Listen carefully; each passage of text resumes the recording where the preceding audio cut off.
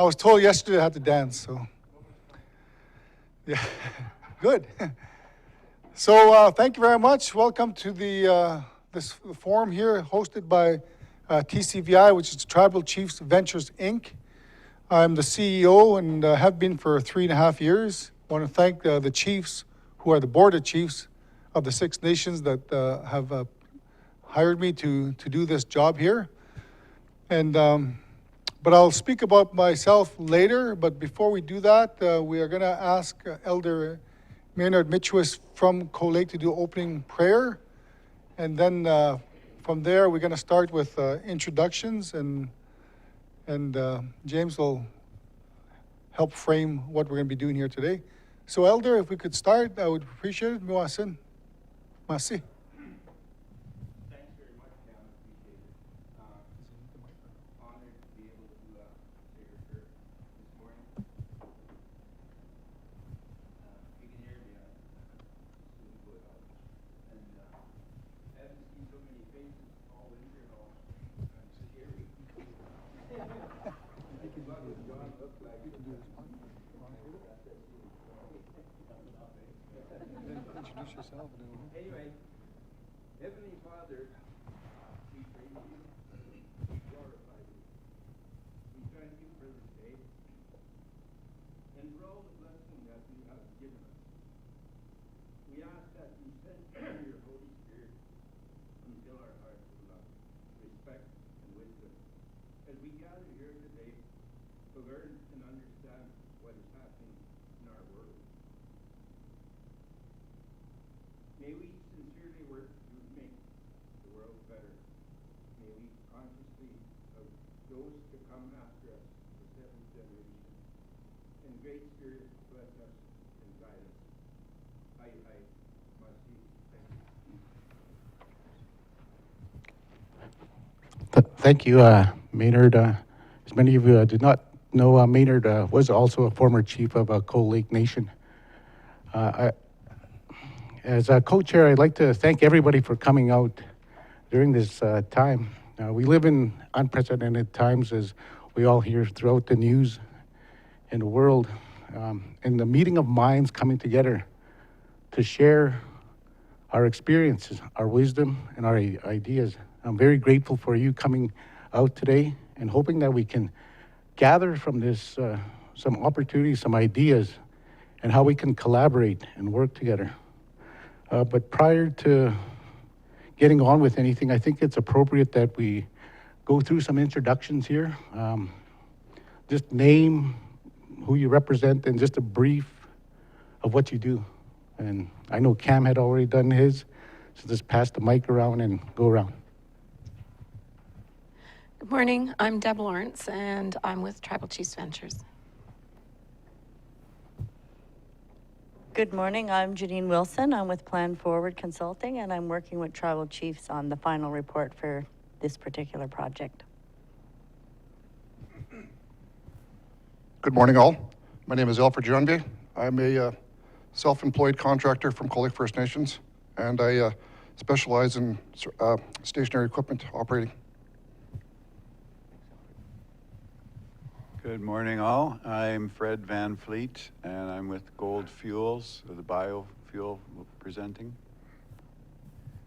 Good morning, everybody. I'm Craig McLeod. I'm also here with Fred on Gold Fuels Biofuels.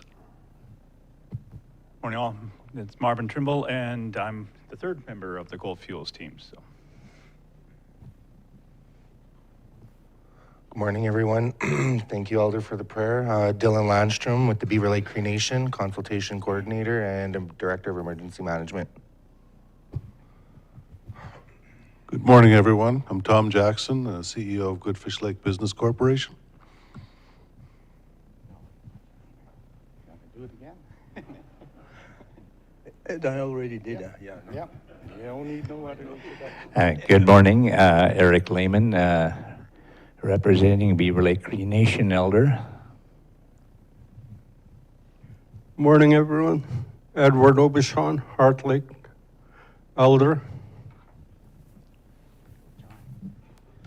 Good morning, John Dar, President and CEO for Seven Lakes. And usually when I get this in my hand, I sing karaoke, but I won't right now. So good morning, everybody. Sam from Goodfish Lake. Clayton Burt, CEO of Pimmy Well Servicing. Nicole Baker, I'm Employment Liaison Worker with Tribal Chiefs Employment and Training. Heather Bishop, Cold Lake First Nations Economic Development, and I'm also a coordinator on this committee. Good morning, everyone. I'm Shane Friesen. I represent the Primco Group of Companies, and I do business development for them. Good morning, everyone. My name is Rick Janvier. I'm the program coordinator with the Northeast Alberta Apprentice Initiative, also affiliated with the Tribal Chiefs Employment Training Service Association. Good morning, my name is Jesse Badaz. I'm a site manager for Comac Energy Services up at Imperial Oil. Good morning, everybody. My name is Nicholas Roy. I'm the business manager for Comac Energy Services. Kevin Lamb with Comac Energy Services, Director of Operations. Good morning, everyone. Tansegia. It's a good morning. Cameron Janvier, Comac Energy Services, one of the roles that I have. Also a director, coordinator with TCVI, and also I'm in the mix here with Gold Fuels as well. It's good to have everybody here and look forward to today's agenda. Morning, everybody. Barry with Kinnessoo Trucking, Operations Manager. Good morning, everybody. I'm Ray Muskego, owner of Kinnessoo Trucking. I kind of request everybody kind of speak a bit louder. I'm kind of deaf in one ear. I don't have my hearing aids with me, so. Morning, everybody. Thank you, Elder, for the prayer. My name is William John. I'm from Kihiwan. I work with my colleague here, Cam and James, on this project. So good morning to you all.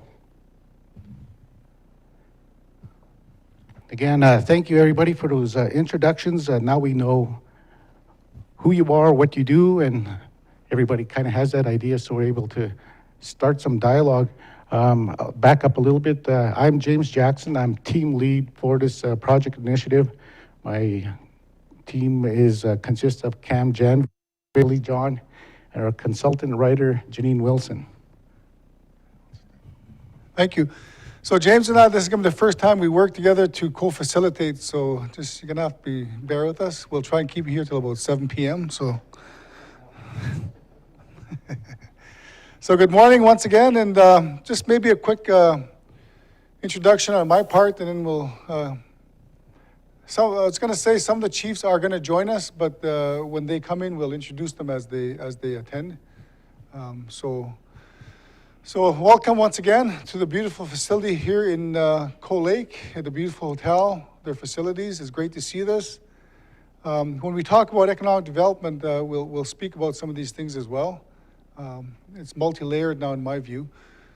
But just a little bit about myself. I'm, again, the CEO of Tribal Chiefs. Our office is in Edmonton, but we have offices in Beaver Lake, Whitefish, and of course, St. Paul. So we actually have an office in St. Paul. So when you talk about business, we actually own a property there, meaning the 6 chiefs of TCVI.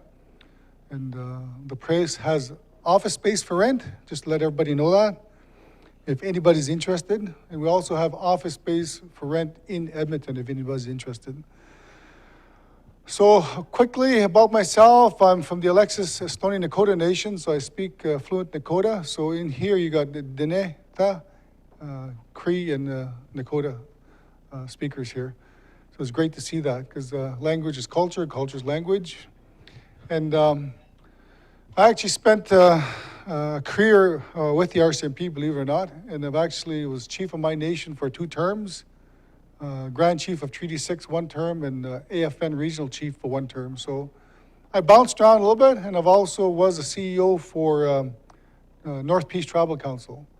And I'm very thankful and privileged for the chiefs to allow me to be a lead here of the day, and that's all I am, is lead of the day. And have a small team working in 2 different offices. We do a multitude of different projects, and we work with Eva John Gladju's office. We work with child welfare, 2 different offices. We work with TCF, which is the education arm as well. So we're multi-layered and we're actually very busy.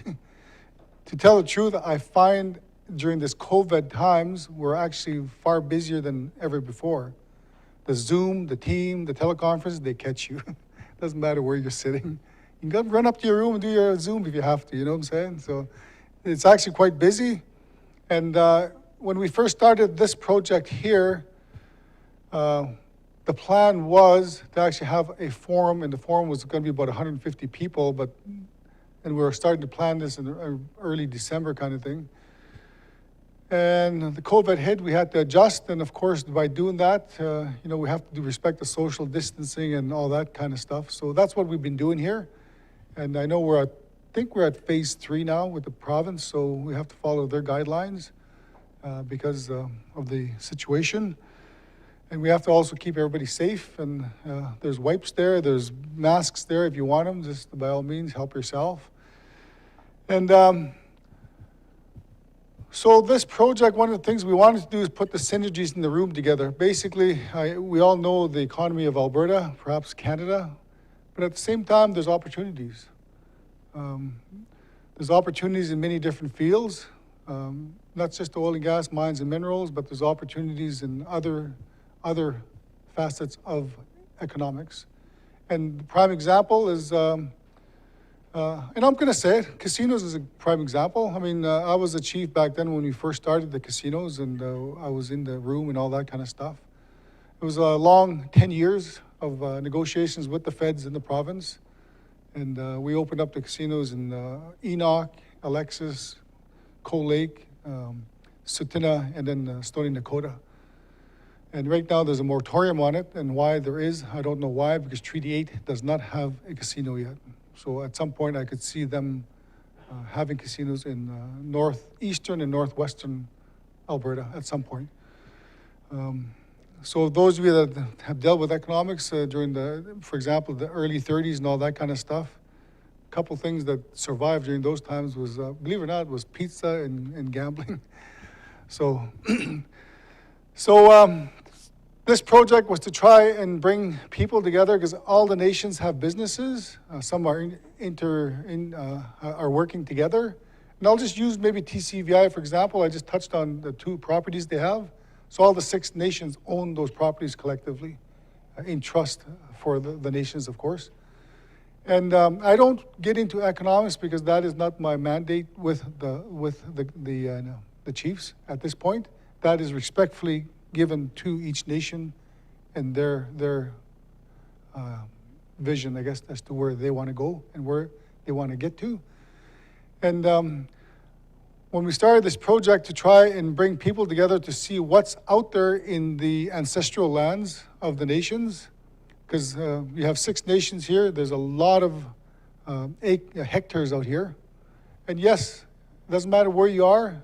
If you're a Red Deer, you're in Edmonton, you're west of Edmonton by Jasper, you're up by Lloydminster, you're up by Heart Lake, you are in Treaty 6 land. That's it, straight up. And in Alberta, there's Treaty 6, 7, and 8, and we are representatives of the Treaty 6 territory. And that's where the synergies of trying to work together in terms of economics begins. And we wanted to try and come together and speak about what you have available, what can we do together, perhaps. I mean, in times like this, sometimes you have to adjust. And adjust for the better, perhaps, or adjust down or adjust upwards. It depends on opportunities. And I'm very thankful to see nations like Cold Lake have beautiful facilities like the hotel, like the casino, and the diversity is there, and it's only growing, and it's going to get better because now some of the nations are actually owning property and businesses off nation. For example, in the city of Edmonton, Calgary, Vancouver. So it's there. It's how we grow and how fast you want to get there. Growing pains will happen, but that's the way it goes. So I see the chief is here, so I'm going to just quickly, one housekeeping rule, Safety rules, of course, the doors are right there for emergency exit to the right, one to the left. Lunch will be served hopefully right at 12. And today's agenda will go as quick as you want, kind of thing. But at the same time, you don't want to lose the essence of what you want to relay to the people. I understand the camera has YouTube activated. So yesterday we had one on environmental discussions, sustainability, food sustainability, for example, which is not a big one. And we talked about how can we synergize with industry with respect to, while respecting the environment. Some provincial statutes have changed, such as issues with trappers, and how do the trappers continue trapping and being on the land while working with industry. It's not adversarial, it doesn't have to be, it's just how do you work together. That's really what it comes down to. There is synergies to make that happen. So I'm going to hand out this sheet here, just a sign-in sheet, please. We ask you to put your name in there and whatever information you want there. So with that, ladies and gentlemen, thank you very much. And I'm going to invite Chief Roger Martin to come up, please, for opening remarks. And then, James, the mic is yours. Thank you. Hi, Miwasan. Masi.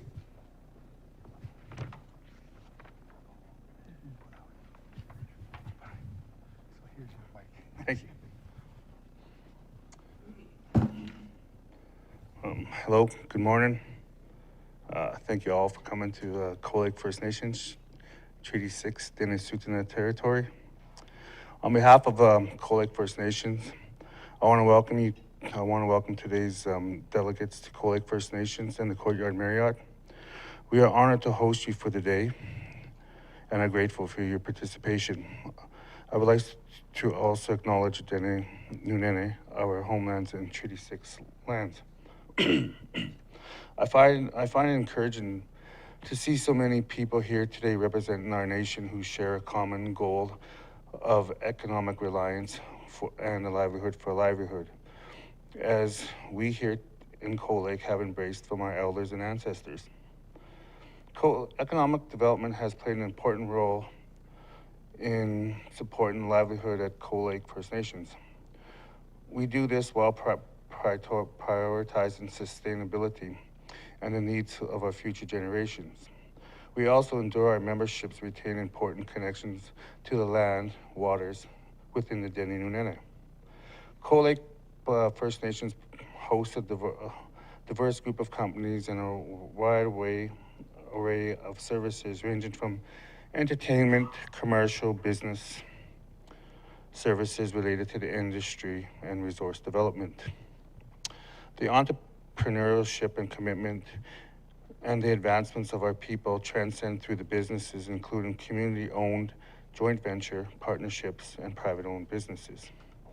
Since the late 1990s, Cold Lake First Nations actively participated in the oil and gas extraction industry.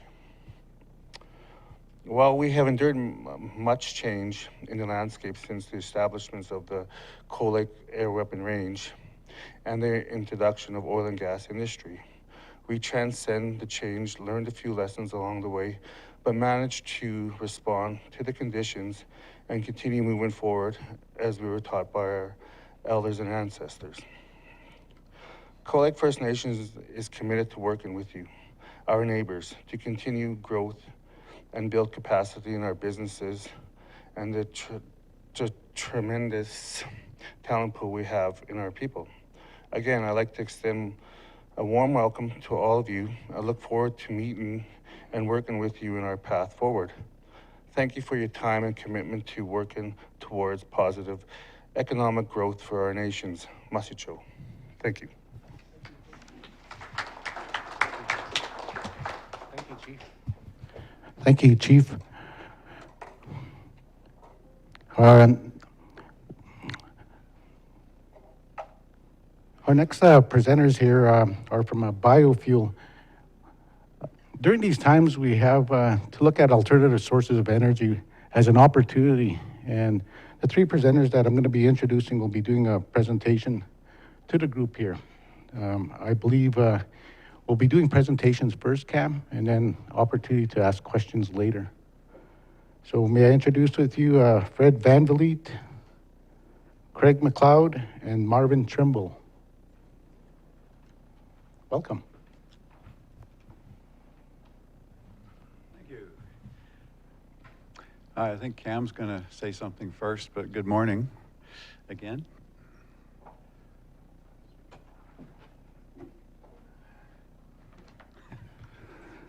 Good morning, good morning. Thank you, Chief, for the opening remarks. Thank you, Elder Maynard, for that great prayer. And again, thank you everyone for coming in and joining us here in our beautiful hotel at the Courtyard Marriott. Dene, Nunene, Tuich Ak Hatwe, welcome. Tawao, Hoa, and thank you very much, Masi Cho. Mucho gracias. If anybody here has lineage to south, down south. I was going to bring some flagging tape with me this morning. I was going to bring some red tape, some yellow tape, and some green tape. So if anybody wanted to wrap some tape around their arm, red would be like, you know, because we're cautious about PPE and what's happening. Red tape would be like, stay away from me, don't come close to me. Yellow tape would be like, maybe I'll shake your hand. Maybe I'll give you an elbow bump. Green tape would be like, yeah, come on, give me a shake. Shake my hand, give me a hug. So that was funny, but actually it's a good idea. Maybe something to think about for future meetings. So again, introductions were done. And again, it's an honor to be here working with these fine gentlemen who are going to do a presentation on biofuel and looking at diversifying our economy. We as Treaty 6 people, Denesuslene people, Cree people from our traditional lands have always been a part of diversification. For thousands of years, we as Indigenous people have been capitalists. We've traded, we've bartered back and forth with each other in a good way. And that's how we conducted we always managed our own internal economy. We had our own internal government regulations that we always adhered to. We had traditional law. We had all these good things in terms of governance and economic stability, growth within our communities. And even within the last little while, speaking to some elders who have passed on some of the stories that they've shared with me with respect to how they conducted themselves, being confined to a First Nation under the Indian Act, but how they became part of agricultural development, cow-calf operations, and how they benefited from those types of initiatives. I've heard the stories from my elders here in Cold Lake, how in the wintertime they thrived off of pristine land, hunting, fishing, commercial fishing, trapping, and in the summertime, and that was a livelihood. Summertime they would come back to the reservations here on Cold Lake and they would become heavily involved in agriculture. So there was always continuous momentum in terms of business development within our own people, and which was a good thing. That brings a lot of opportunities, health, provides an income for families. People were self-reliant. However, this could turn into a long story, but I'll try to keep it short and sweet. Regulations, policies, federal policies came in and changed the dynamics, but now elders have said, go back to the future. What does that mean? Go back to being who you are. So this is why you see in Cold Lake an economic engine, and this is why we look at economic development very strongly. And we look at economic diversifications. We take it very seriously. So, and I really want to thank TCVI for hosting, Cold Lake First Nation for hosting, TCVI for putting this economic initiative together, backed by the chiefs under Treaty 6, to really look at an agenda that I think can become doable, handleable, and stomachable if we continue to work together. Mama mo kumatimo. I've experienced, there's times where I saw, where we fought a tidal wave of negative momentum. But I believe also that being resilient and being strong-minded and have a will to move on, that we overcome these challenges and we become stronger as a people, as a nation. I don't know, one arrow, easy to break, which is a really good analogy, but put many arrows together, hard to break.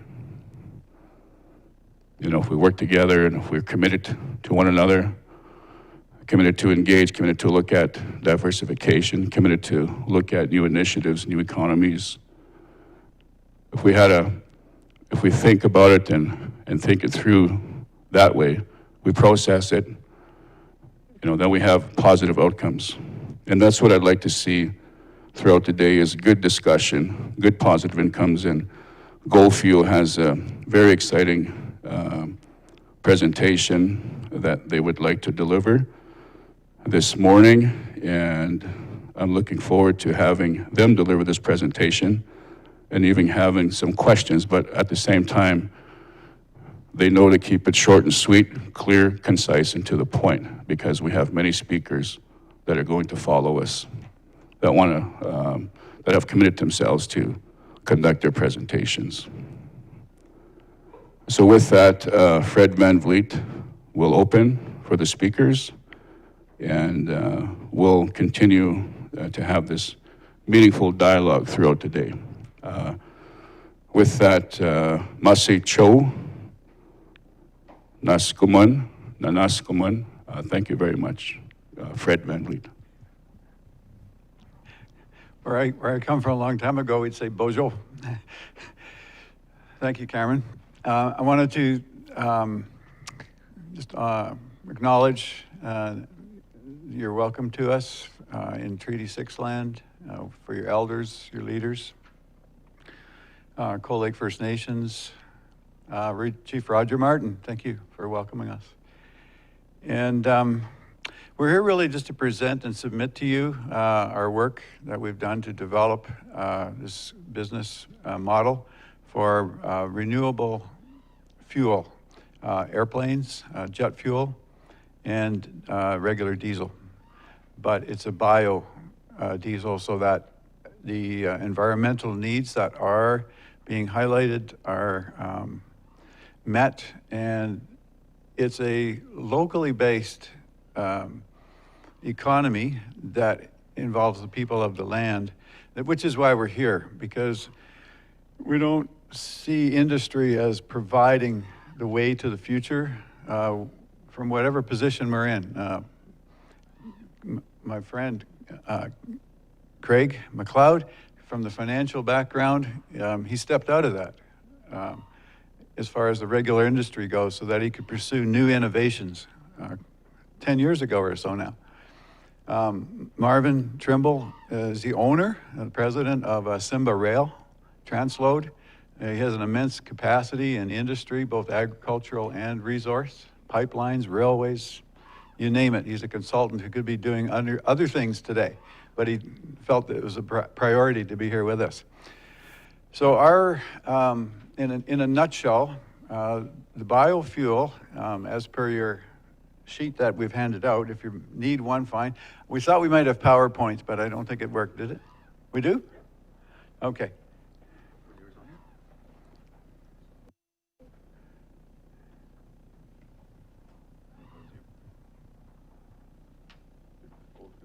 Yeah.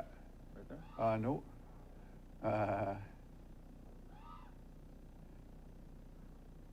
It's called outline. We can skip without it. I'm sure it's a little test of our speaking ability, but we'll go. So actually what I should do is just let my friends carry this part of it. Our purpose is to give you a partnership opportunity that you can take at your own level, you can take it to a national level in a leadership capacity, not in a following capacity.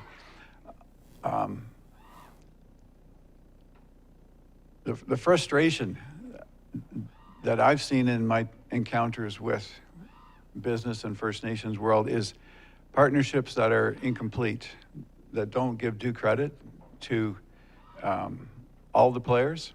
So as we come into your territory, we want to come in submitting things that will work in the spirit of treaty, not abusing the opportunity, but actually going right back to the spirit of treaty. So this land can grow fuel. I think what I'm going to do is just, rather than me stumble through the technical parts of it, because that's not my expertise, Marvin, can I bring you on for that? Good morning, and thanks again. I greatly appreciate the invitation and highly respect being on Treaty 6 land. I've spent a lot of my time working on First Nations projects all over North America, from North Dakota through Vancouver, BC, Kitimat.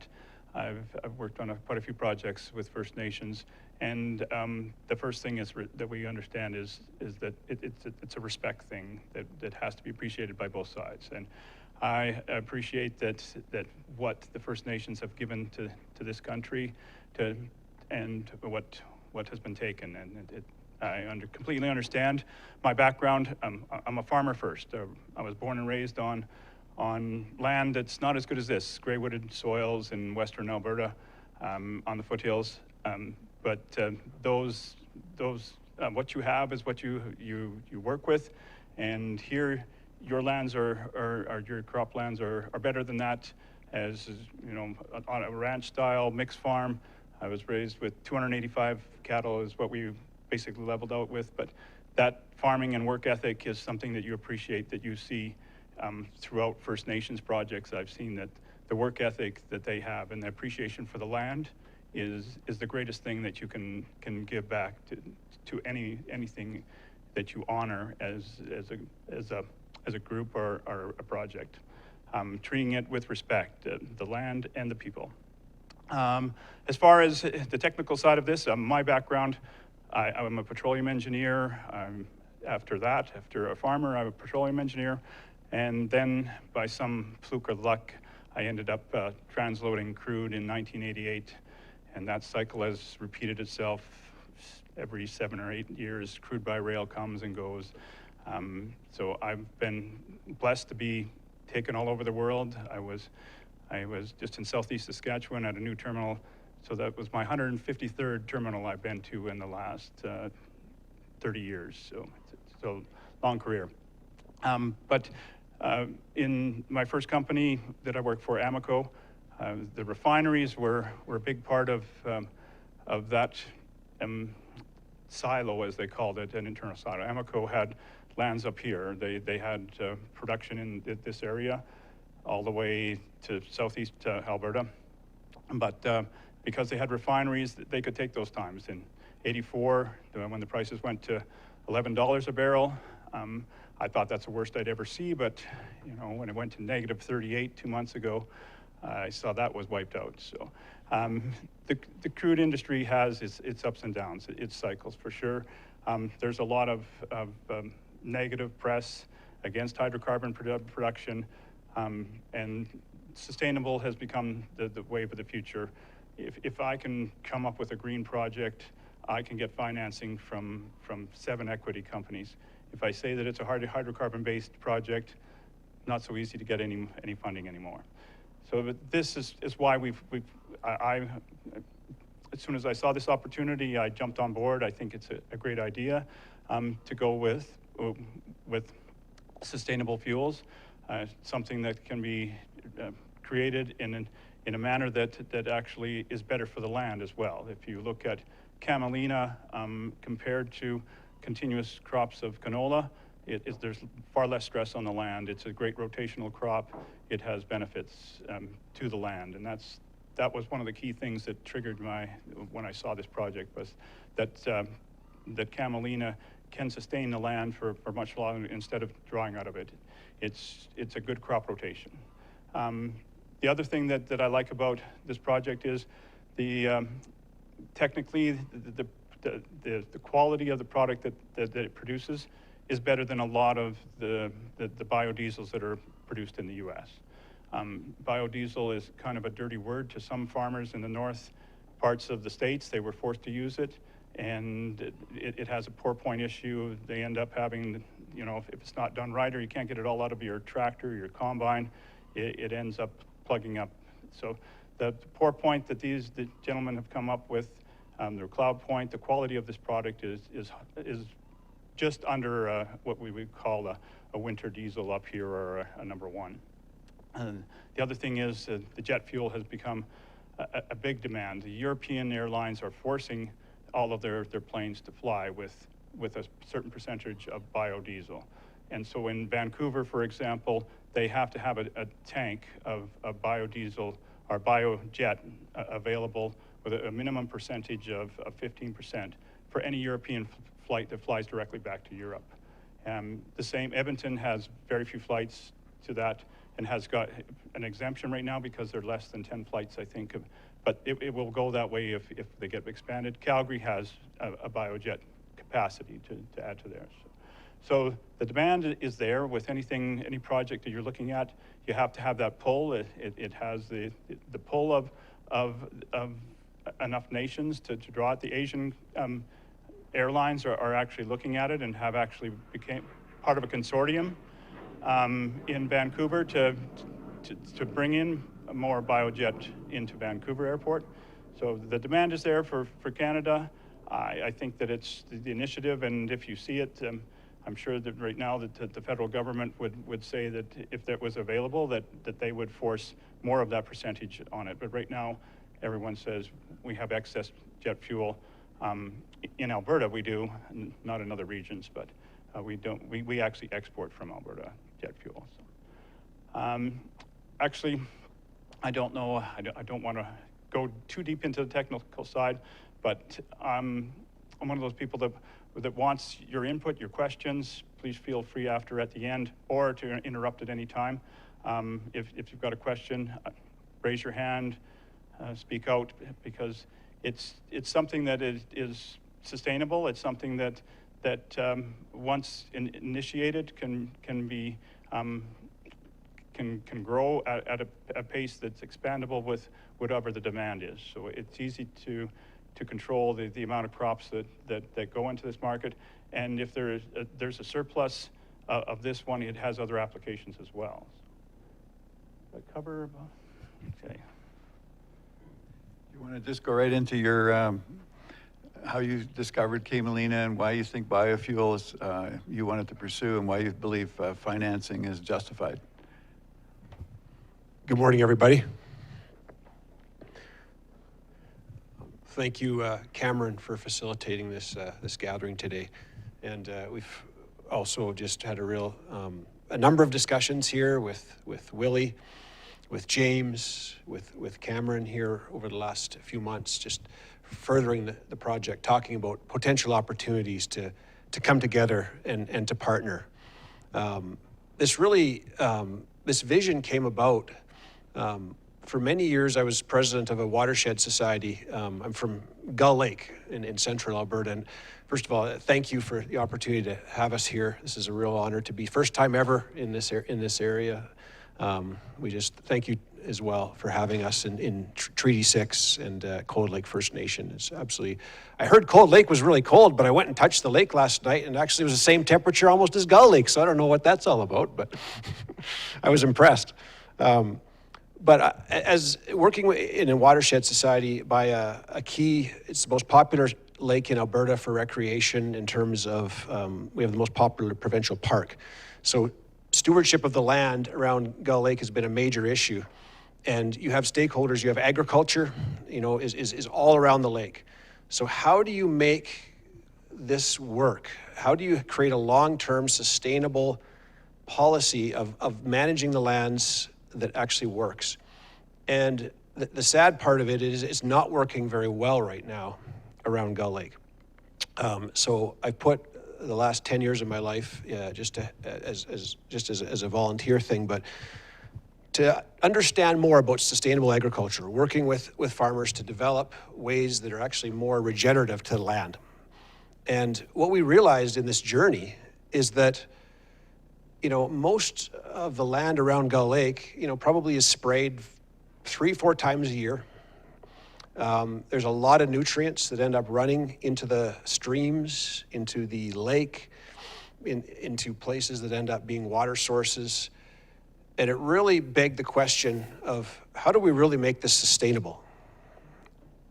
And in that journey, we discovered that there are actually crops out there that date back thousands of years.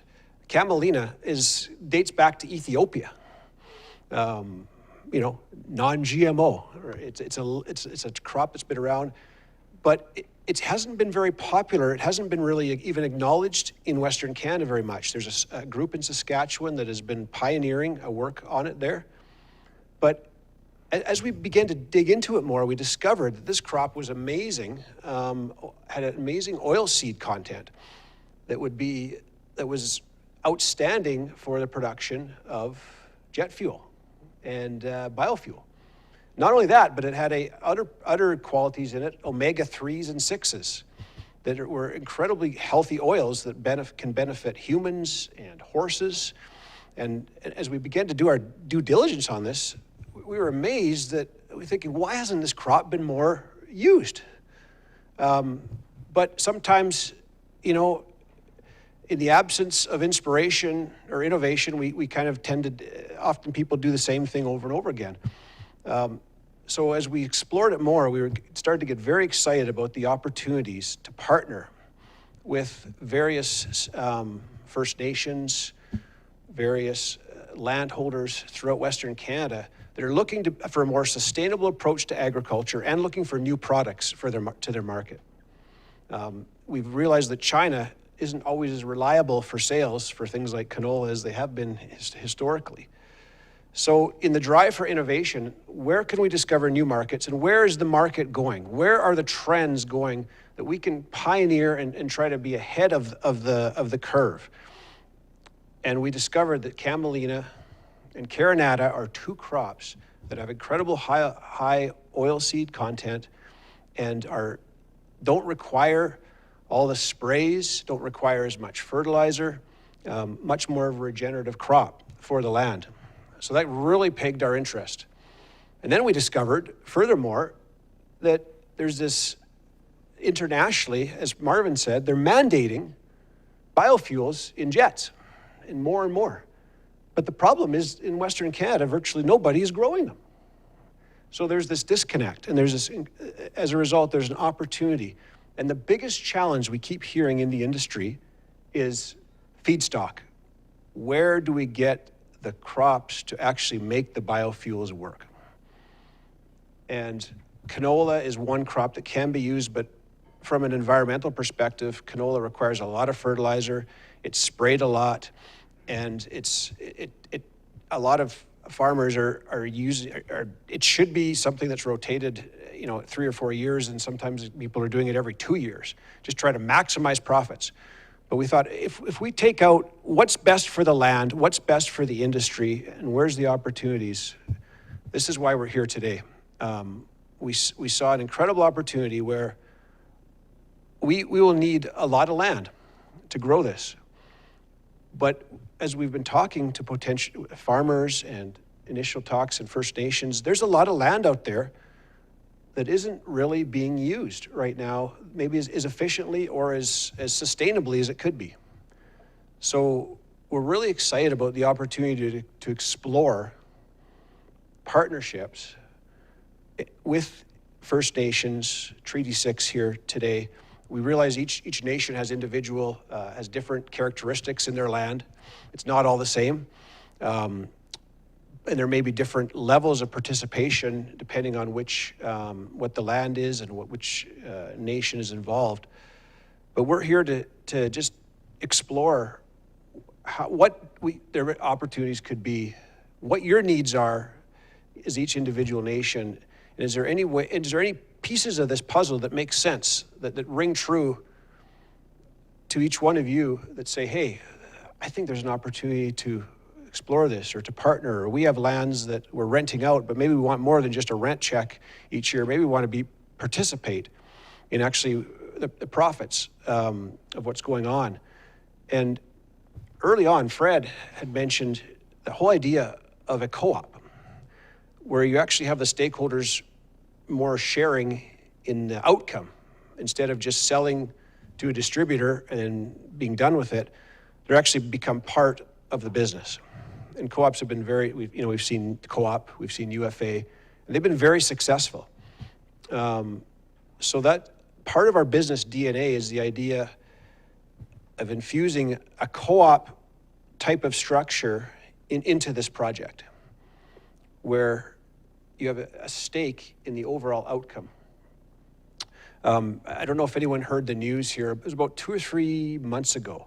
Heathrow Airport was denied an expansion by a court based on the fact of they did not have the carbon impact of the fuel they used.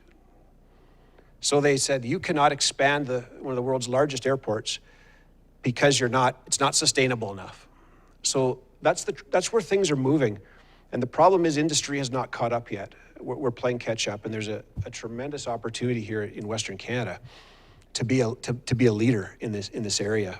And we need partnership to make that work. We need land to make that work. We need people who have a vision for the future and where things are going to make that work. So we're here to I guess, cast the vision before you and get your input and hear more about your needs and what this could potentially, where it could fit here. And I really, I guess, we want to give the opportunity for questions, for any input, and for dialogue afterwards. But we're really excited about what we see here. Just for a quick example, a 2,500 barrel a day refinery, it will require about, Marvin, am I right, 22 miles by 22 miles of camelina? Yeah. Yes. So it's a fair bit of crop. So we can't do this all in one First Nation or one Hutterite colony or one custom farmer. It's one of those things where we need to come together. And as Cameron, as you shared earlier, when the arrows come together, they're a lot stronger. And we need your help to make this work. It simply is a vision it's bigger than any one of us individually. And that's why we're really excited and honored to be able to come here today and just share and hear questions and have dialogue and interaction. But there's a need. We have companies, flight, some of the airlines, they're looking for this. They're looking, and they're not finding it really in Western Canada right now at all. So what a shame it would have to be if we have to buy biofuel from Asia or from the US when we have all this land here and we could actually do it ourselves and show leadership instead of following. So just thank you for the opportunity to share, and we just want to open up for questions and any dialogue. Marvin or Fred, is there anything you want to share? Add one thing here. We have access to 2 proven technologies. One is certified as a refinery with cracking capacities, because you need to have that level of operation as you do with petroleum. But the seed oil, we have relationship with a crushing manufacturer as well as 2 different refineries, refining types. Some of them are new, or one of them is new and innovative, and the other one has been around for years. But they're certified, so the technical side is covered, and we have the people that will cover that. The partnership side, I go back to the co-op with UFA. Like Roger or Martin will remember the days when we worked on this hotel in Cameron, and it was part of the process of getting something going that would endure in the right way. The co-op and the partnering side, if we can make a culture of cooperative that actually embodies the spirit of treaty the way it should have been, or heading in the direction the way it should have been, we can recover a lot of ground. And we can build with confidence into the future. So that's my ambition, is to do things that you can build on, that my grandkids can say, well, that was a breath of fresh air. I'm sure glad Grandpa did that, because we got a future. So establishing a culture that actually is a company culture, a cooperative culture, a business culture, we don't have to take it the way it's been given to us. We can rebuild. One of the chiefs mentioned, was James, that with agriculture and the past lacks of treaty was the cows and plows that's in litigation to be corrected. Well, I never thought of it, but James jumped on this and said, you know, if we just go ahead and do and require the partnership that the government owes us, that they said they would give us, and I say us collectively, because we're all in this together. And so I'm just wanting to do my part in that. So thank you very much for hearing us. And I'll surrender the mic to whoever has anything from here. I don't know whether I need the mic. So building a refinery requires resources. You like to be water, people, all kinds of resources to do that land. Is it possible to build these refineries on indigenous territories and employ people and use resources surrounding them, not just as feedstock? We've discussed it Tobias. last night. Yes, certainly. So refineries, I've worked with several huge refineries, 350,000 barrels a day.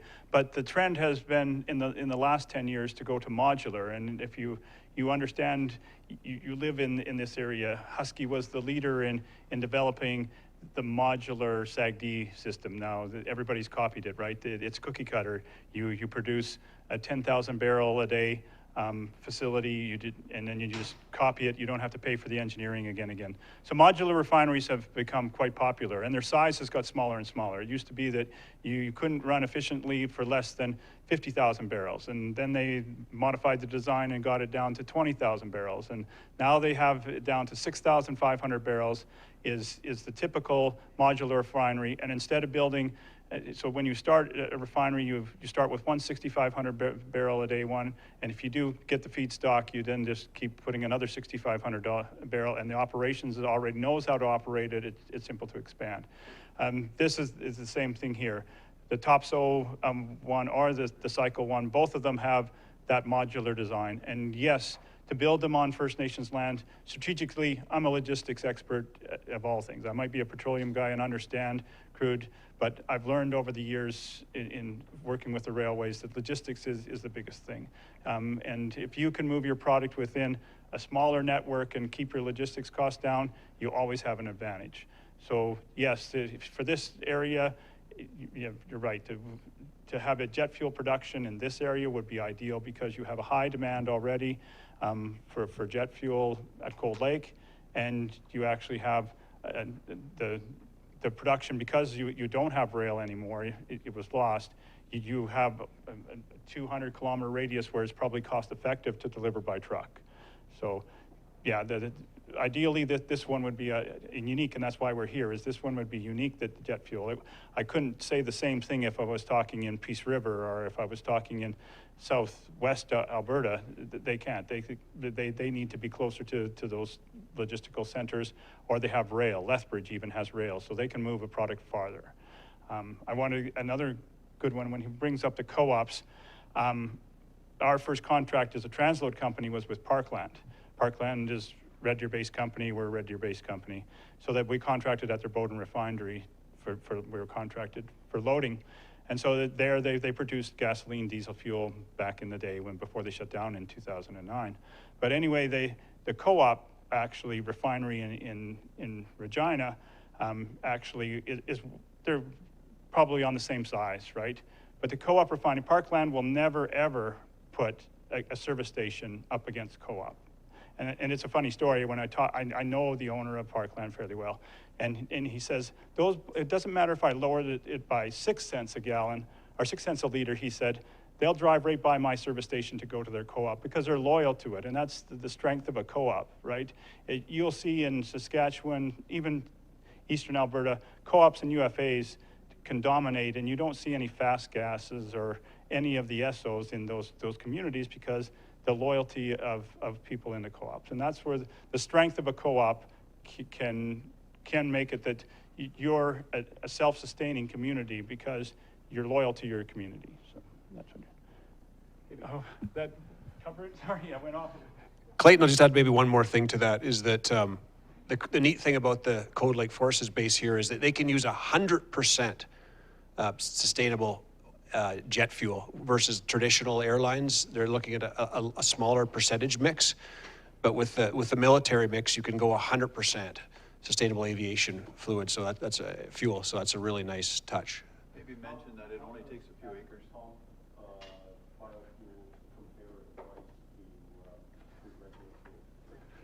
Yeah. Sure. So how does biofuels compare to regular fuels in terms of cost? Cost to at the end user or cost to produce, Clayton? End user? Okay. Marvin?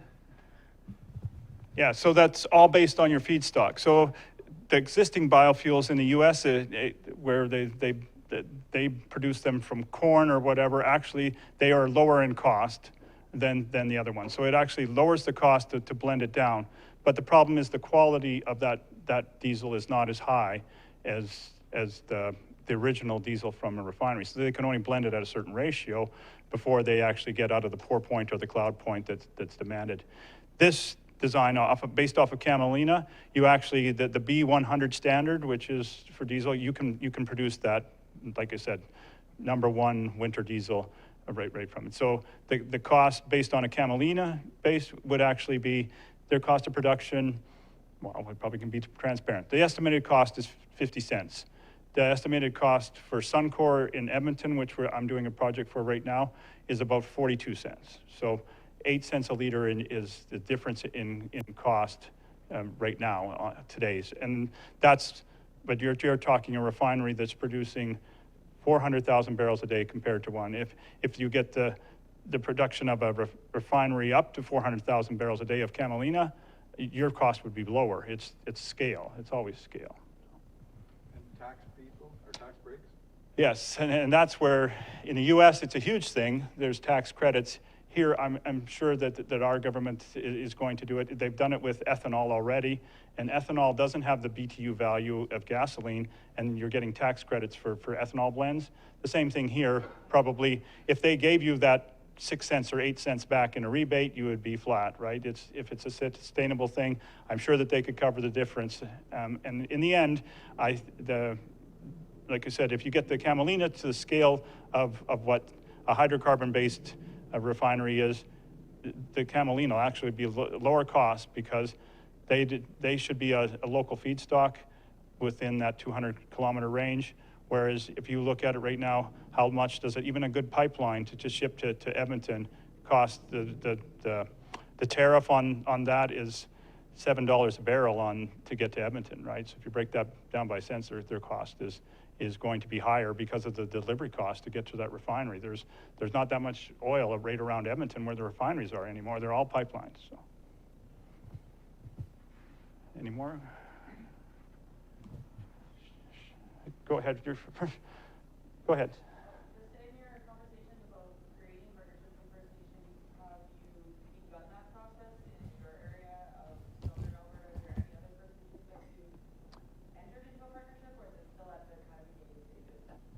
Yeah, so we're at the beginning stage. Fred, we've spoken with them. We've not initiated it. There's First Nations groups in Rocky Mountain House, Central Alberta, which have, like I say, even poorer soil than here. But yeah, they, like you, are trying to diversify what they work with in businesses and trying to pick the best returns in these times. So it's something that they're appraising. Fred can speak more. And we're here because of tribal chiefs and our relationship with Cameron Janvier. So that trust relationship and that open conversation has taken us a long ways. We've started actually probably 4 years ago. We started this journey with Cameron and Craig and myself and another Métis fellow from Yellowknife. We just felt that we really needed to pledge ourselves to an integrity commitment in business. We did not know what that meant, and we signed a paper that said we will do integrity every step of the way and with appropriate transparency, and we signed our names to it. We soon found ourselves getting in some pretty deep conversations around the world, including the president of the Congo of Africa, with a question on a corrupt project. What do we do now? So we found that making an internal pledge to integrity took us a long way. Just to bring that home, Cameron is part of that with us. So we've built this relationship and we built this concept on the trust value. And we don't have that with any other group because they just haven't given us the opportunity that you have. So thank you for that question. Yeah, I'm just curious if the crop is being grown anywhere in Canada right now? Yes, it is. Oh, that question is that camelina crop being grown anywhere in Canada now?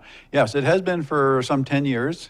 There's a group in Saskatoon called Smart Earth. They have been, actually they're an extremely talented bunch. There's a lot of talent as you get around and you see it. So they're pretty deep in a lot of things in the resource world. And they chose camelina because they thought they could enter into competition with polymers and plastics and so forth. And so they've been working it pretty hard for 10 years, but they found that in their field, they were up against competition from DuPont and whoever else in the chemical world and Monsanto, and they did not want to fight the giants. So they became specialized in pet food and fish food. They grow about maybe 10,000 acres a year, which isn't that much, but they've perfected that, and they've got that market end to end with the foods. And they've got the science, and they've got the background and the people they've increased the seed size, which is important for good production and good handling. They're ready to work with us as far as supplying the best seed and so forth. So we say it's like a pilot project that's proven, but it's not grown en masse anywhere. I'll just say that of the 4 classes of agricultural land, well, there's 5 really. The one doesn't exist in Canada because the weather isn't there, but class 2 and class 3 is what you see the good farm as. Canola will grow very well on class 4. And camelina, pardon me, and carinata. They will grow well there. And so land that is right now kind of abandoned or given over to grazing or hay can be upgraded. It's Barry? Is it Barry? No, Kevin, sorry. Kevin, the other thing, the neat thing about camelina is it's frost tolerant. And as a result, and more drought tolerant than canola. So it doesn't have the same risks that sometimes canola does. So it's a hardier crop with more aggressive growing tendencies. So in drier areas, it will out-yield canola, which is a real advantage. Can I say one more thing? On that topic, it's you know, if it was easy, everybody would be doing it. And with bio, it's so attractive. Everybody should be doing it. Everybody wants to do it. There's been people who have come and gone, and they've all come back with the same answer. We hear it everywhere. A source of reliable feedstock, a belief in the farmers, in the producers, in the landowners, that this is a good thing to run with. And so they play it safe. They go to canola and they burn out their land and they get stuck when China doesn't want to buy from them. But a good, reliable feedstock, because people believe in this and can run with it, is still an open sky opportunity. Nobody's doing that. Any more questions? Yes. I've got a question around your refining. Due to the fact that you bring modular refineries in, how many to produce 1 barrel of your fuel, how much water would it take to produce one barrel?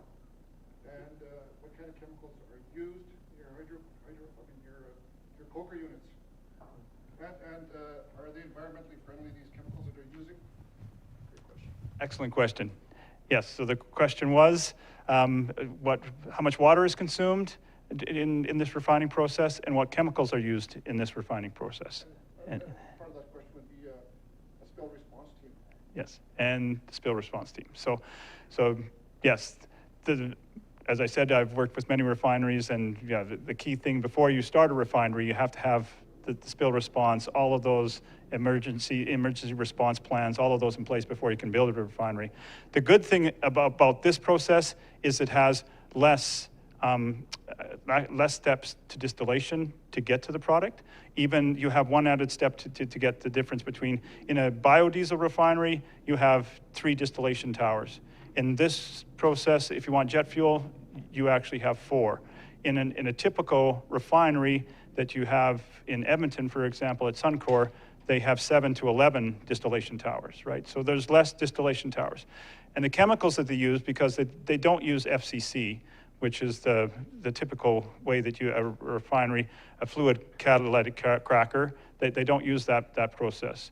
So basically here, they use a vacuum tower, yes, for distillation. They don't have to have the FCC. So the chemicals, the catalysts that you have to use in an FCC are not used here. You're basically using a lot of steam. They are using the water. And so you're correct at that point. To get a high temperature process, steam is the best way to go. It's the most efficient way. It has been since the locomotives in the 1800s. So a steam process does use water.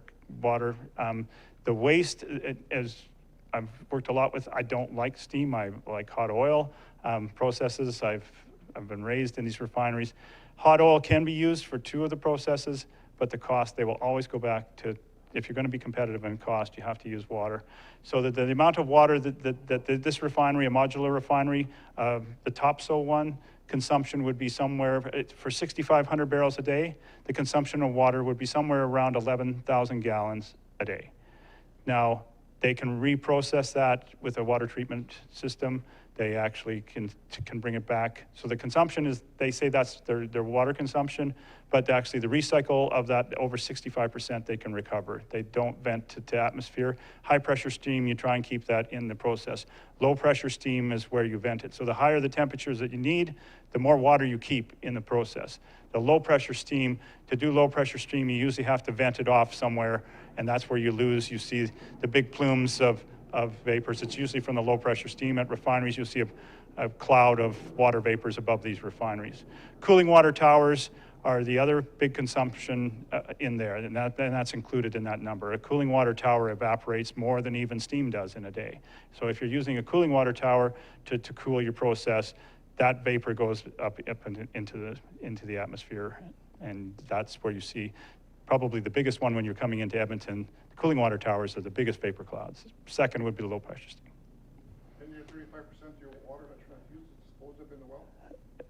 Yeah, so anything because there's less chemicals in the process, they have to dispose of it. If it goes through a process, it could be contaminated. Here, so because they have less water, they have less that has to be disposed of. But yes, there is always water that has to be disposed of. So a disposal well is always part of that process. But the volume there would be, if you take it from 11,000, I think it's less than 5%. So 550 gallons a day would be the most, and that's probably on the high side.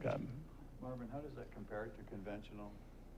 Probably compared, like I say, to an FCC refinery, it's probably 40% of what a FCC refinery would be on scale per gallon or per barrel. Or great. Good question. Questions? Anyone in? Yeah, go ahead, Tom.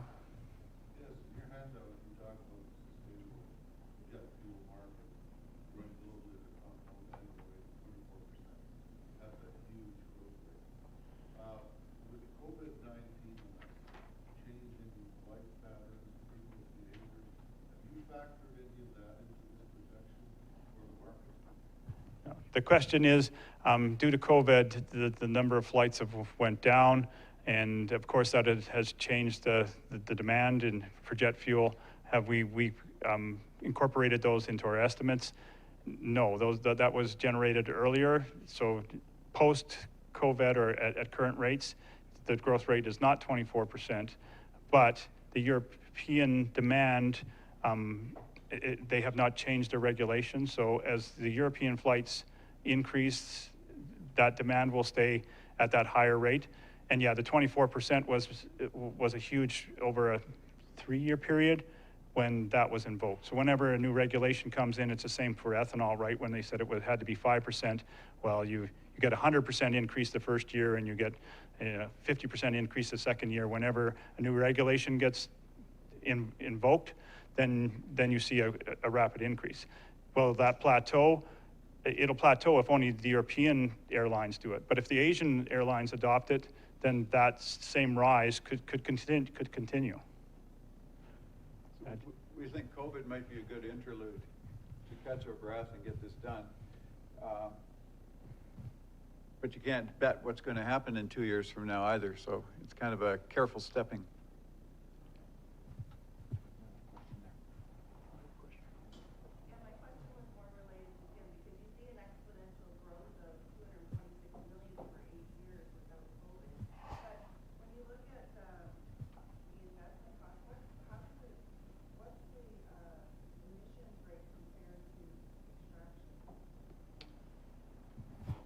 So the question is, what is the emissions rate compared to the conventional hydrocarbon extraction and refining process?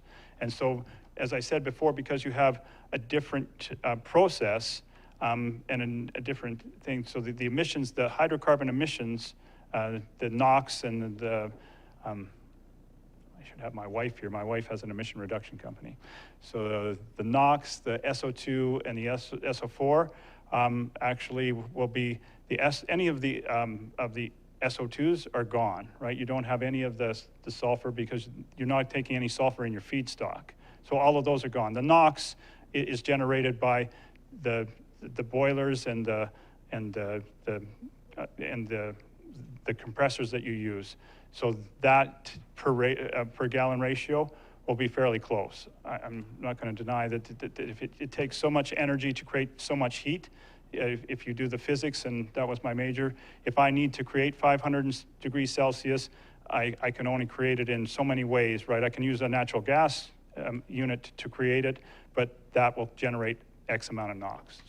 So the equivalent, it's going to be equivalent for the heat generation, but the emissions from the process itself will be far less, and they won't be as toxic because they have no sulfur in the feedstock.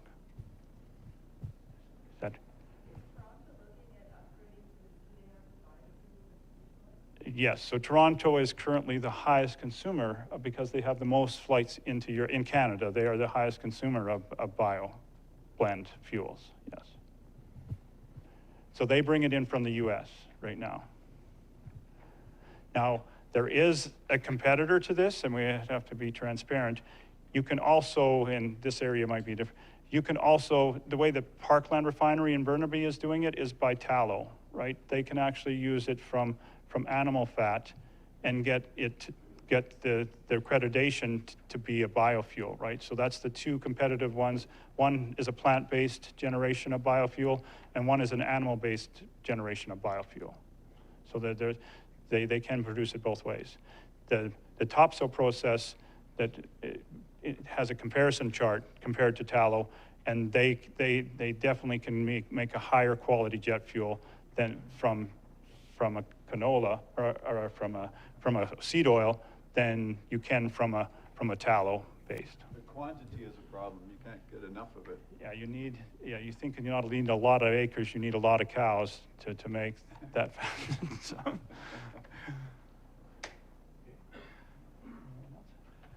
Thank you very much. Yep, thank you. Thank you. Just a minute, gentlemen. I'd like to thank the gentlemen for their presentation here. And also like to thank the group here for your questions and showing interest in the opportunity that's being presented. It's something that's not just for our generation, but looking forward for those that are not born yet and for the land and the environment to which we all lead. It's something that as leaders we need to be cognizant of. So I thank you for that here. And prior to your departure, We do have some gifts here that our CEO will be presenting to you. They're a little tablet that you could take and make some notes on and save some paper. Save some paper. Thank you. Thank you for the presentation. Excellent presentation. It's definitely a train of thought for going forward in the new world, so to speak. So we're going to present you a rocket book that we give to our guests. Scribble on there, write your doodle polls, do whatever you want, and then transfer it to your app onto your phone and then to your laptops. Thank you. But say some good words, okay? Thank you. Thank you very much. And I'm sure if you got cards, you might want to hand them out. So, ladies and gentlemen, we'll take a 10-minute break so we can stay right on the agenda because I know some of you may want to leave at a certain time. So thank you. And I also want to introduce Chief Watchmaker, who is in attendance now. But I'll get him to say a few words after the break. Thank you.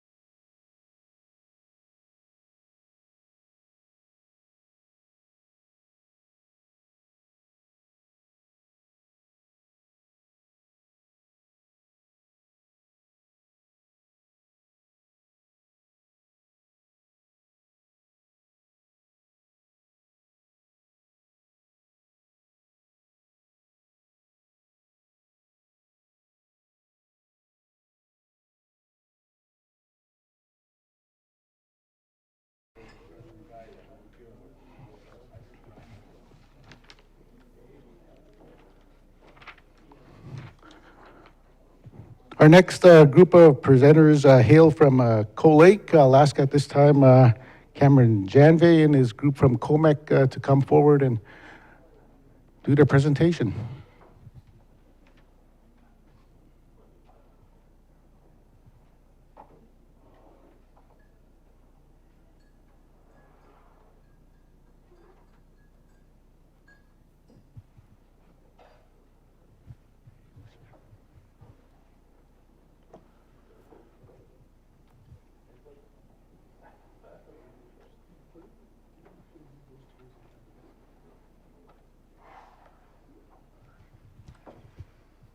Thank you for the invite today. In order to, in order to get to the point of our presentation today, when Cam came to us, he had he wanted us collectively to sit down and put together some points in terms of presentation and what we wanted to get across to the audience today, and collectively we worked together as a team to get to the point we are here today. So just a quick introduction again. We've got Jesse Vadez here. He's our Imperial Oil Site Manager. Nico Roy, who is our the COMEC Business Manager. And Cameron Janvier, who's our Aboriginal Liaison. And myself, Kevin Lam, the Director of Operations. So again, I'd like to thank you guys, Nico, Cam, and Jesse for the teamwork involved in getting the presentation put together. There's who we are. When sitting down collectively as a group, we sat down and threw around ideas in terms of what did we want our message to be. And, so these are the main points that we're going to cover over the next little bit. COMEC is a joint venture between the nation and GenMec, a valued partner out of Bonnyville. So there'll be a brief overview of how COMEC started, how we've transitioned over the last 11 years, a little bit on partnerships, what does COMEC look like today, contributing factors to a successful partnership, the economic benefits that COMEC has provided to the nation and the economy. And then, we wanted to showcase one of our employees who comes from an Indigenous background, and Jesse's going to basically talk about himself and what COMEC and different nation companies have provided him in terms of opportunities from a work perspective and a family perspective. So that's essentially what we're going to cover over the next period of 20 minutes, half an hour. And at the end, be happy to answer any questions that you may have. So to start things off, we'll have Nico Roy talk about the partnership and some of the history that dates back to the start of the partnership, which was 11 years ago.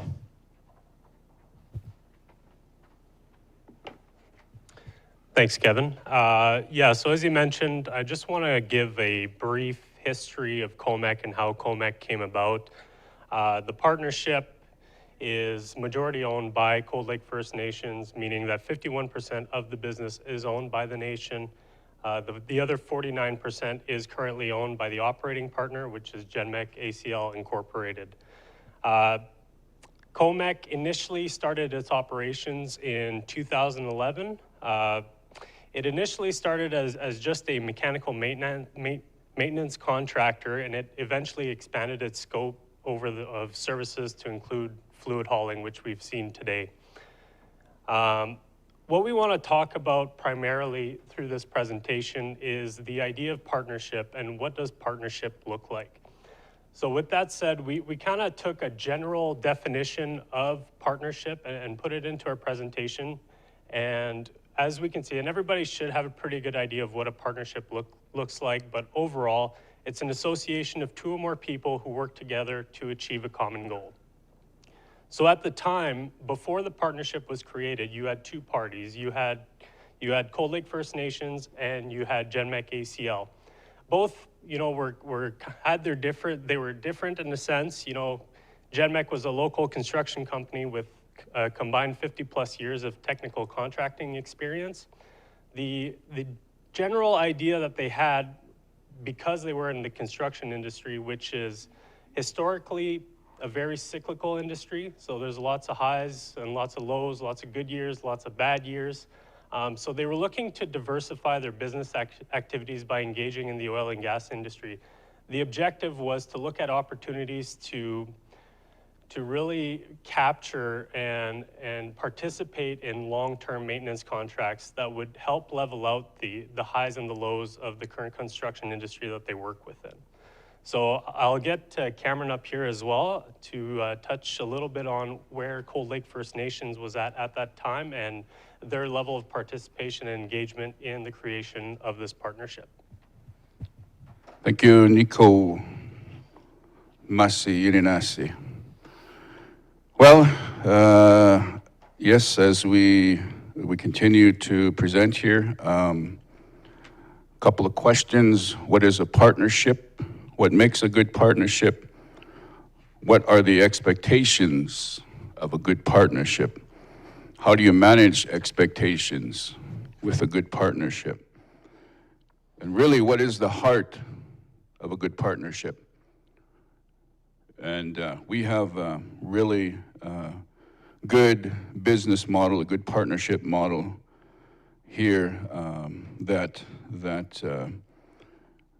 we've built over the years collectively as First Nations business owners, as bringing in good partners, bringing in technical support, bringing in management support, bringing in financial support, and just essentially bringing in the expertise to fundamentally bring in a partnership that's able to not only to stand and deliver, but to build success for all parties, for our First Nations, for our partners, for everybody involved in a partnership. That's what it should spell. The common denominator should be a win-win, mutual benefits. And our partners, GenMec ACL, understand that we've always maintained a position of having meaningful dialogue back and forth internally amongst ourselves here. And I'm always giving my colleagues bringing an understanding to the table around giving them a First Nation perspective, Indigenous perspective. What's our expectations of a good partnership? What are the spin-offs? What are the residuals? Where are the opportunities? The business opportunities, the employment, meaningful employment opportunities, long-term employment. The whole idea is to get our people enriched and empowered at the work level, at the field level, at the administration level, all levels of a partnership. Dissect a partnership from end to end. Have our people climb in that partnership to gain a career, a long-term career out of it. As controlling interest owners of this partnership, it took a lot of conversations, a lot of meetings, a lot of valuable time has went into building good partnership. If you look around in the room, we have great partnerships in the room. We have Primco Dene, we have Seven Lakes, that are outstanding business partnerships that understand fully how to engage and how to deliver a successful partnership. So that's what we do here at COMEC.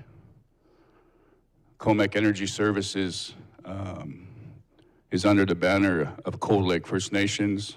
Cold Lake First Nations has the controlling interest of 51%. Corporate Law 101, if you look at it from that perspective, we have the people, we have chief and council, we have directorship, and we have the operators. And here you have the operators making a presentation. but we have to answer to the directors of the company. We have to answer to the shareholders, to the stakeholders, to chief and council, to the owners. The nation brings the political capital to the table.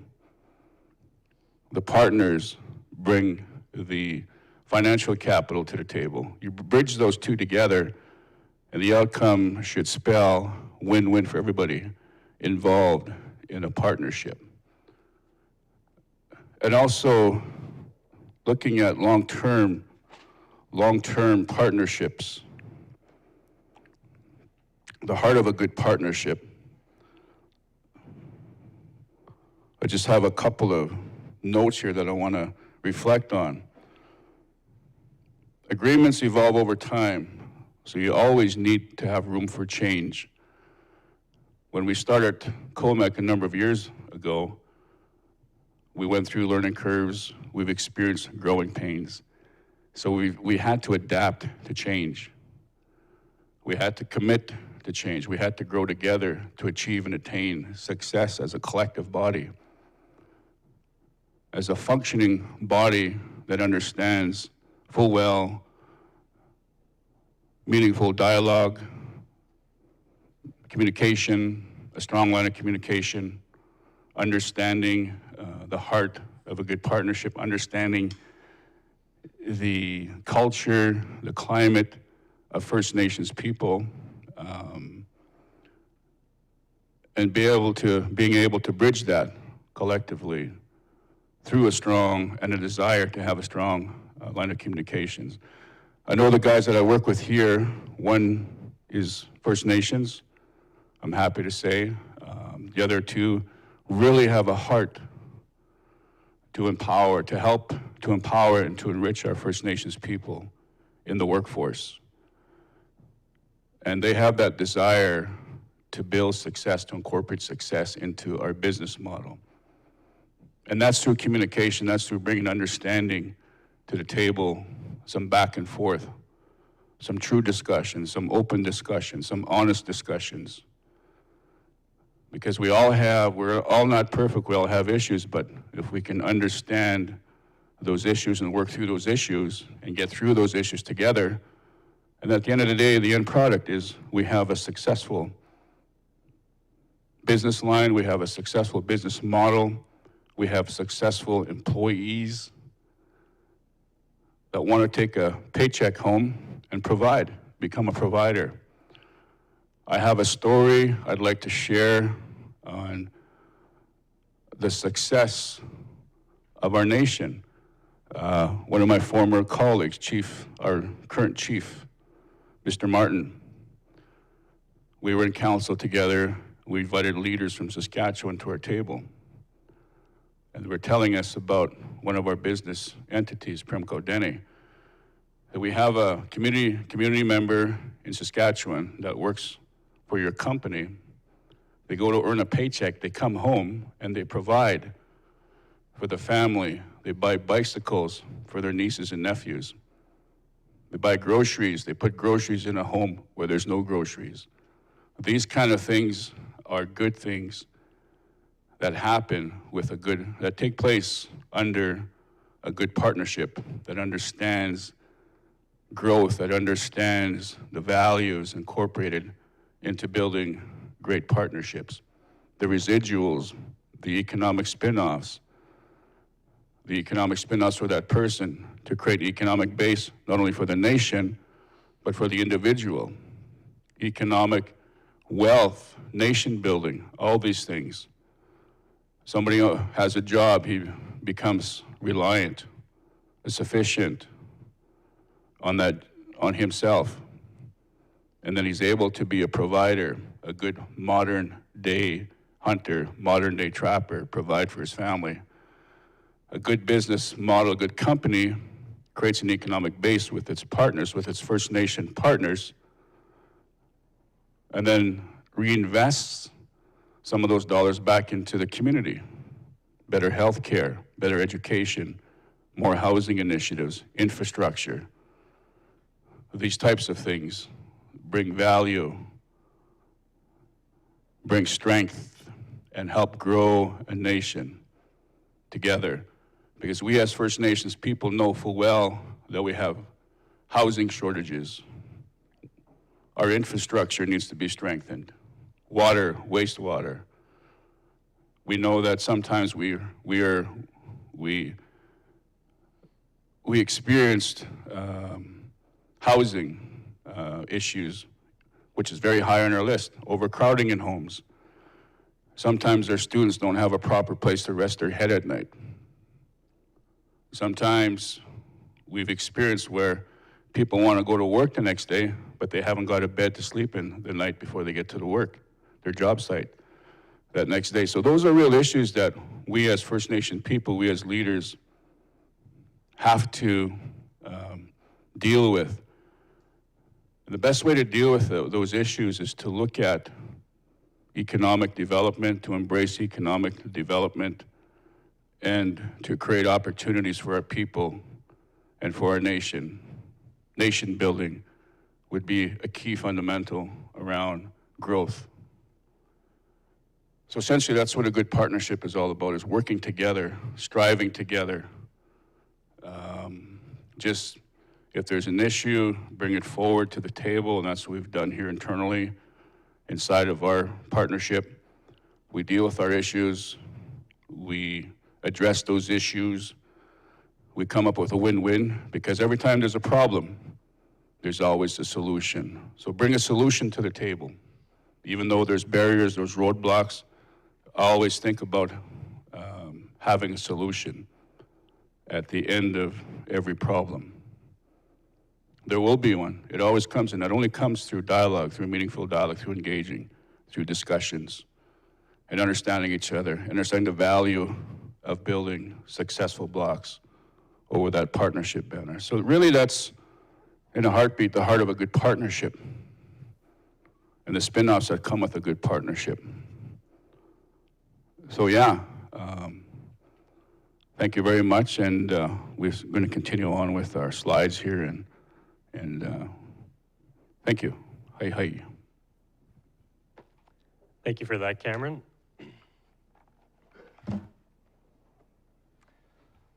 All right, so much as what Cameron spoke to, you know, in the conceptual stage of the creation of COMEC and the partnership of COMEC, you know, we kind of identified that, you know, the operating partner, GenMec, had an objective to diversify its scope of services and to expand into the oil and gas industry. And from the nation's perspective, they were looking to grow their overall equity stake in the industry, as well as the growth in opportunities for local members. So when both parties were coming together initially and talking about the partnership, they realized that they're both, although they had a bit of the objectives weren't quite the same, they realized that they could be achieved through a common goal. And that common goal was creating the partnership that is now today COMEC Energy Services. But although identifying a common goal is essentially the first step in creating a partnership, it's not the only step, and there are several other factors that come into play in ensuring that you do have a successful partnership. So part of that, and a major component to partnerships, is the partners need to understand their strengths and their weaknesses. And not only do they need to understand the strengths and weaknesses of each party or each partner involved, they need to understand and need to figure a way that the strengths and the weaknesses of each party will complement each other. So ensuring that, you know, in our case, the strengths that GenMec brought to the table would complement, you know, the weaknesses or the lack of push on the nation's side, and the advantages that the nation had would help with the weaknesses that GenMec was experiencing or had, you know, the deficiencies that they were bringing to the table. So in essence, that's really what it boiled down to when they came together. I mean, essentially, you know, the idea of partnership, and we want to revisit the definition of partnerships. I initially gave, you know, the first definition, which was pretty general, that, you know, partnership is just, it's two or more parties coming together to achieve a common goal. But in reality, it's a little bit more complicated than that. And you can really see that, you know, partnerships, as it says here, it's a continuous and vigorous renegotiation of terms against the demands of reality. I can tell you for a fact that the partnership agreement that was signed 9-10 years ago is vastly different from the partnership agreement that you would see today with COMEC Energy Services. And the reason for that is that the reality of the economic environment constantly changes. Growth will bring change, and the partnership agreement and the partners always need to renegotiate those terms to make sure that everybody involved is satisfied. So with that said, I'm going to pass it along to Mr. Kevin Lamb, who's going to talk about COMEC today. Yeah, thanks, Cameron and Nico, for the overview of the partnership.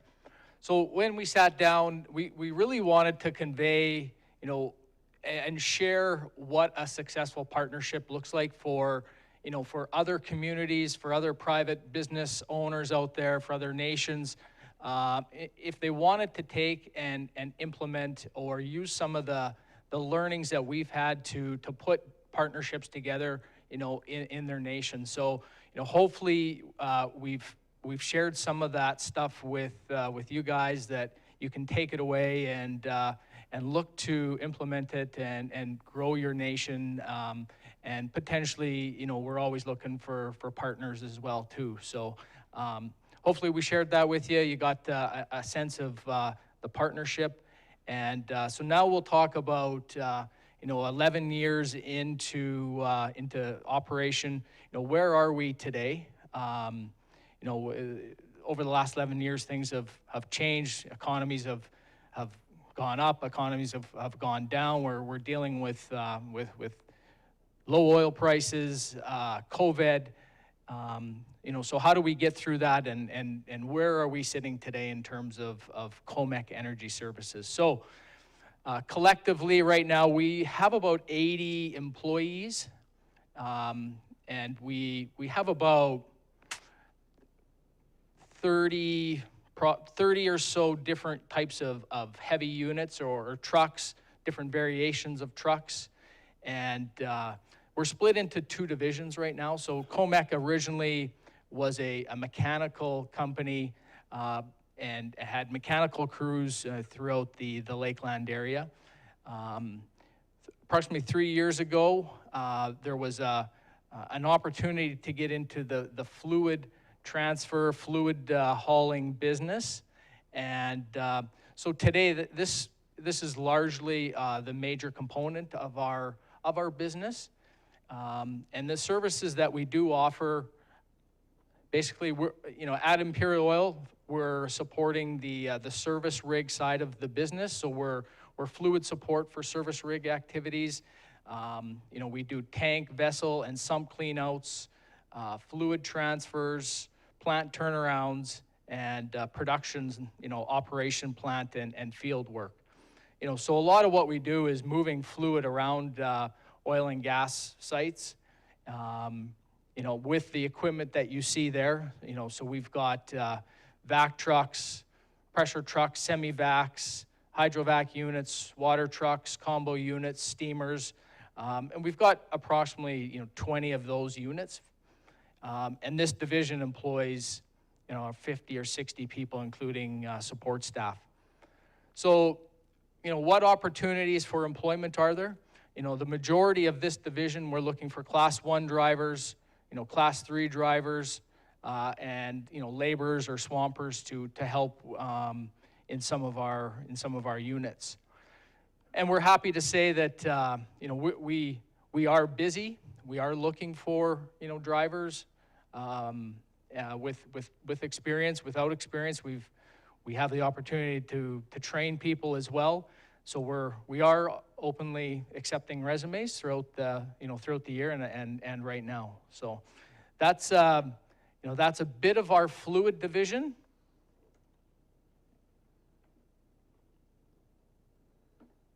Oh,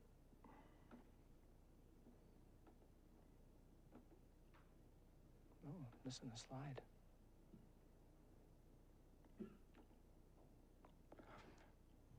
Okay, there's should be a mechanical slide as well. But so the other part of our business is our mechanical division.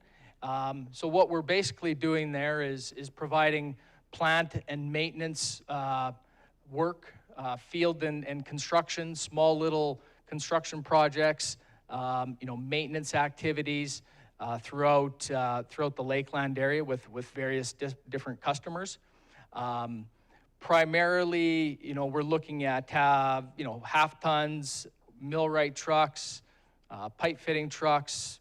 We've got a few different picker trucks available, and we're looking, that line of the business is slowly getting back to work after COVID.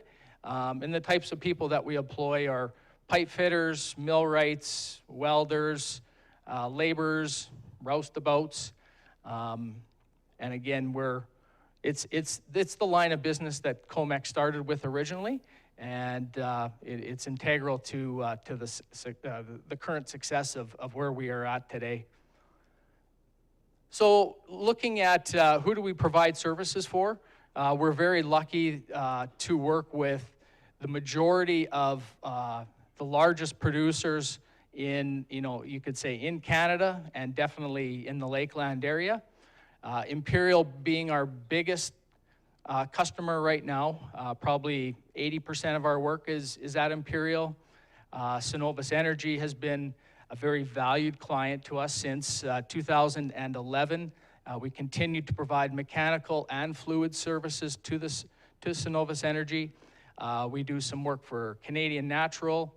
We've got mechanical crews at OSUM, and we provide fluid services, turnaround, and day-to-day operation support, fluid support at Husky Energy. So, these customers have all been through hardship, just the same as we are.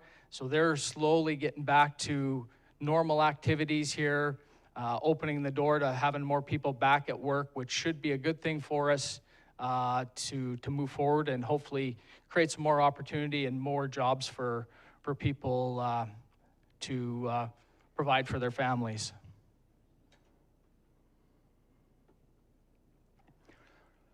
So just wanted to kind of recap, the factors to a successful partnership.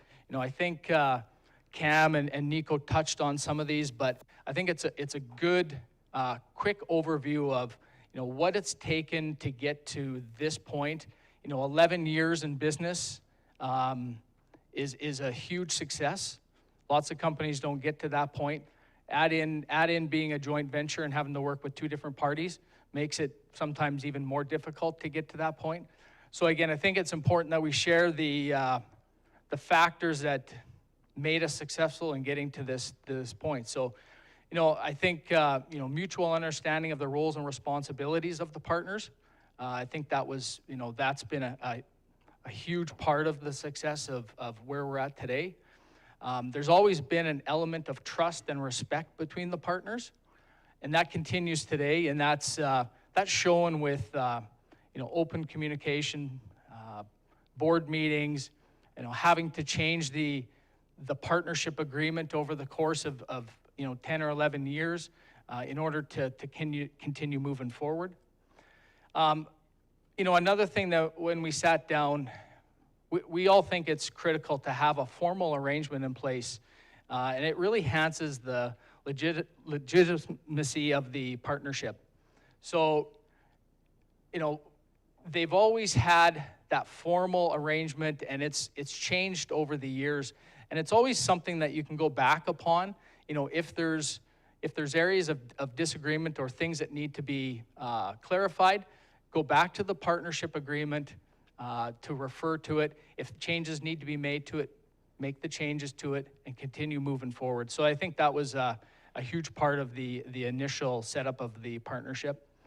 Open, honest, and meaningful communication. I think Cam talked about that and how important that is in terms of continuing and moving the bar forward. People will be the biggest asset to drive success. We can buy a $500,000 piece of equipment, but it really is nothing without the people that are in there driving and operating that equipment and operating the business. You know, whether you're in the office or at the field level, people are our biggest asset, and will continue to be into the future. I think another thing that's really helped in this situation is the partnership has really,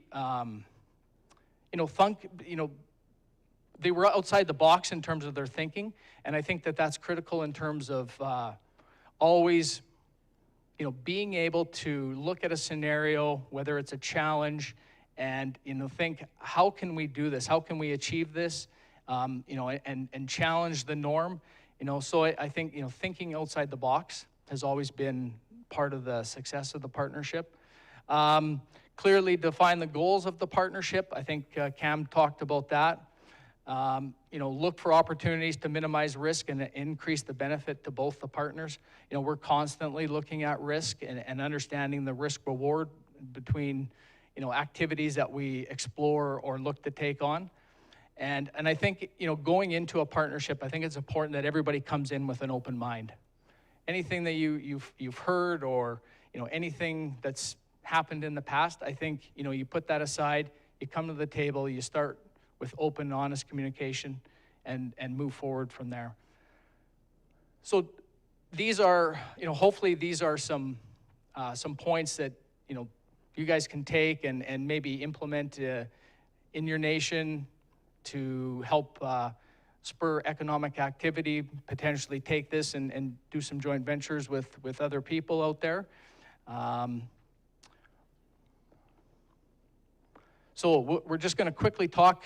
Cam's going to talk about the economic benefits of the joint venture that we've had. And so, Cam. Thank you, Kevin. I sort of touched on this a little bit earlier, but economic benefits, nation building is kind of highlighted there. We spoke to direct employment opportunities, training and development, increasing the wealth of the majority partner via the equity in the partnership, work together with the partnered nation as well as surrounding nation communities, housing, social programs, infrastructure, reinvestment within the partnership to continue growing capacity, sponsorships, supporting local suppliers, vendors, and subcontractors through regular business activities. So those were, to summarize everything, those were that's kind of the gist of some of the economic benefits when it comes to living out a good structured partnership. A couple other things I'd like to touch on too is successful partnerships need to outlive their founders. Successful partnerships need to continue to grow. And then when we're retired and out of the picture, a good partnership model should continue to incorporate success daily. Continuous success should be at the forefront of every partnership for our children, our children's children, the children unborn yet to come. That's a good structured partnership. The longevity of a partnership has those benefits, those residuals built into it. So economic benefits, nation building for your nation, Treaty 6 Nation, Cold Lake First Nations. I know there are successful partnerships in the vicinity of our Treaty 6 Nations, the 6 Nations. And I think if we can all be on the same page and sing from the same song sheet, we can, as a collective, move ahead and continue to build good partnerships, because I know there's really a lot of successful partners that have been built over time with current leaders, predecessor leaders, with our elders, with vision, all of these things. Vision, mandates are very key, very important. Mission, what is the mission statement of a partnership? What is the vision of a partnership? Vortexes, having functions like these, creating a vortex, having mastermind sessions looking at building successful partnerships. When you have a mastermind session, you create a vortex and everybody begins to want to add to the conversation. So just want to touch on that a little bit, but come back to the spin-offs, the investments back into the community, housing, social programs, infrastructure, and I know I touched on this a little bit earlier. But those are key areas that we need to invest into to continue to build healthy communities, healthy benefits, nation building, healthy nation initiatives. We know that as leaders, as predecessor leaders, as elders, as people from our Six Nation communities, we deal with many issues. We're faced with many issues on a daily basis. But we don't go into a pity party. We rise above those circumstances and have a forward mindset and continue to press that agenda and continue to move on and have a vision and continue to look ahead for all of our people, for Treaty 6 people, for our region. Partnerships are really key because these people that we bring to the table to partner with are really people that understand the importance of partnering with First Nations peoples. So it's really a good model, and reinvesting with the partnership equity growth benefits. As you see here, you've seen the slides, 30 pieces of big pieces. That's equity growth, and those are benefits. Those are assets that are partnered through a partnership that build great business models and supporting our people through sponsorships. You know, I remember working with one of my old friends, an old leader from our nation. Years ago, we'd have, haven't seen those for a long time, but they would come into the council meeting and there would be requests to fund or finance an event. And he would say, you know, this was 20 years ago I'm talking about. You want to do these things, but where are we going to get the money? You want to host an event, but where are we going to get the money? Government dollars are inadequate, or an inadequate funding source. They're there, they help us, but we need more than just government dollars. So that's why, you know, it was very important and key to look at ways of generating new revenues to meet some of those community needs. So that would be community investment, education, health, and all these other things, all these other high agenda items that need to be discussed at a nation level. Wanted to share that example with you and look at good ways to sponsor our people and our communities. So yeah, with that, then closing, I'm looking forward to my good friend Jesse's presentation here, and I know he's got some really good stuff he wants to share about his experience and about himself, but I'll give it back to Kevin, because I know time is of the essence here, and with that, thank you. Yeah, thank you, Cam. All right, we'll call on Jesse to give a little overview of himself. We've kind of highlighted a little bit of him on the slide there, but he'll go into a little more detail. Thank you, Kevin. I'll try and keep this short and sweet. I got a couple parts here. I'll give you a brief history or background of myself first before I dive into my life at COMEC here. So I come from Wood Mountain Reserve. I never actually lived on the reserve myself. My grandmother did. She moved off and raised my father in a town called Moose Jaw in Saskatchewan. And that's where the native side of my family comes from, is my father. He married a Muñoz, so my mother is white. I didn't actually get my eligibility to become full treaty until Bill C-3 came along in 2011. And like my grandmother always said, you know, a native man and a native woman can't create a native baby, only the government can, which was kind of true, I guess, in my life. So I was raised mostly alone by my mother. She was single mother for most of my life.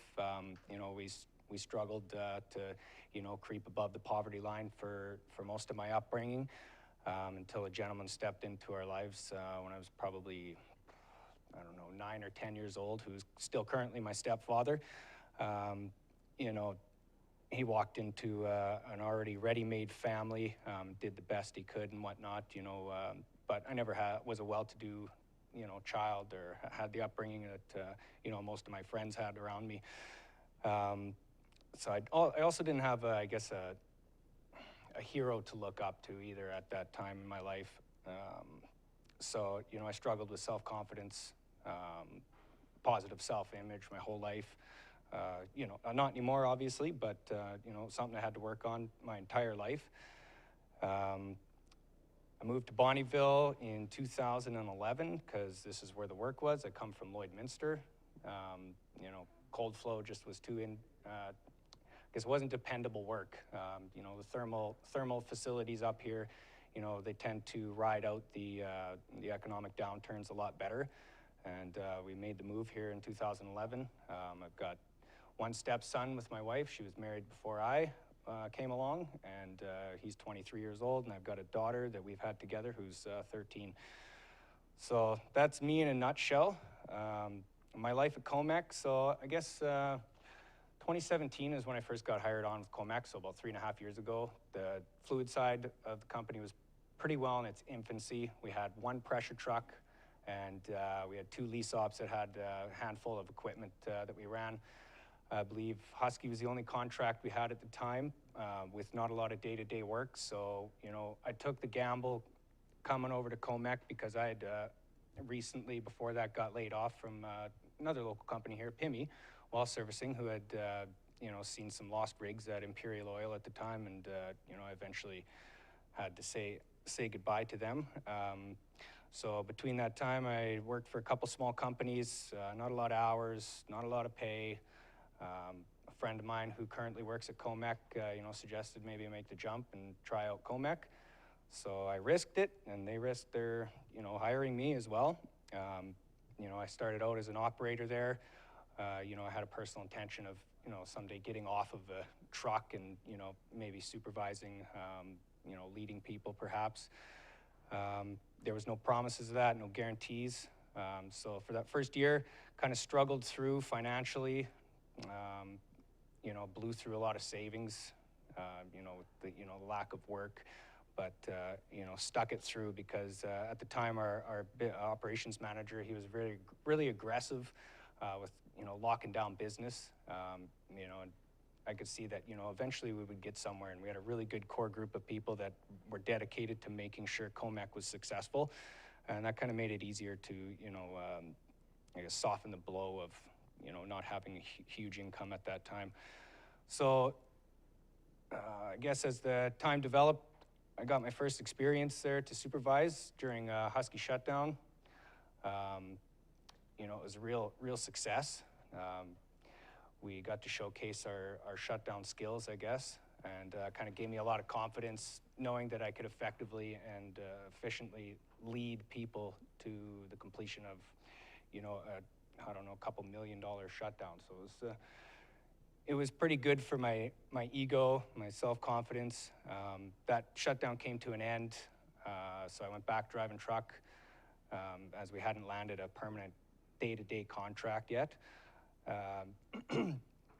We ended up sneaking our way up into Esso through PIMI, where they utilized our pressure truck and myself to fill some voids when you know, equipment broke down or people weren't there. Didn't last too long, but you know, it got our foot in the door up at Imperial, which another company up there had seen us up there, approached us as a third-party contractor.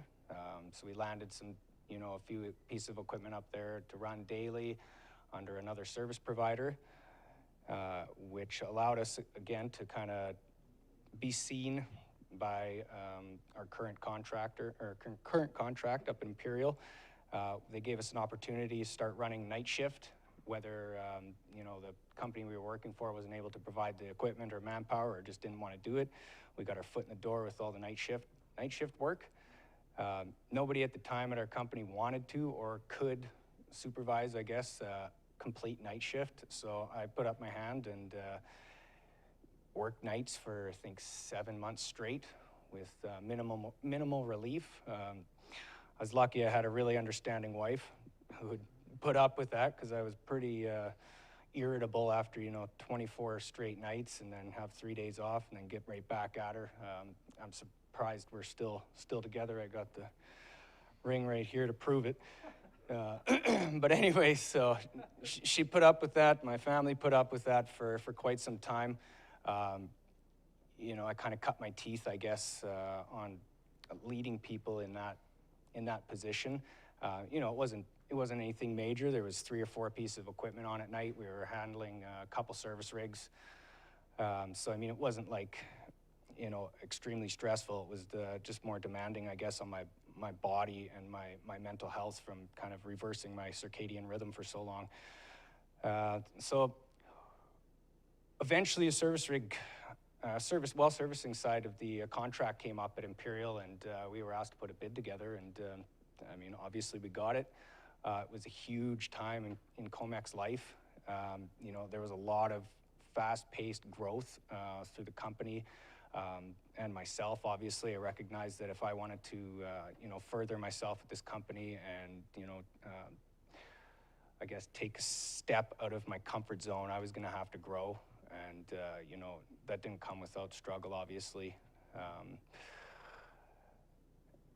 And I had to change, and I knew the old me wasn't going to survive in this new environment. So I had to, you know, take a step back and see what I really wanted out of myself and what I wanted out of Comec.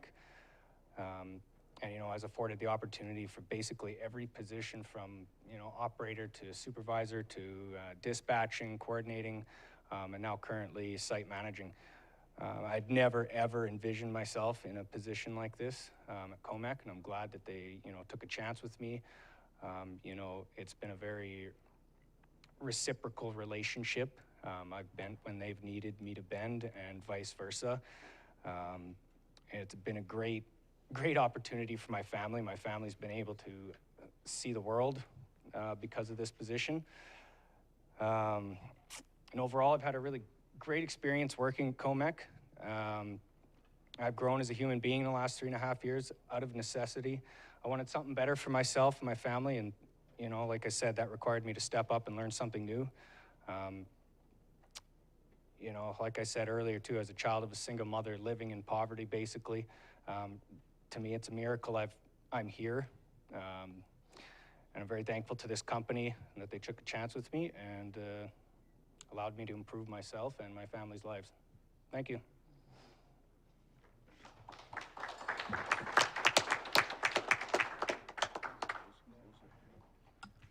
Thank you very much, Jesse.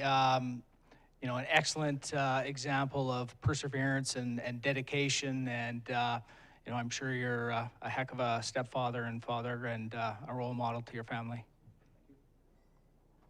I know we're probably short for time, but do we have time for questions? A couple questions, or?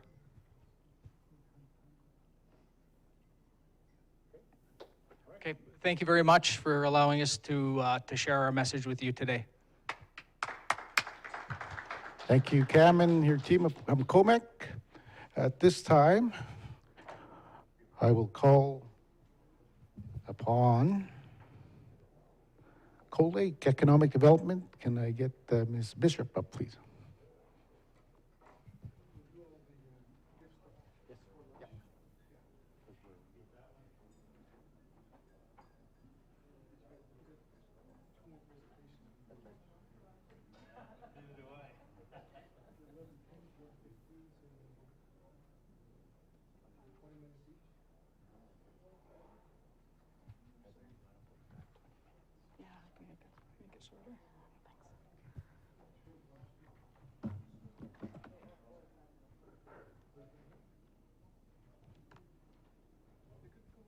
you have the presentation? What do you need? The presentation? Or is it loaded on here? Which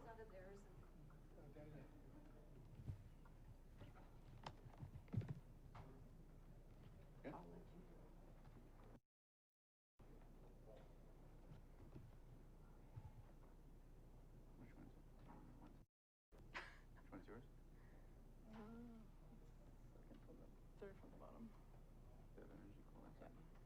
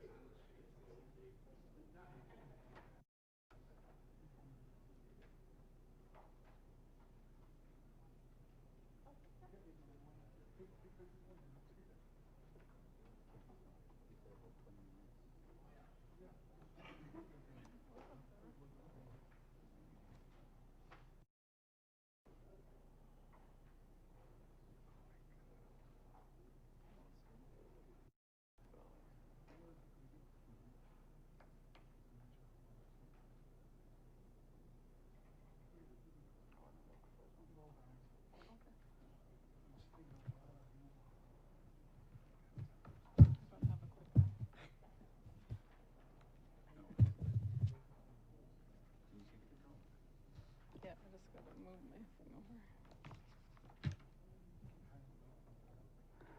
over. Good morning, everyone, and can you hear me okay? Ray? Good. Well, my name is Heather Bishop, and I'm a member of Cold Lake First Nations, and my current role in the nation is the Economic Development Director. And I want to welcome you all here today in our beautiful Courtyard Marriott Hotel. Wonderful to have you all here, and it's good to interact with people in person. I'm, like Cameron, a little tired of the Zoom calls lately. So welcome, it's nice to see all of your faces. So I want to talk a little bit today about our economic development program at Cold Lake First Nations. I was asked to participate in the committee here with James and Cameron and Willie. So we've had a few interactions so far, and I'm really thrilled to see the work that you guys are doing to help promote economic development within our 6 nations. So welcome you here today. This is a map of our traditional lands, Dene Nene. You'll see our homelands in the green area, and then the Cold Lake Weapons Range kind of in the middle of it.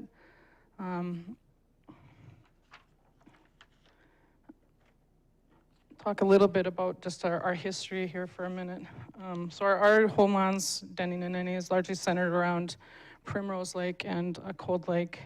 It encompasses all the lands and waters within it.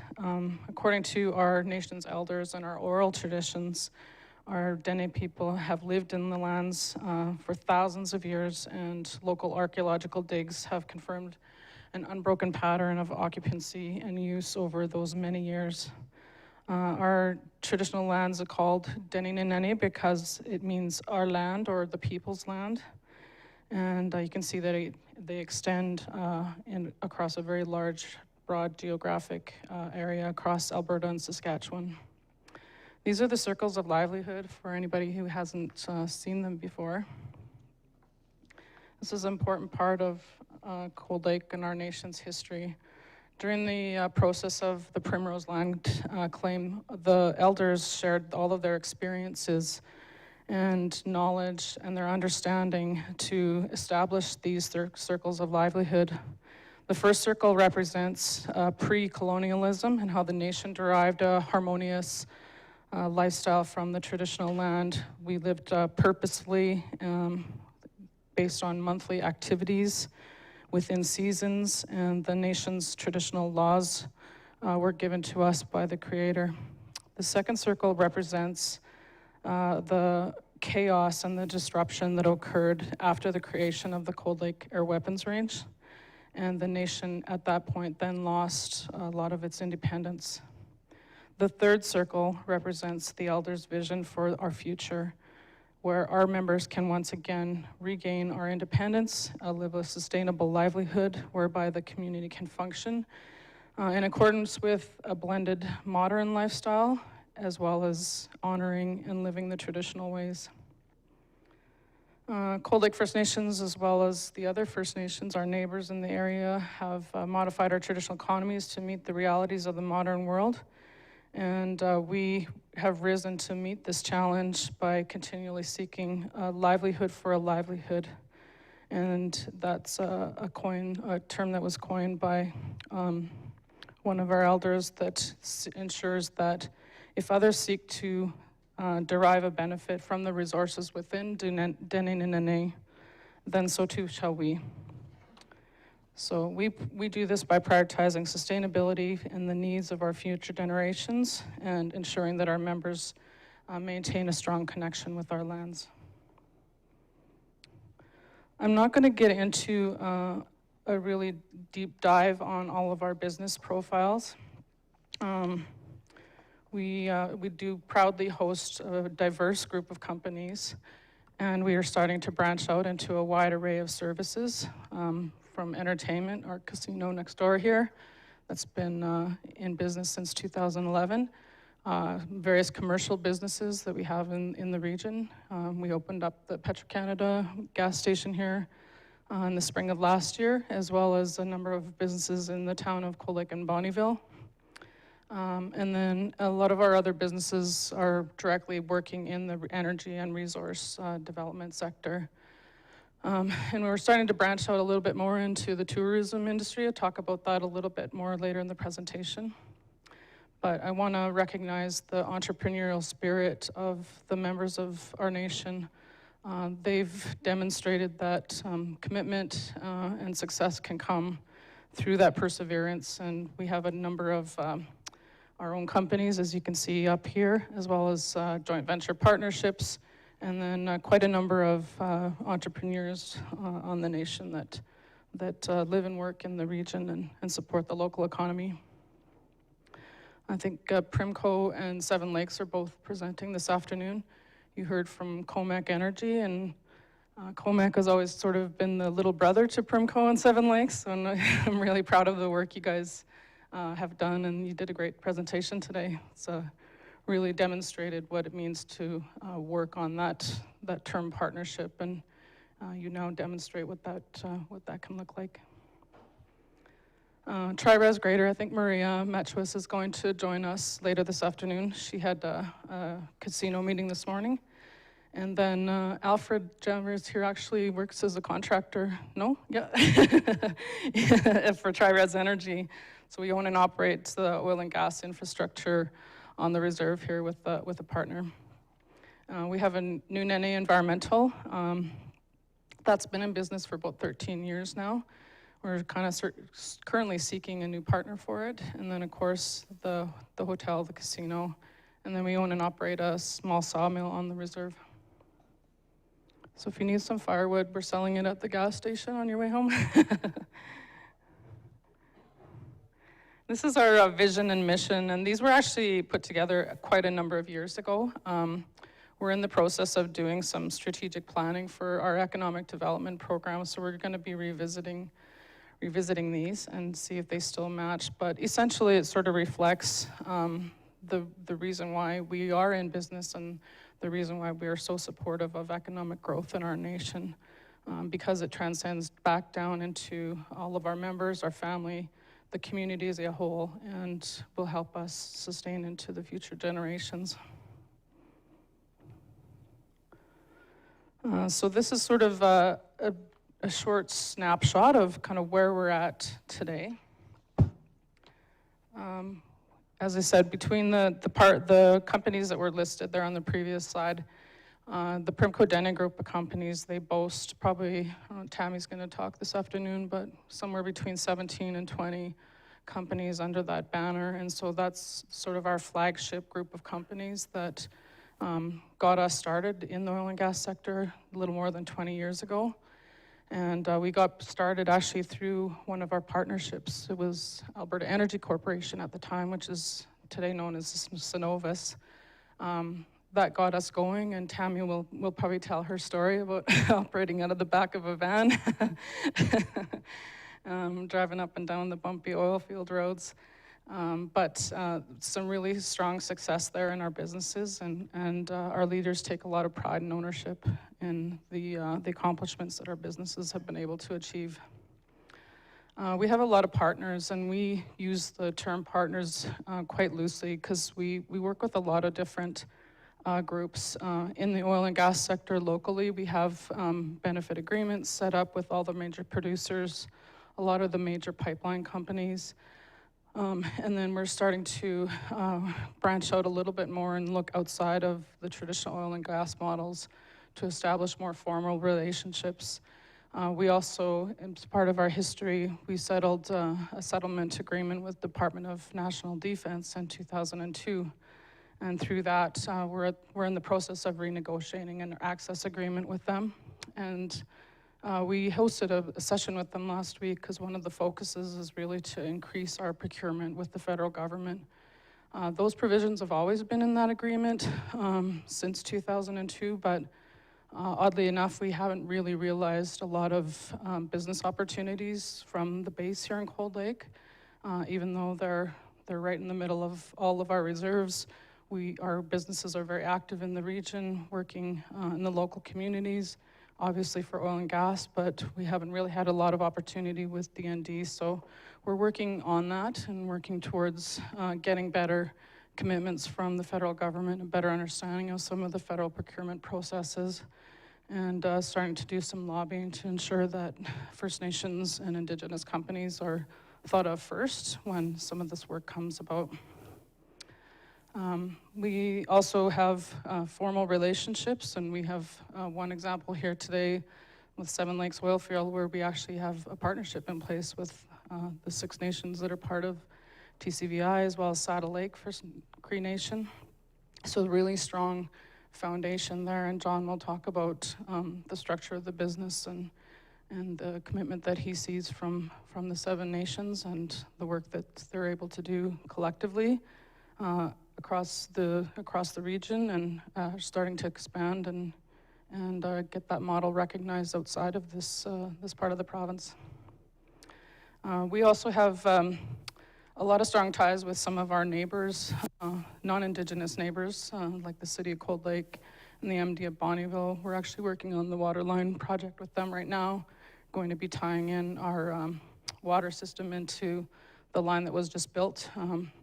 And we actually just tendered a project to build all the water upgrades and infrastructure on reserve, on the Legoff Reserve, in the middle of that tendering process right now. So it's through those relationships that we have with the City of Cold Lake and the MD of Bonnyville and the town of Bonnyville that we were able to become members of the water commissions in Cold Lake and in Bonnyville, and then transcend that into a project that sees a new water source coming to our reserve lands. And then the other fourth pillar is the committed leadership that we have, not just from our chief and council, but from our business leaders. There are strong examples out there across industry, and I would suggest across Alberta and across Western Canada. Then they show a really strong work ethic, and they show by example. And Jesse, you're a great example of how you've learned from some of those types of people that we're lucky to have here on our nation. So through that, we've built a very strong reputation in industry, and proud of that. So this is sort of the direction that we're going in. And I was lucky to sit down with Chief and Council earlier this year. They wanted to come up with their own strategic plan for the nation. After our election last year, of course, with our election cycles, we have our leaders come in and they have lots of inspiring ideas of what they want to do. So we sort of looked at where we're at now and where they want to be in the future. And through that exercise, they were able to identify kind of 4 key priority areas. And I think, Cameron, you mentioned in your presentation just about how economic development is so intricately tied into community well-being and community development and the sustainability of our nation. So plays a very key role. So you'll see that economic endeavors and the business portfolio was one of the 4 main priorities that our chief and council identified. And then within that, we have a few goals that we're going to be concentrating on. But that's really just supporting our existing business portfolio. That needs constant support and understanding of what's going on. To be a partner, you've got to be involved in the business. You got to know what's happening. You got to support when needed, and you got to be aware of the risks or pitfalls, especially in today's economy.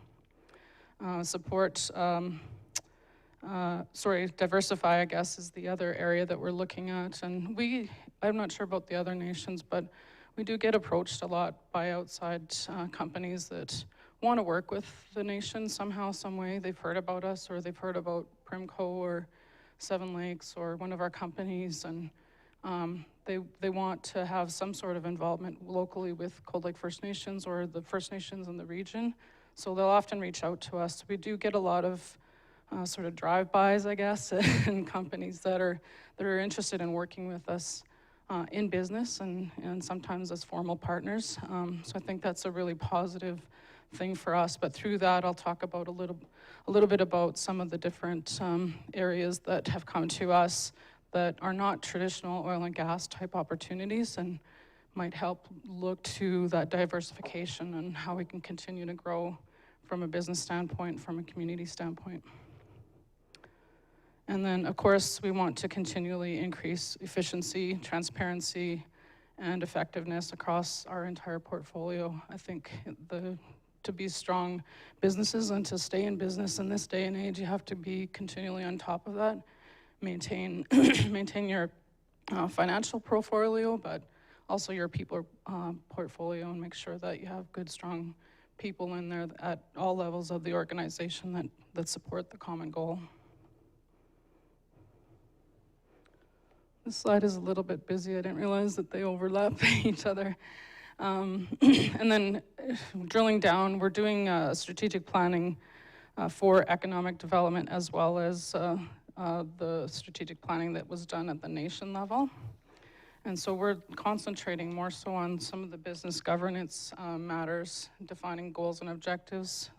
We had our mission, our vision up there earlier, but it's important, as Cameron said before, with our election cycles, we want to make sure that we're setting up our business governance so that it can transcend changes in leaders, changes in people, making sure that our next generation is set up for success, just the way that we've been working so hard to set up our businesses for success. And so the other thing I will concentrate on is our value proposition and what our strategic advantages are.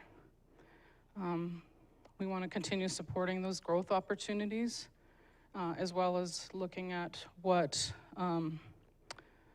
partnerships really mean. And I think you guys did a really in-depth discovery of the term partnership. Your second definition kind of reminded me of definition of a marriage, but but I like that. You're together and you have a common goal and you don't lose sight of that. And if you need to come back and remind yourself of why you're together, you have that baseline to come back to.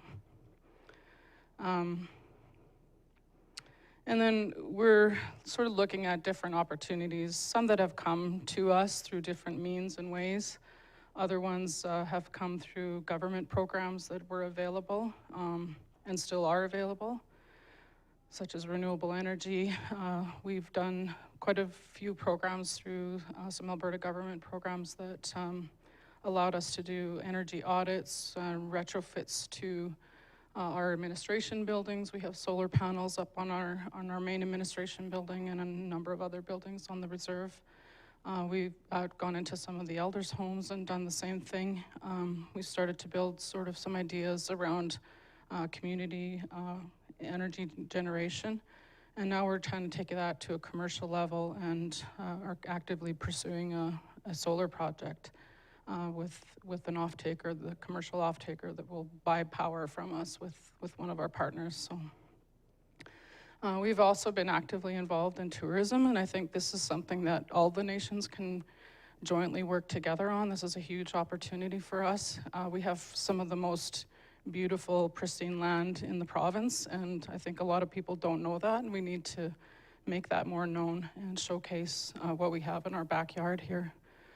So there's lots of opportunities within tourism, and there's some organizations in the province as well as a national organization that specifically is in place to support Indigenous tourism.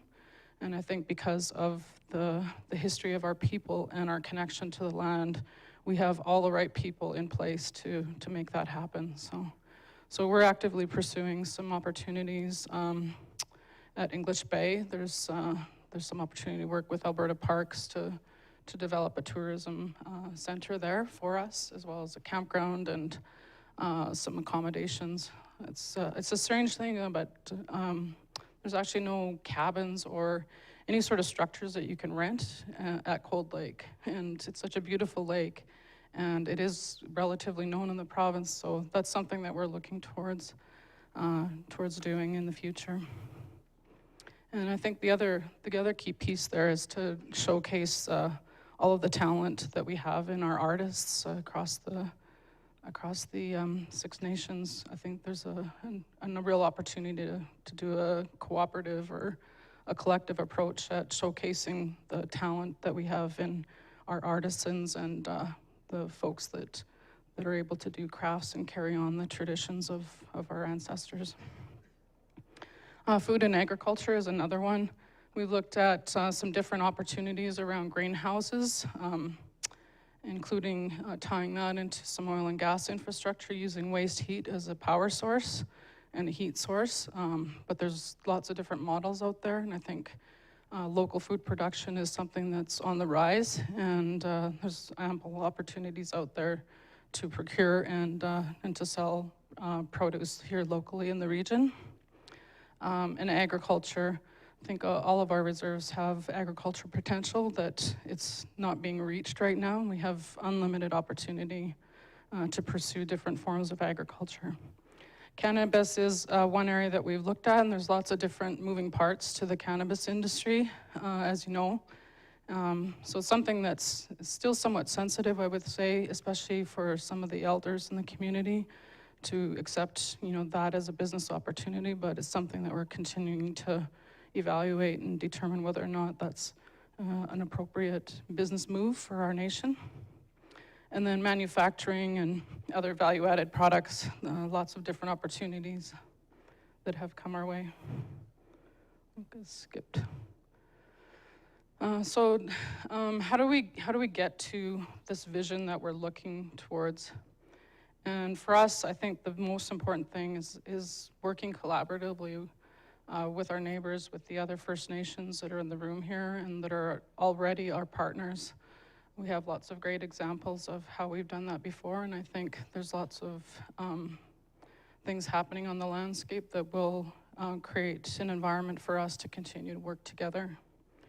Long-term planning, innovation, I think it's time that we become innovators and we start to think with a mindset that sees us out there competing in the open market with different sectors of industry. And I think the presentation that you guys gave this morning is something that's really progressive and might be an example of an opportunity that our nations could look to. Access to funding and financing, I think this is a big one, and even the Alberta government has recognized it. So they've formed the Indigenous Economic Opportunity Corporation that will see $1 billion in loan guarantees that will go to Indigenous communities in the province so that we can actually be the owners and have an equity stake in some of these major projects. I find it fascinating that we haven't really got there yet, and even though all the oil and gas activity has been going on around us on our lands for the past 5 or 6 decades now. So it's definitely time to start thinking that way and leveraging the financial background that we've built up and the capital that we've built up to start looking at ways to be equity investors in some of these projects. And then we really are kind of under this constant evaluation of risk and evaluating risk tolerance. We get approached a lot, as I mentioned, from outside companies wanting to work with us somehow some way. So it's important to kind of always stay on top of all of these things and seeing what's in it for the nation and how can we derive those long-term benefits, long-term employment, revenue, and then ensuring that those partners that are approaching us are really genuine and they're there for the long haul and they support our community.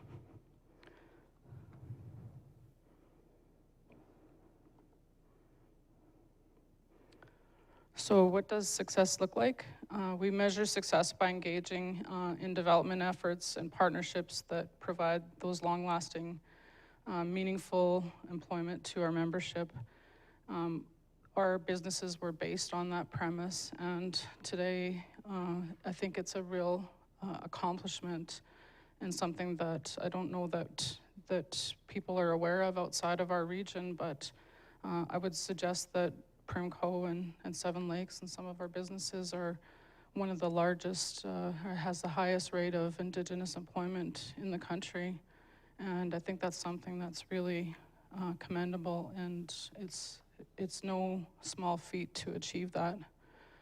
They've done a lot of extra things by modifying their human resources systems and programs and addressing barriers and providing assistance, lending a hand, giving that environment that's safe and meaningful for our people to feel like they're included and they're part of a good organization that supports them and understands them. So I think that's really commendable. The commitment is integral to the health and safety of our partnerships. By sharing the vision of establishing and maintaining sustainable economic structures, our partnerships can contribute to the development overall of our nation. We build our capacity through mentorship. Our partners all understand the role that they play to mentor the members that work for them. They're not just providing a service, but they're providing that opportunity to advance people. So it's not just enough to, enter into a partnership agreement and then subscribe to a few jobs, usually at a lower entry-level capacity, but we want to make sure that our partners see us as an equal operating partner, and we're there to manage the company, to be involved in all the major decisions, to be entrenched in the day-to-day operations. And so that's something I think that we can't underscore enough, that contributes to that success.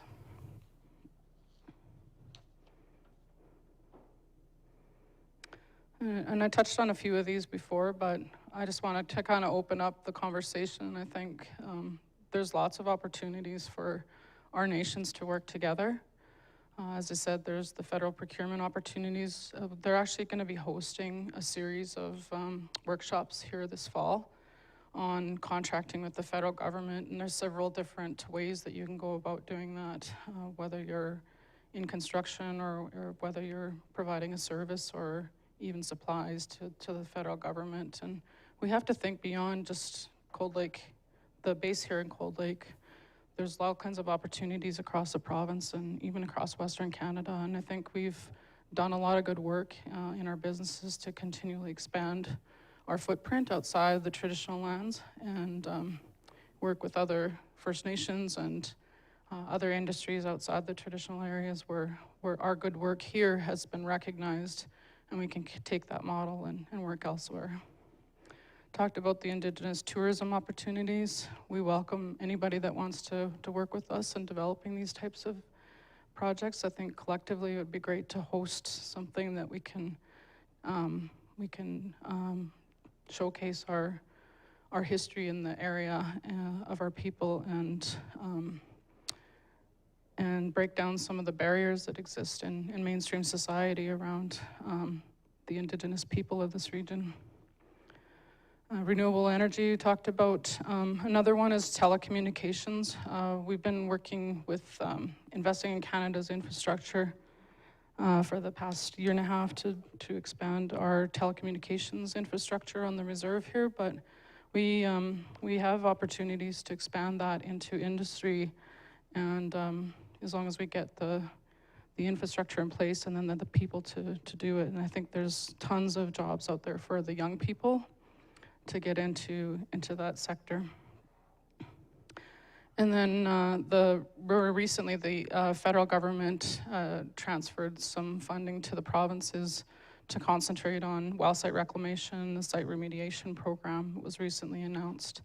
So I think there's a lot of work that our Six Nations can do together to remediate some of the oil and gas infrastructure on reserve lands, but also take part in some of the activities that go on with industry in the traditional lands. I think we have, probably collectively, we have all the services to do everything from the downhole work to well servicing to the environmental portions, the decommissioning work, and the final reclamation. So I think there's a lot of opportunity if we put our heads together and work together on that program.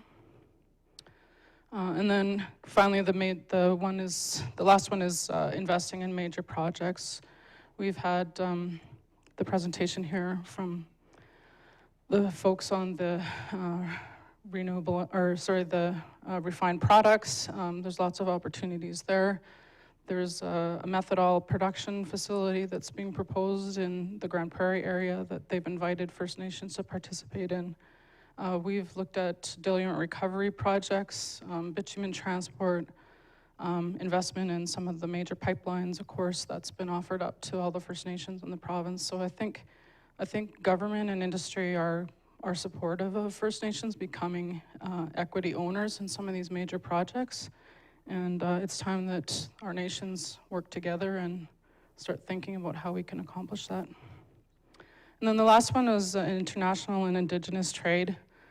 This is an area that we haven't actively pursued so far, but I think there's lots of examples out there in Canada where we can do that.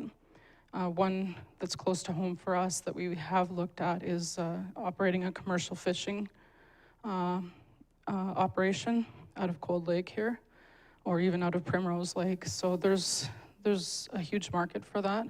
And there's actually not a lot of Indigenous commercial fishing entities in Canada. I think there's one in Manitoba right now. But there's certainly opportunity there. We've had lots of conversations with the federal and provincial governments around what that would look like. So it's just a matter of time before we can actually launch into something like that. That's all I had today, so I really appreciate the opportunity to come here today. Masi Cho, and my contact information is there if anybody has any follow-up questions. Oh, let's give her a hand. That's Heather Bishop. Thank you, Heather. At this time, I'm going to ask upon Clayton Burt, he's the CEO for Pimi Well Service, to come forward for his presentation.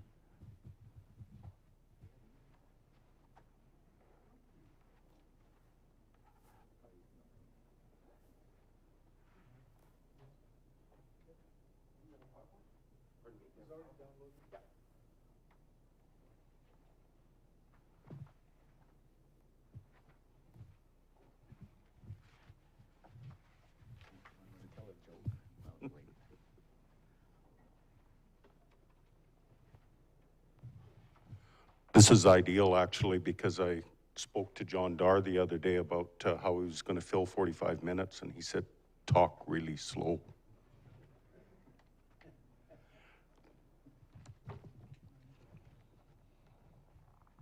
While he's loading my presentation up, I just want to recognize Elder Maynard and Chief Martin, and I know Chief Watchmaker was here. CEO Cam ALEXIS, and thanks, James, for inviting me.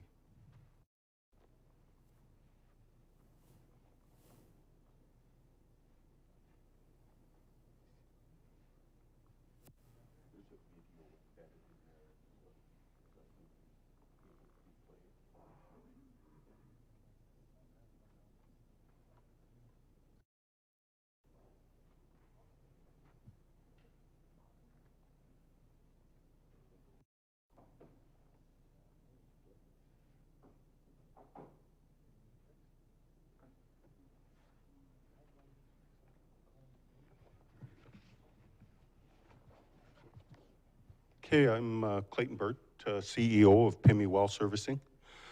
When we're talking about partnerships here today, PIMI Well Servicing is a company that is a very successful partnership of 6 First Nations. We have Beaver Lake, Heart Lake, Kahiwan, Whitefish Lake, Saddle Lake, and Frog Lake.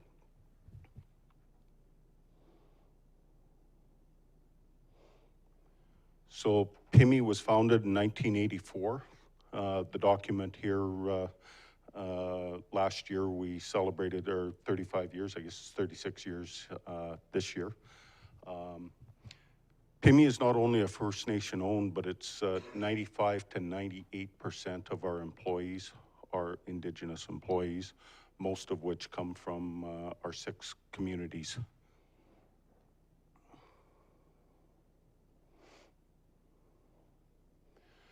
Again, we're celebrating 36 years today since our incorporation in 84. We currently have about 110 full-time employees. I'll start running through some of this stuff fairly quickly in the interest of time, but I think one of our real successes is the fact that that today that 110 employees take probably close to $10 million in wages back into their communities. We're working in a time in this industry where there's not a lot of profits and margin. So those wages are hugely important going back into the communities and supporting families.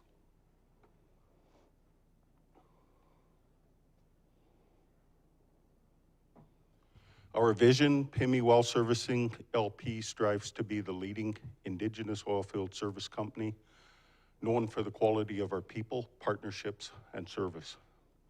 Our mission statement is to safely deliver exceptional services while driving innovation and profitability. When I started with PIMI back in 2014, I thought we needed a set of kind of guiding principles to, and we spent some time working on some guiding principles, and then one day one of our people came along and said, why don't we incorporate the guiding principles of Indigenous peoples. I'm going to run through them just as a reminder of what they are. Remain close to the Great Spirit. Show great respect for your fellow beings. Give assistance and kindness wherever needed. Be truthful and honest at all times. Do what you know to be right. Look after the well-being of mind and body. Treat the earth and all that dwell within with respect. Take full responsibility for your actions. Dedicate a share of your effort to the greater good, and work together for the benefit of mankind. We use those principles a lot in our business. Yesterday, as an example, I had a call from our Jared Bull, our operations manager, who had a situation developing with some of our employees, and the situation could have turned into some labor issues and legal issues and whatnot. So we talked about our corporate policies, we talked about our guiding principles, and we talked about how to resolve this situation. And really it came down to the guiding principles, helping us guide the way and finding a resolution to the problems.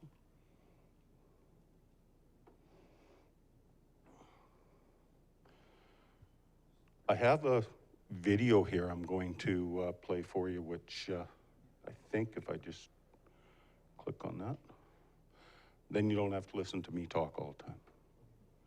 Oops.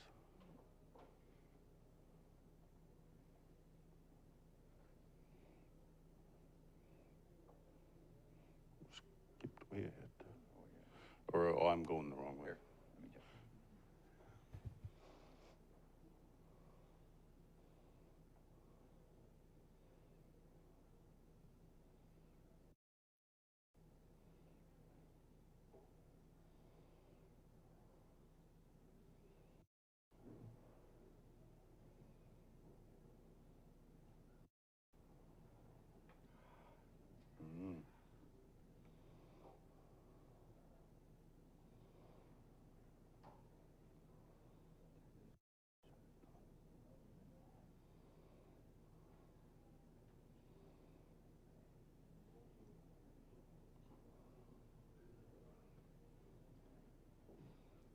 have sound?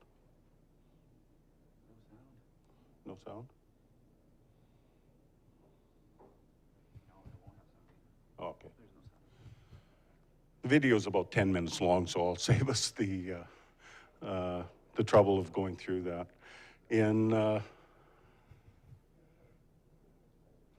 Yeah, that's fine. I'll just go through the.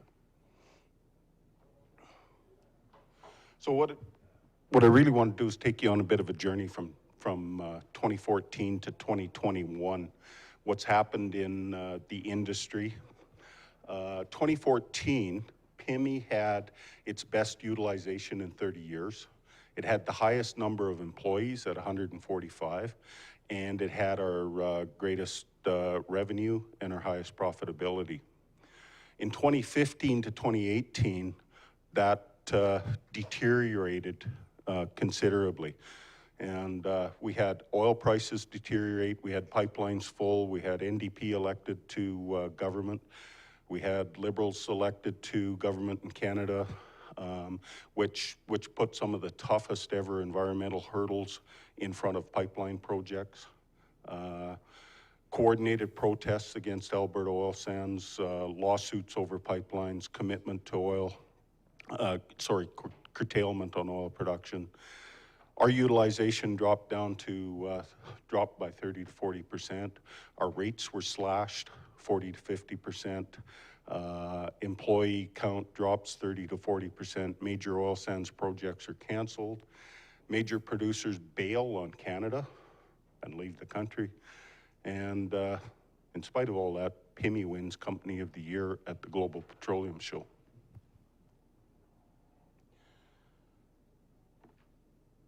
It was a bit of where we were. 2019 started out as a better year for PIMI. Conservatives were elected with a mandate to get oil flowing and remove barriers.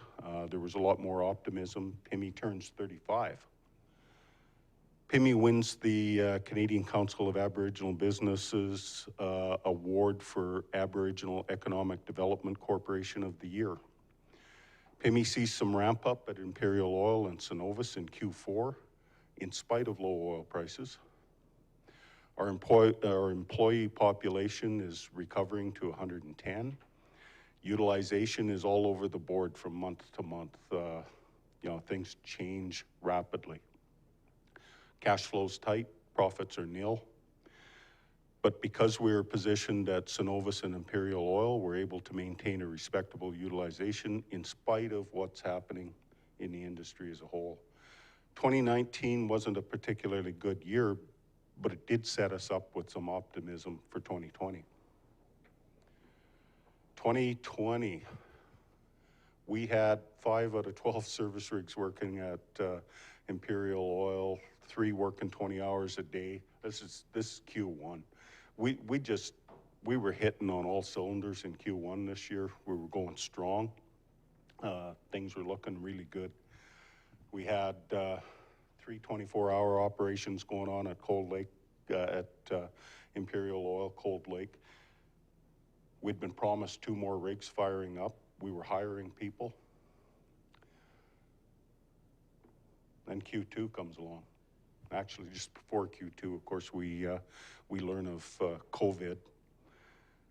COVID-19 causes the world economy to crash. Oil prices crash as OPEC opens taps, and our pipelines are still clogged. We had a conversation within our business, the leadership team, and I said to the team, this has the potential to destroy a 35-year-old company and put us out of business.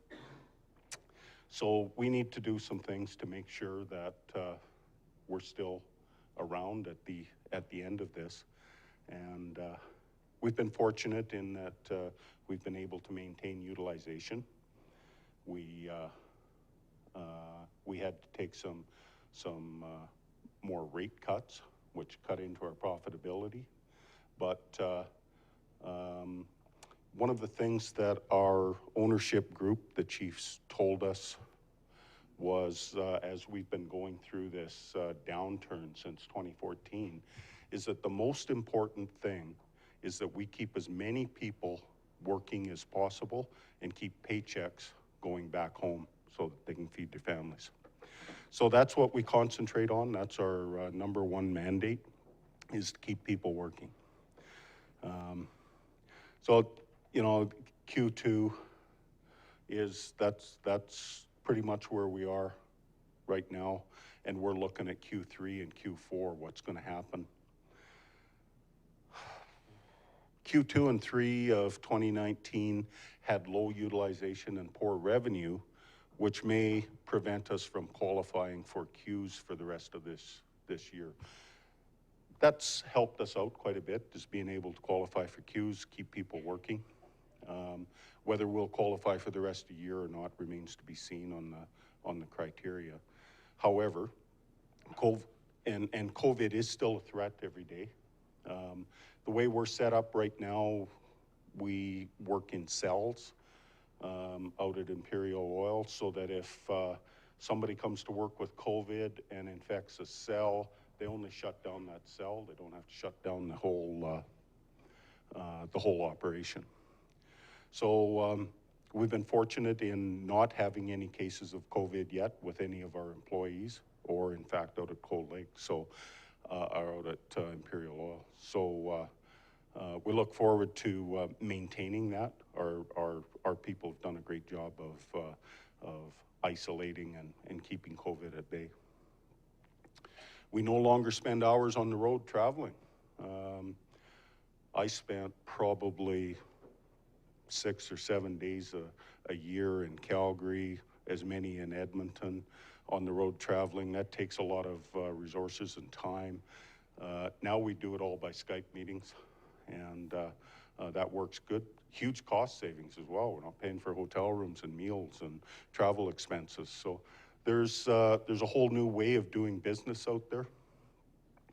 The Alberta Site Rehabilitation Program has potential to put some more rigs to work on First Nations in particular, as well as with some of our regular customers. So since the day they announced the SRP program, we've been heavily involved in it. Sandy Jackson and myself sit on the Indigenous Committee, Indigenous Roundtable,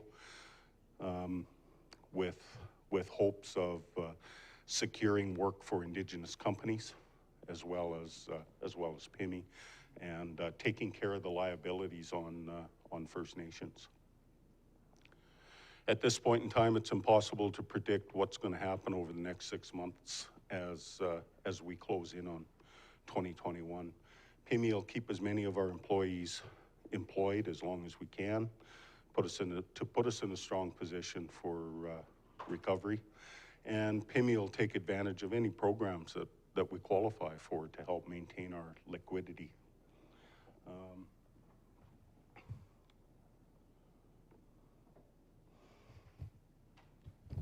So we've taken advantage of whatever programs we can to maintain our liquidity. We've cut costs, we do deferrals and whatnot, but deferrals are just that.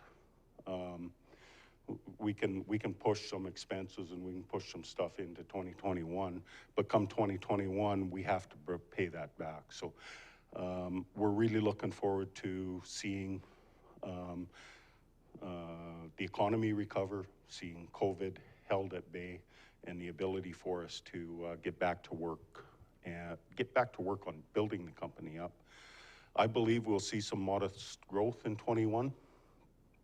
I expect to have equipment working on the site rehab program through 21 and 22.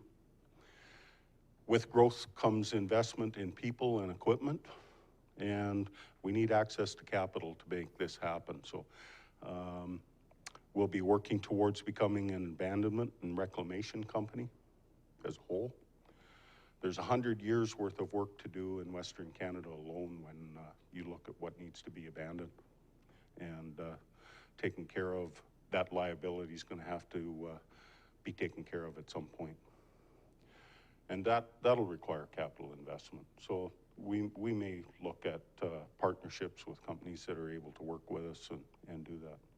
I expect COVID to continue to be a threat in 21, something we're going to have to learn to live with. Hopefully they'll find a vaccine.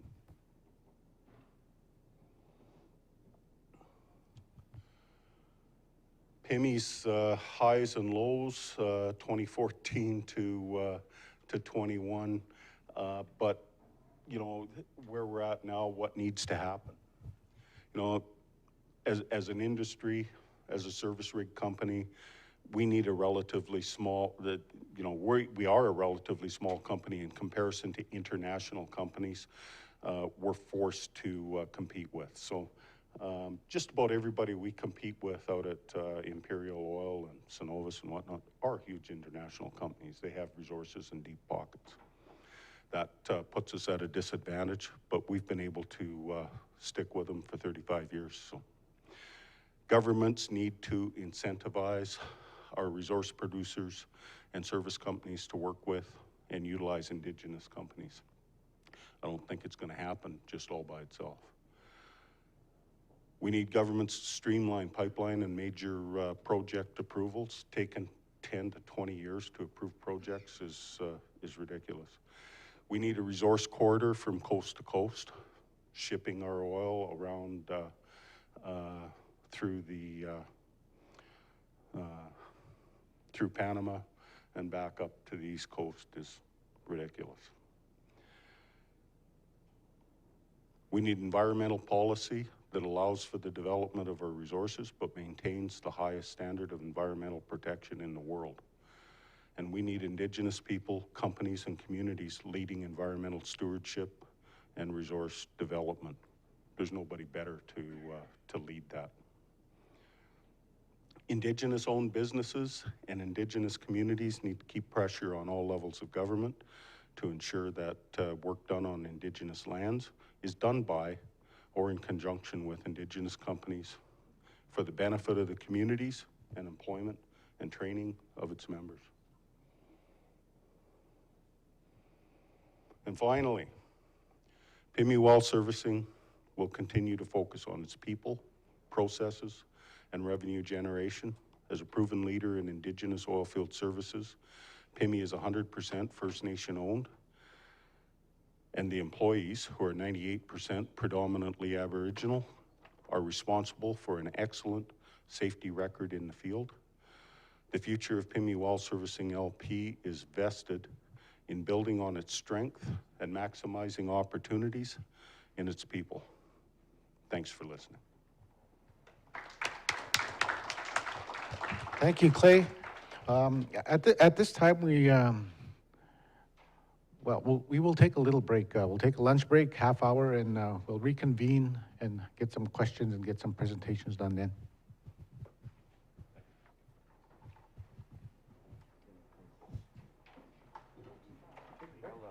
I'll play that video of the lunch break. Said I could play that video over the lunch break.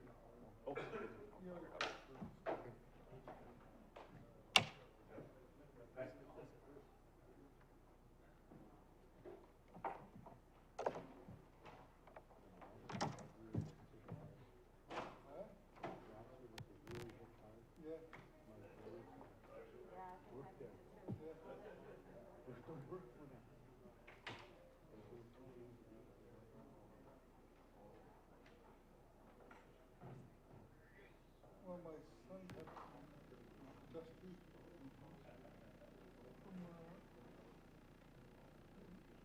working in the logging industry.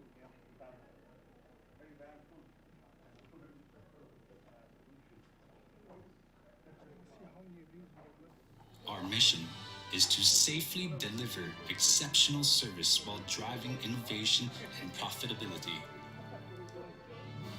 You know, I strongly believe that when you look at PIMI Well, you know, we have a set of guiding principles, and they're First Nation guiding principles about how we conduct ourselves with respect and protecting Mother Earth and provide the services out there for the oil industry. Service Rig Division. PIMI's service rigs provide production, workover, and well completion services. Service rigs are used to repair, recomplete, and stimulate existing oil wells and perform completion work on new wells. The rigs include a pump and tank, blowout preventers, and support equipment.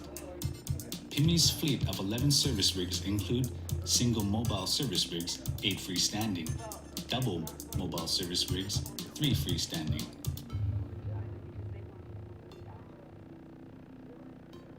PIMI's rig packages include a doghouse, pump and tank, BOPs, and equipment trucks. Supplementary equipment such as pipe racks, light plants, and matting are available. Rod Rig Division. Our continuous rod units install, remove, and repair continuous rods in wells. We are capable of pulling up to 50,000 pounds. PIMI's pressure trucks pump various fluids at high pressures, up to 5,000 psi, into wellheads to thoroughly test for leaks. TMX Division. PIMI operates a trailer-mounted accelerator, TMX unit, which is a self-sufficient cold rod injector system, is used in conjunction with a service rig to pull and run continuous rod. Our focus is to make sure that we're doing everything status quo by procedure to a T. We work on our JSA stop thinks, make sure that we're better than the next. We have the manpower, we have welders, we have mechanics, we have everything to do our own work on our equipment. Well, PIMI's the only one that offers the fluid shots, and everybody else just has like service rigs and everything, so that's pretty good and keeps us busy 24/7. Fluid Shop Division. PIMI Well Servicing Fluid Shop Division uses an echometer product that acquires an acoustic liquid level reader.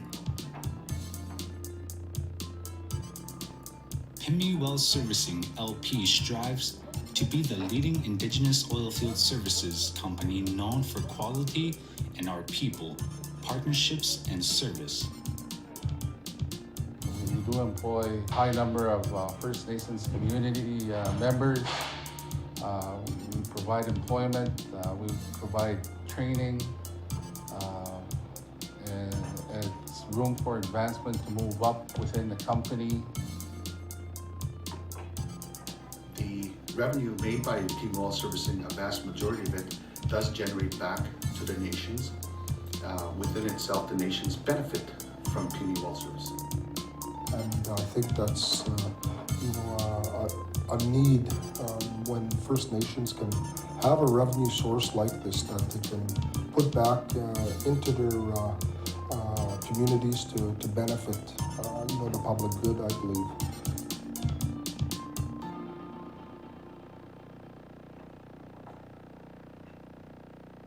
So our high focus, being a smaller company as well, is on safety. Our TRIF record is basically everything to the oil companies that keeping us working. So with our focus is to make sure that we're doing everything status quo by procedure to a T. We work on our JSA stop thinks, make sure that we're better than the next.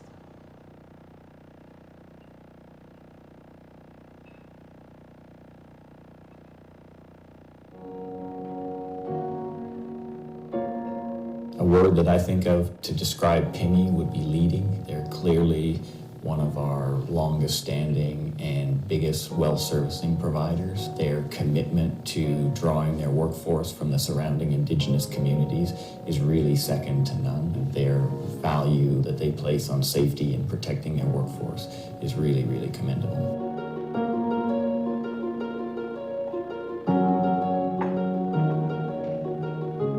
PIMI is a well servicing company. We provide service rigs, fluid shop personnel, and rod rigs to really help the oil and gas industry get their oil to surface. PIMI Well Services is a company that was formed back in 1984. It was created by the 6 First Nations in the northeast part of the province here of Alberta. They started off with 1 rig at the time. In the 90s, we started talking about with industry to give us another opportunity that we can grow our company. And I was really impressed with Imperial and also with Synovus to give us that opportunity to bring in more rigs. And it progressed throughout the 30 plus years that PIMI's been in business to today, which is 15 rigs. They employed around 137 people, full-time employees. They're 100% Indigenous owned. They're 98% Indigenous workforce. They provide a lot of opportunity, career development, employment, funding for different community benefits. And they're a big part of the Six Nations in the area and provide a lot of opportunity for them. And they've been doing it for a long time and will continue to do so.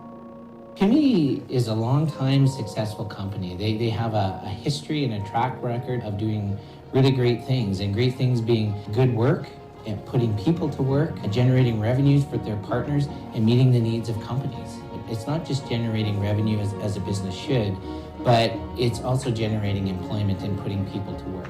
When you have both of those things, I think that's a great recipe for a successful business. Not only do they provide a very stable workforce from the local area that has a vested interest in the environmental stewardship of the Cold Lake region, they also provide that interface back to the communities in which we operate. The thing that I've always admired about PIMI is their willingness to always work with us to get even better. And I think that is a great leadership quality. I think it's a real honor to have that recognition from the CCAB Award, being one of the founders of PIMI, that I never knew 35 years ago that I'd be sitting here today talking about PIMI. I think we've come a long way and to prove that we can do a lot of these things and to be trusted by the industry, that we can work alongside with them. And it's an honor for me to sit here and say that we won this award is very huge for the workers, the staff, and all the First Nations that are involved with PIMI. Winning this award tells me that PIMI has been doing it right for 35 years. Trust your people. As simply put as that. Trust your people. They will take you and your business where it needs to go. What is PIMI, what is unique about it? It's a community-owned business, hence family. The relationships we build here is like family, right? And that's probably one of the most important things about working here. You know, it always boils down to our employees. They are the backbone of this company that's been very successful. I love PIMI. PIMI's a really good company to work for, and I am PIMI strong. I feel it. I believe it. I am PIMI strong. When you work on a rig, you almost have two families. You have a rig family. We see a lot of each other, almost more of each other than we do of our own family. So in that sense, we have a family away from a family.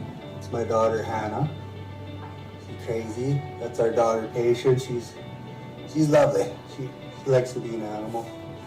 That's my boy. His name's Presley. His middle name's is Riggs. Yes. Rigging's a huge part of my life. I came from less opportune time and place in this community, and PIMI's helped me become the man I am today and ensure that my children have the opportunities I do. My boy Kingston is so proud of me. He said, "Dad, I want to be like you when I grow up." He's 10 years old. We practice safety. We care about each other, and that's the way I take it home. And my son wants to be a part of that. I wouldn't hesitate for 1 second to let him come back and work for PIMI Well Servicing.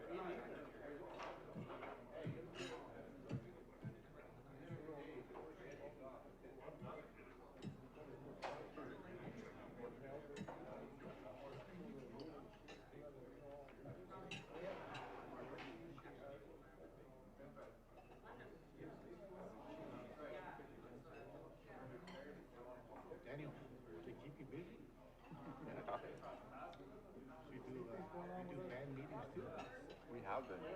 Yeah, we did. The original purpose of this was to start archiving and allowing band members to take on the meetings without being present. Free reserves, right? And then we have a lot of off-reserve members that it's always a big issue, them voices not being heard. So this was the idea behind this, but like I said, once COVID as well, now that's all we can do. We ramped up everything, and every single thing we've done so far has been basically through the internet. It's worked out good. We've got some huge feedback from everybody. So, like everybody said, Zoom meetings are saving untold amounts of money in travel, and the quality is just about the same. It's nice.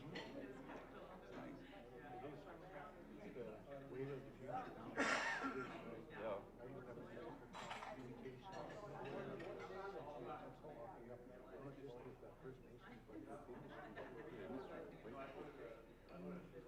When I used to go to face-to-face meetings, people are too small to do this.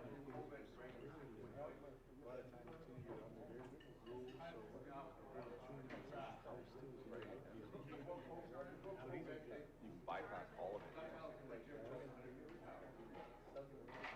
I don't. When you're looking at industry and like growth and heavy investment in oil and gas, I think there's a pretty glaring hole in this industry. Obviously, the demand is huge, but I don't even know anybody in 300 kilometers that can do what we're doing right now. It's not there. The young people are saying very surface to what they're going to do with the upcoming summer.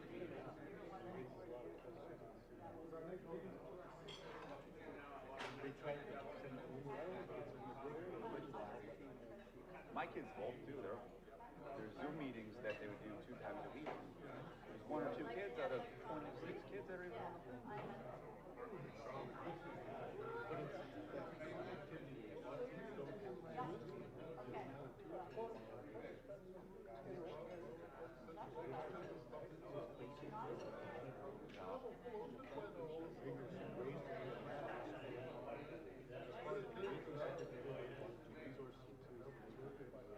Entirely. We're going to be a lost generation. Homeschool, unfortunately, learn from mom and dad and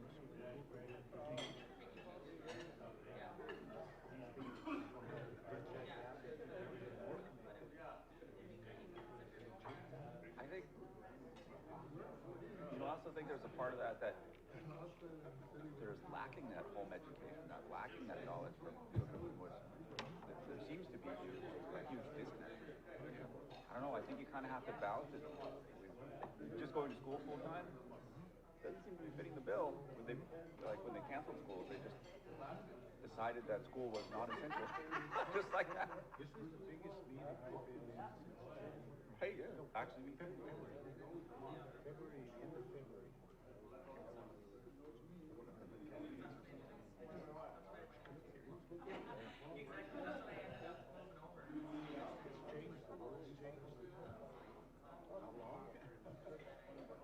Well, I don't know if once you go a certain direction, I don't know if you can go back, right? Like you get adapted to the Zoom meeting and like, this is my job now. Yeah, that's my title at the Nation's Communications Coordinator under the IT banner, but all of it. If it has to do with the nation, you can see it or you can hear it. No, I work specifically for the nation. This nation. The ability to do that externally, though, like that. In today's climate, like you could make a huge success out of just traveling. I was telling that to Cam the other day. I said if this was 15 years ago, there'd be a truck outside with satellites on it. Like we take that level of technology to do this, but in a short period of time, we're sitting at a desk with less than $10,000 worth of stuff. We can communicate to the entire planet. So yesterday we had presenters from Arizona that were on. There's ones from upwards by the Northwest Territories to the Zoom, and we're all connected at once. So they would all connect to here, and then this would go out to whoever connected on the planet. So to be able to do that in a small little box, you have to take a step back and go like, I wonder if more nations are doing that. I don't know. I'd like to reach out and find out who else is doing that.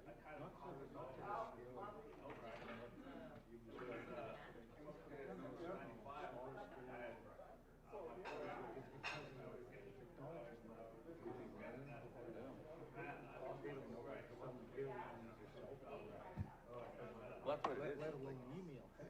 Or an email. Yeah, when you send out an email, and you have to go through somebody to print it out for the.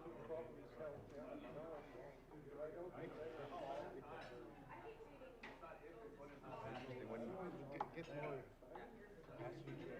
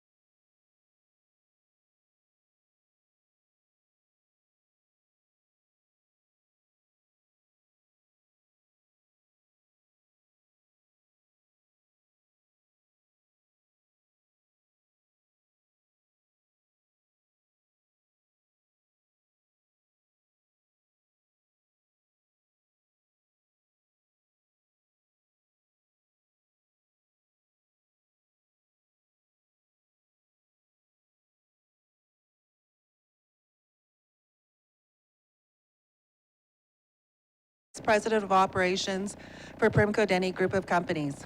So I've been with the corporation now going on 20 years, and I was promoted in 2006 to VP. Primco started and was incorporated September 1, 1999. And it was incorporated as a result of 5 councils ago. So we've been fortunate to work with 5 leadership changes in the last 20 years who've all been really supportive of Primco and all of the initiatives that we've tried to implement over the years.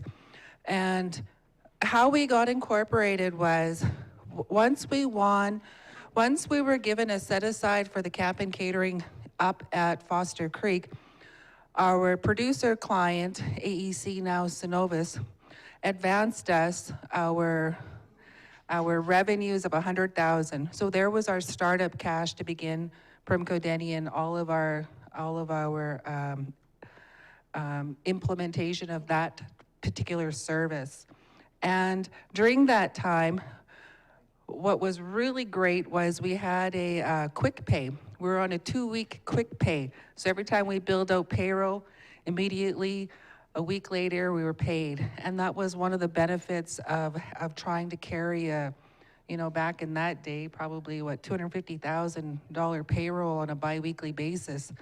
And now at one point in time, prior to the downturn in 2014, we're at about $1.5 million on a biweekly payroll prior to the downturn, and peaked out at 991 employees. And now we're down to 473 employees. So I'd like to introduce my colleague, Shane Friesen. All right, thank you, Tammy. So just to give you a brief background, I've been with Primco about 5 years, and before that I spent most of my career working for the producers. So I'm a petroleum engineer from the province, and got to work on the other side of the table with most of the communities in terms of, with the industry, but sure enjoying it, working for Primco. So Tammy and I are going to present today. We've got 2 videos to watch. The first one's about 3 minutes long, and the second one's just over 3 minutes. And then we're going to speak at you a little bit more. So we're going to share you with the story of Primco. So without further ado, we'll hit play.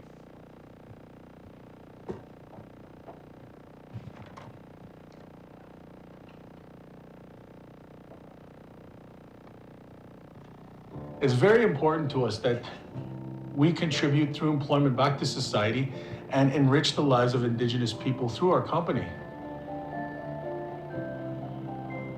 When we say we're going to employ community members, and we say we're going to employ Indigenous workers, and we say we're going to employ Indigenous subcontractors, we do it better than anybody else.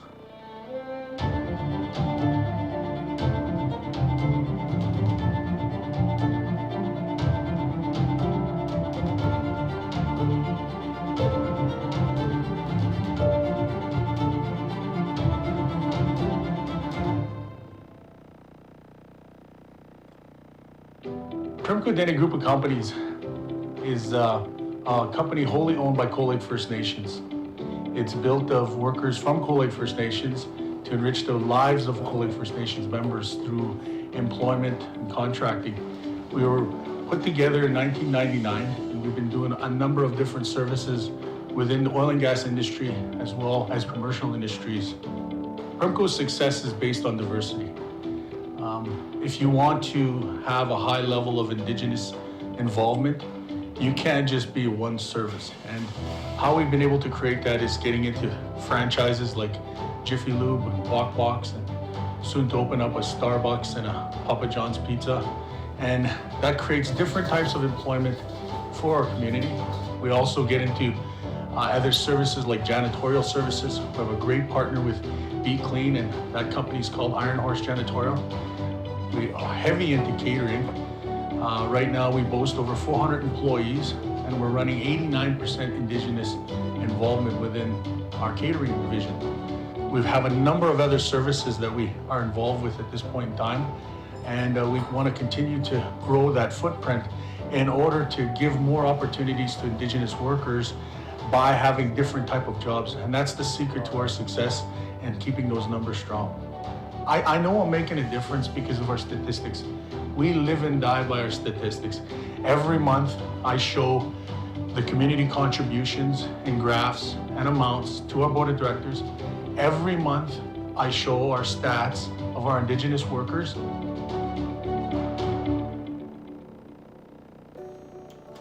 I'm very proud of Primco Denny.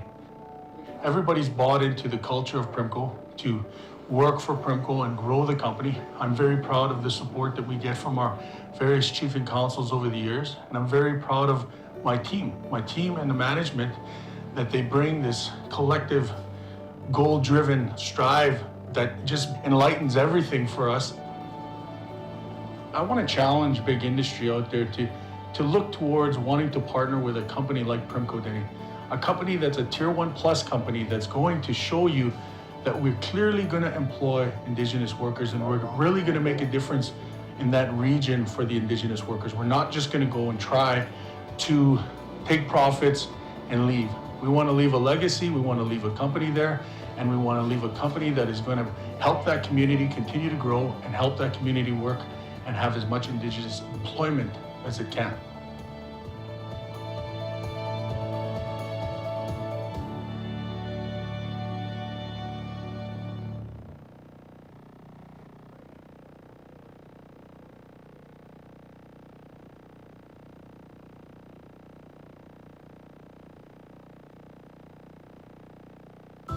In a land built upon opportunity, steeped in tradition, and infused with cultural heritage, is a company with a purpose: creating opportunity. Founded in 1999, Primco Denny is a fusion of the things that make us unique: our land, our people, and our culture. The Primco name comes from Primrose and Cold Lake, Dene meaning people. To further distinguish ourselves, we are Dene Suthlane. We're based in Cold Lake First Nations traditional territory, working across Western Canada. There are many business units that make up Primco Denny group of companies, offering a variety of integrated site services.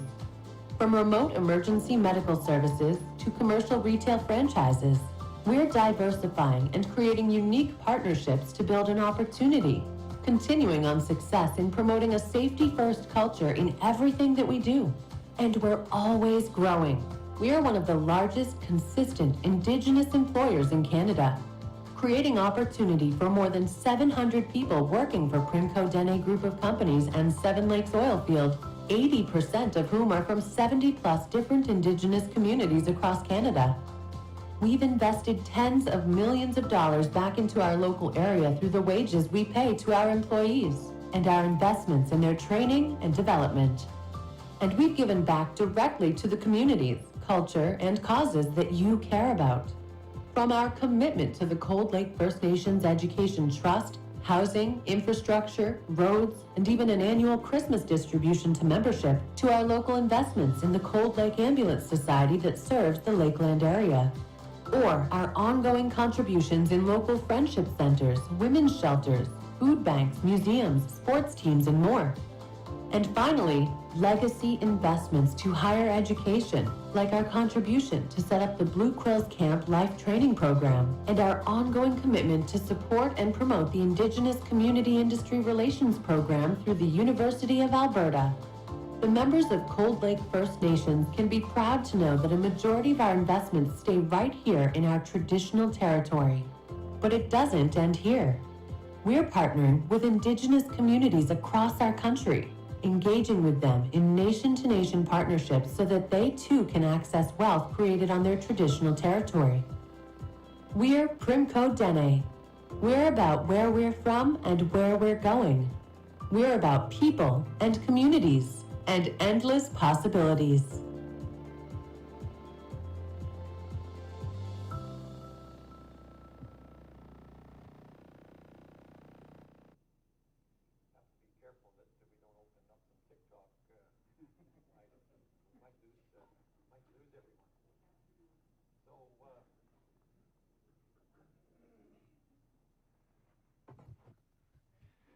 So one of the things James wanted to touch on, and James was in the first presentation, he's our leader, our CEO, and he wasn't able to join us today, so he sends his regrets, and I think I teased him, he was enjoying too much Blue Jay baseball for the first time in 4 months. His eyes were a little sore this morning from that, he said. But he wanted Tammy to present, she's got a few more slides coming up. But what's on the screen here in front of you right now is a timeline. And one of the things that we wanted to showcase today or talk about was the word collaboration that, many of the other presenters ahead of us have spoken to, and specifically with, the group that's in the room today, that how we've worked together. We've actually started from that role model of Seven Lakes, where we all work together to create the company and lobby and advocate for work for all the communities in the region. We actually took that model and that's what I wanted to talk to today. In 2015, we extended that model to Ermineskin. And with Ermineskin, we really focused at the time on camp employment. So that's when it was hard to find workers. And at the time, the chief at Ermineskin, Randy Ermineskin, connected with Primco, and they agreed to try to work together to find, a way to get more employment. One of those things was to create an Edmonton office where Indigenous workers could come to an Indigenous office and kind of get orientated and get on the bus to go to the camp jobs or to, make application for other work. From there, we kind of fast forward a bit to 2018, where we kind of, pardon me, I skipped a year already.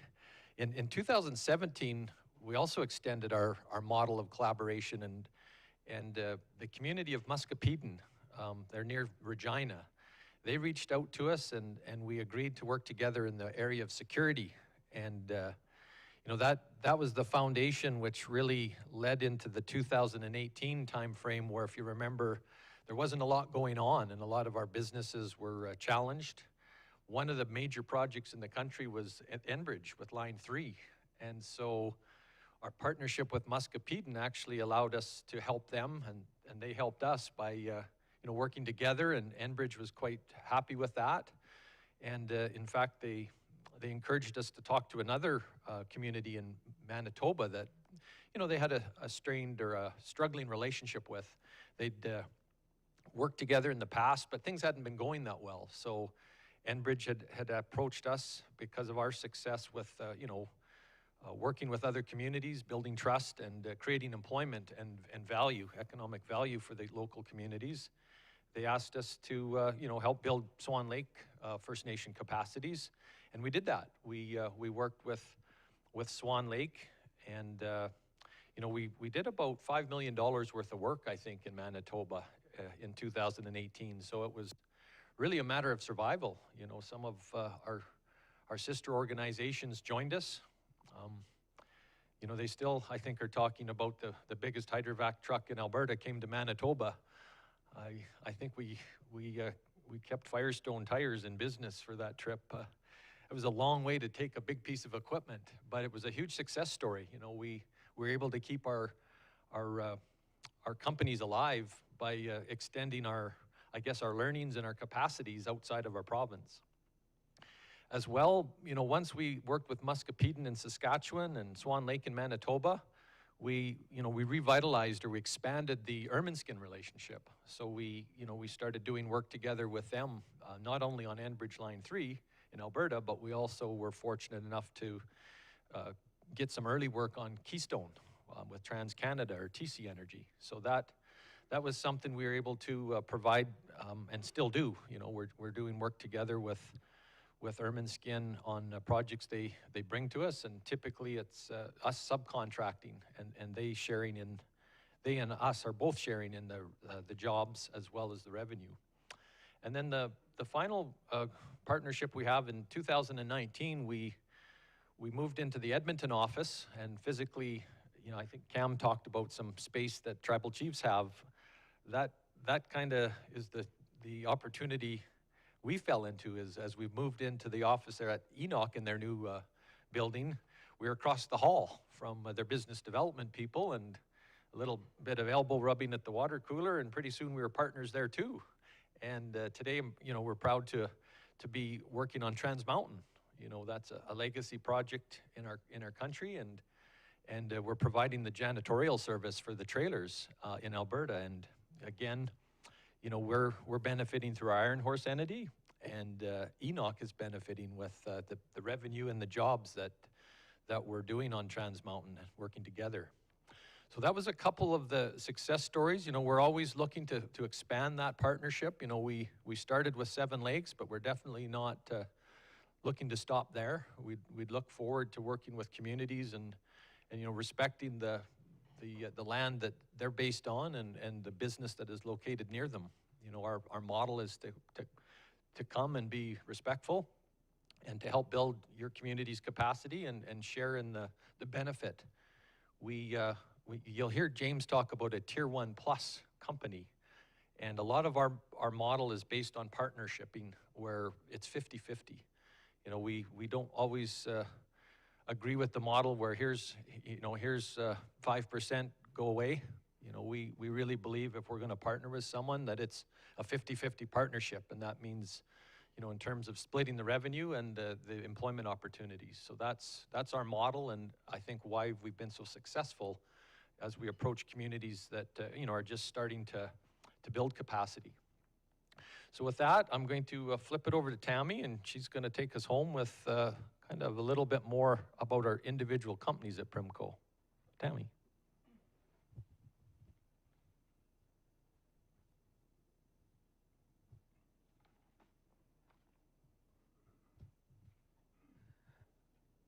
So one of the benefits of being a large Indigenous employer, one of 4 in all of Canada, is our ability to hire and maintain and retain Indigenous workers. So here's a group of slides that just gives you an overview. So our mission and vision and value statements has been deeply ingrained in all of our structures that we implement to support our business unit. They all play a key role in how we deliver our service.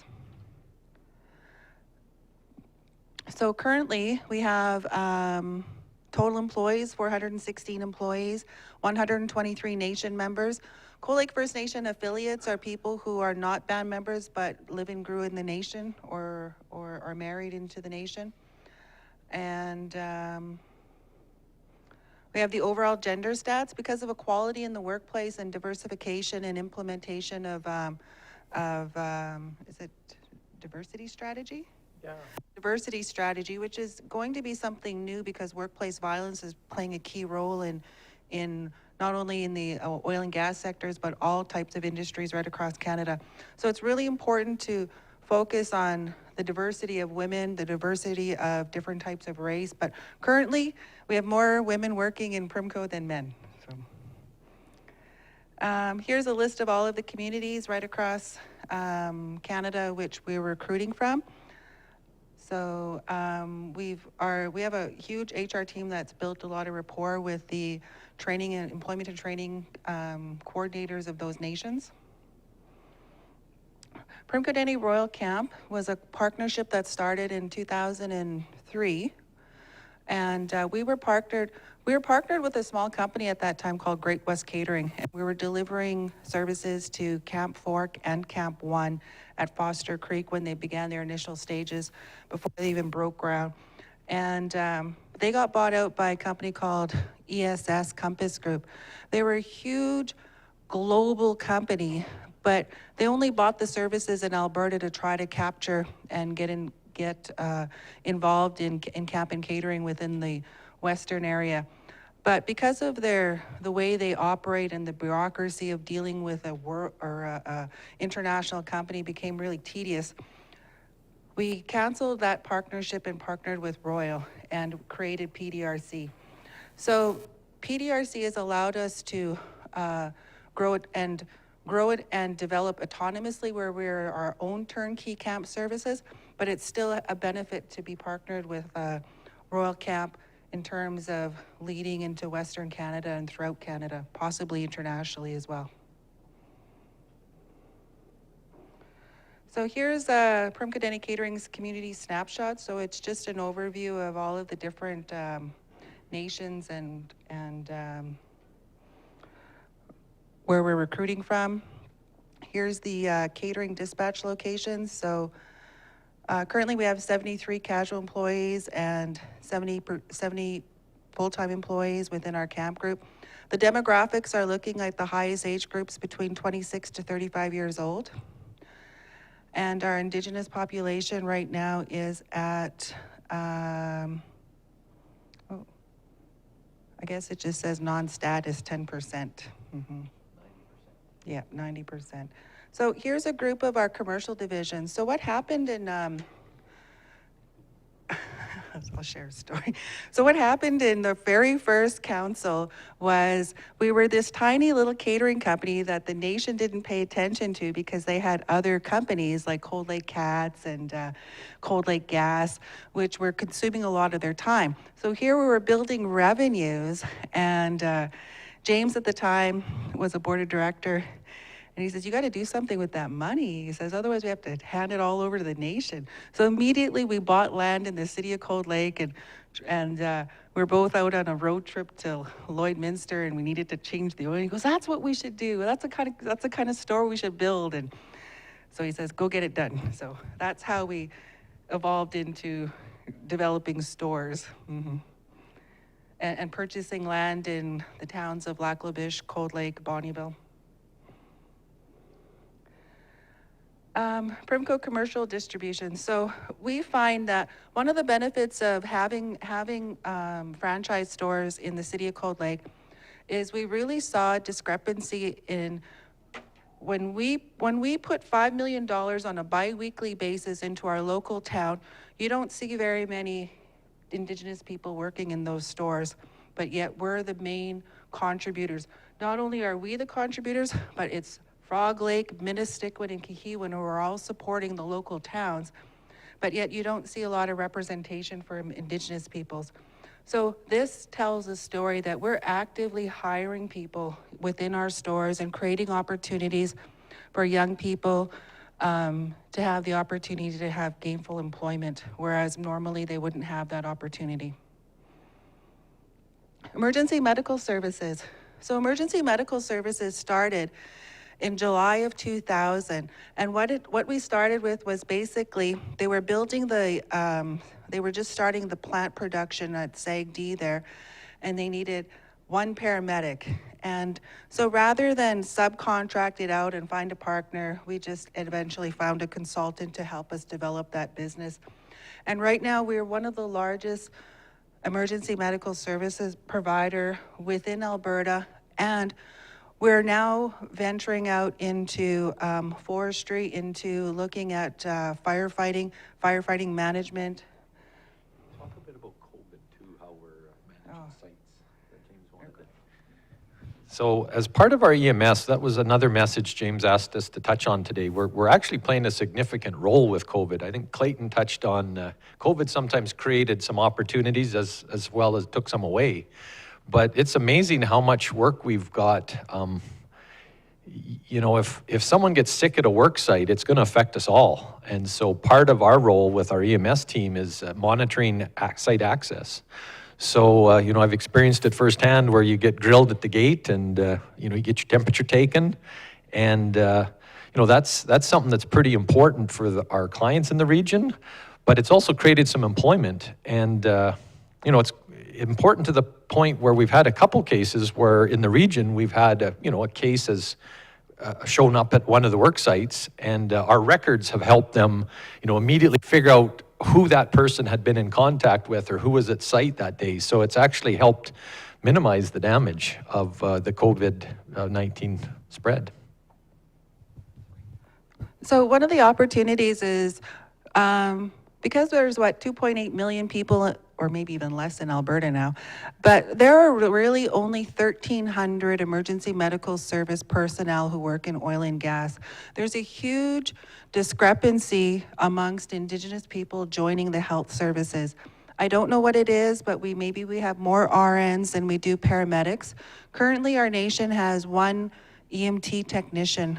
And so it's an area that I think our employment and training groups really need to focus on, because these are viable, long-term employment opportunities for our people. And literally, it's 100 kilometers from our doorstep. So, and they pay really well because they create a need, and plus there's a shortage of it. So that boosts up their rates. You know, a basic starting wage is $4.50 a day. So it's a good opportunity. We're really needing help in this area to help recruit Indigenous people into the medical field.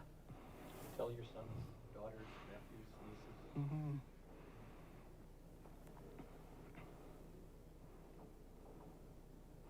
So Primco Security Services. So we've always had security services. In fact, it was one of our very first partnerships. It was with United Protection Corporation. They're no longer in existence now.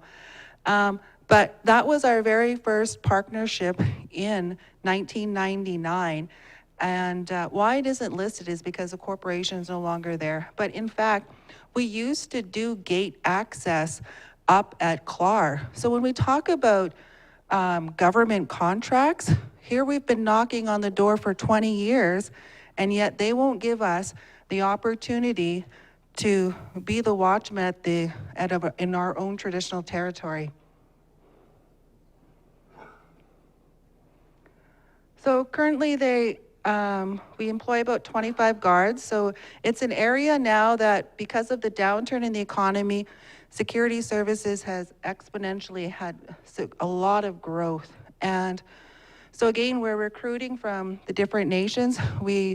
It's having that ability to move the new people to the existing services, taking our existing 25 people and giving them an opportunity to work out of province.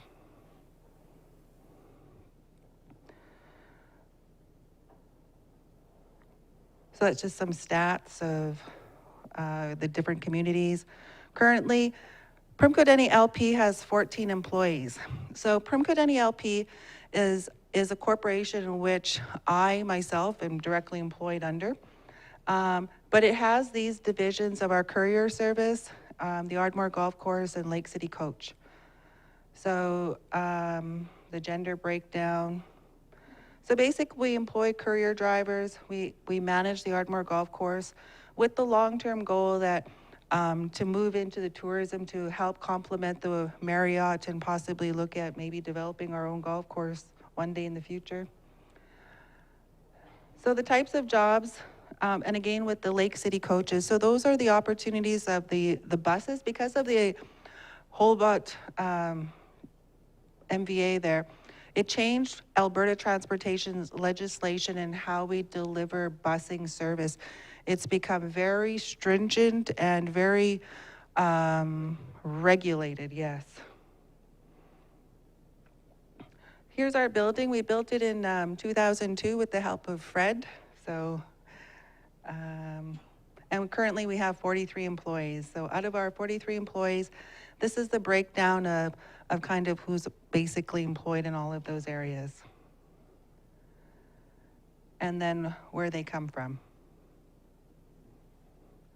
So this is with Iron Horse, Seven Lakes, and Primco Denny being in the main building, it's easy to work with our subsidiary companies to look at new projects, to look at expanding.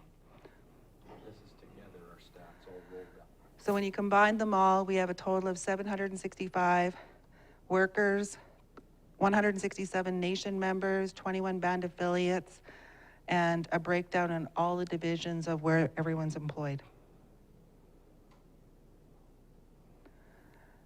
And then a further breakdown of the divisions. So you can see Seven Lakes employs the most out of all of the divisions.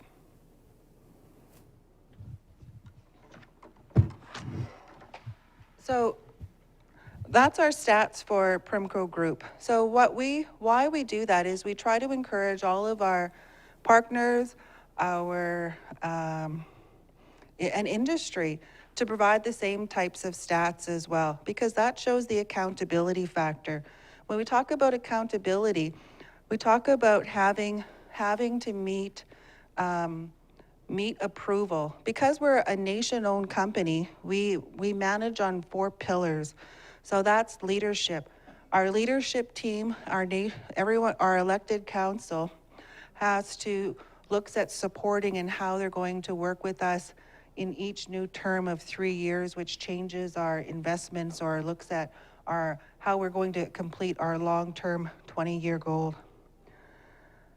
The next one is our community. Our community has to be able to support all of our initiatives as well as be involved and be part of the solution. Because if we look at our long-term succession, we're going to need community members to step into our roles in the future. And our management team. Our management team has to buy into all of the concepts. You know, it was a real big sell for Shane and I to convince the management team to go to Manitoba. So they have to be involved, and they have to be able to provide solutions as to how we're going to deliver the service. Because if you don't have their buy-in, they're not going to put their effort into new projects. And the last one is industry. Without industry supporting Indigenous businesses, it's only become new. It's relatively become new, whereas now they have to ask and get approval. Whereas, 15 years ago, it didn't matter if they approved the project or not and gave all the awards to all their subcontractors who didn't have an Aboriginal policy and didn't care if you got included in the bid process or not. So that's all changing now. And it took 20 years to get to this point of change. So industry is definitely on board in supporting Indigenous economic development. But it's really the federal government who needs to take and step up and be accountable. If they put forth and say that they're going to put forth all these dollars of investment, well, we're located 12 kilometers north, and they didn't even award us a janitorial contract, but we've been in business for 20 years, and we have a lot higher standards put in place to meet those operating procedures because of experience, but yet didn't even win the award. So when we talk about change, I think the change really has to come in legislation and putting the government accountable to how they're going to work with Indigenous peoples moving forward. So, thank you. Yeah, does anyone have any questions for Tammy or I that will deflect to someone else that isn't here? Well, if you have any comments or you want to look at pursuing that partnering idea, don't be shy to approach us, and we can talk outside of the meeting because we're all about collaboration. So thank you for your time. There's a question there.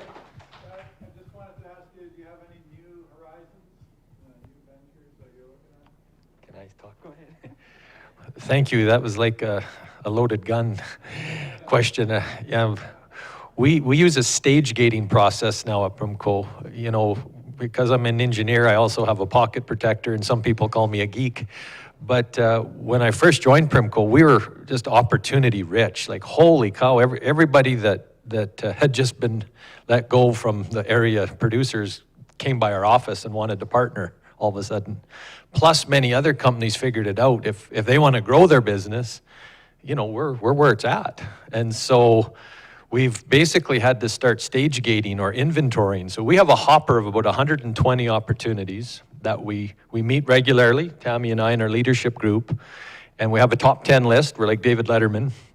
And, we pursue that by quarter, and sometimes that changes. It depends on what the current market conditions are. Some of the items are more urgent, but, there's all kinds of things in that hopper. And, it's not just energy, it's renewables. I mean, there's a lot of diversity, and that's where we really rely on James and his, the board and our council to kind of guide us. Like, here's what's important to us right now. Let's progress it. And by stage gating, it allows us to exit. Saying yes to something's real easy. Saying no to something is the hardest thing to do as a project manager. It's like, boy, how do you make sure the good opportunities come to the top? It's saying no earlier to other opportunities, or just not yet. So, great question. Do you want to add anything? Any other questions? Okay. Thank you. Let's give them a hand. Shane and Tammy, thank you.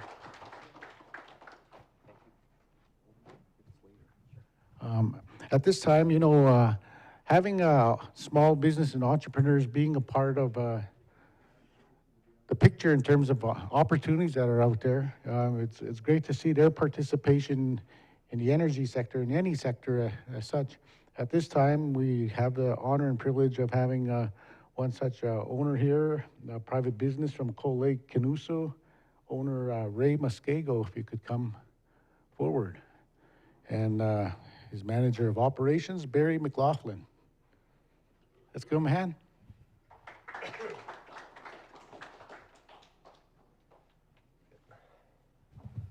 Thank you, everybody. Welcome to my country. On the spirit of business well-being.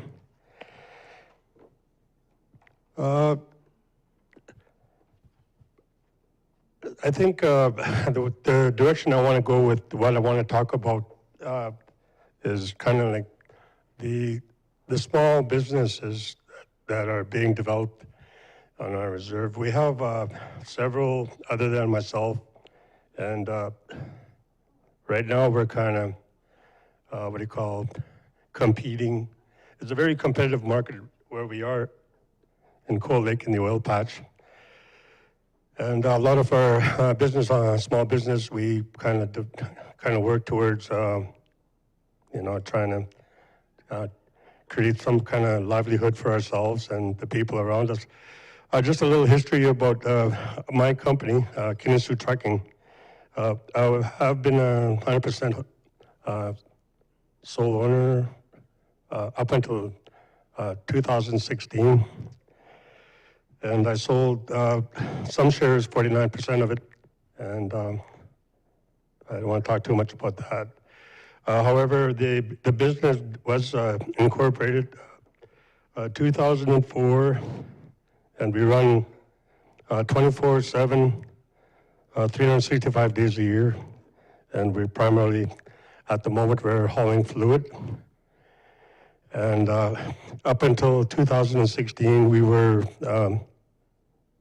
probably had about 60 plus Class 1 drivers working for us, and an office staff around 10. And since the oil crunch kind of happened, we kind of had to downsize significantly. Our profit margin has dwindled quite a bit, and I'm pretty sure everybody here is aware of that in their own companies. And so I have a little bit of, rather than going into my business a whole lot, I want to talk a little bit about myself as well, as an individual and being an entrepreneur, single entrepreneur. As a First Nations owner of a business, we're somewhat a little bit of a disadvantage compared to like a community-owned business like Primco, Seven Lakes. We don't get the recognition that Senior Role would look at as me, as an individual versus a community like Cold Lake. When Primco is owned by Cold Lake First Nations, I'm not. So CNRL will look for Encana, Synovus, whoever, they will look at them and say, Primco will get the contract before I get it. So when I started my business, that was one of the hurdles I had to, kind of had to maintain. And again, talking about the business, we have endured, like we're closing in on 20 years coming up, and I'm very proud of that fact. Also, in 2016, we were recognized by the Canada Council of Aboriginal Business. I think in June or July 2016, I got a call from CCAB in Toronto. They want to do an article on Canuso Trucking. So if you can, I don't know if it's in the archive or whatever, but it is significant to us at that time because we're really doing well. And, again, the people that were in the front lines were the ones that made Kinnisuit really look well. Those are our resources. And, you know, I'm kind of hoping maybe, like I heard earlier, that 2021 was going to be maybe hopefully a better year than 2020 might be better than 2020. We need to get back to where we were, you know, we're working now, but it could be a lot better. And we've ventured into a lot of different aspects of the oil patch. And Barry will talk about that. Barry's my operations manager at the moment. And but on a personal level, like most of the entrepreneurs here in Cold Lake, and I know a lot of them, they're pretty well educated and well experienced, you know, in what they're doing.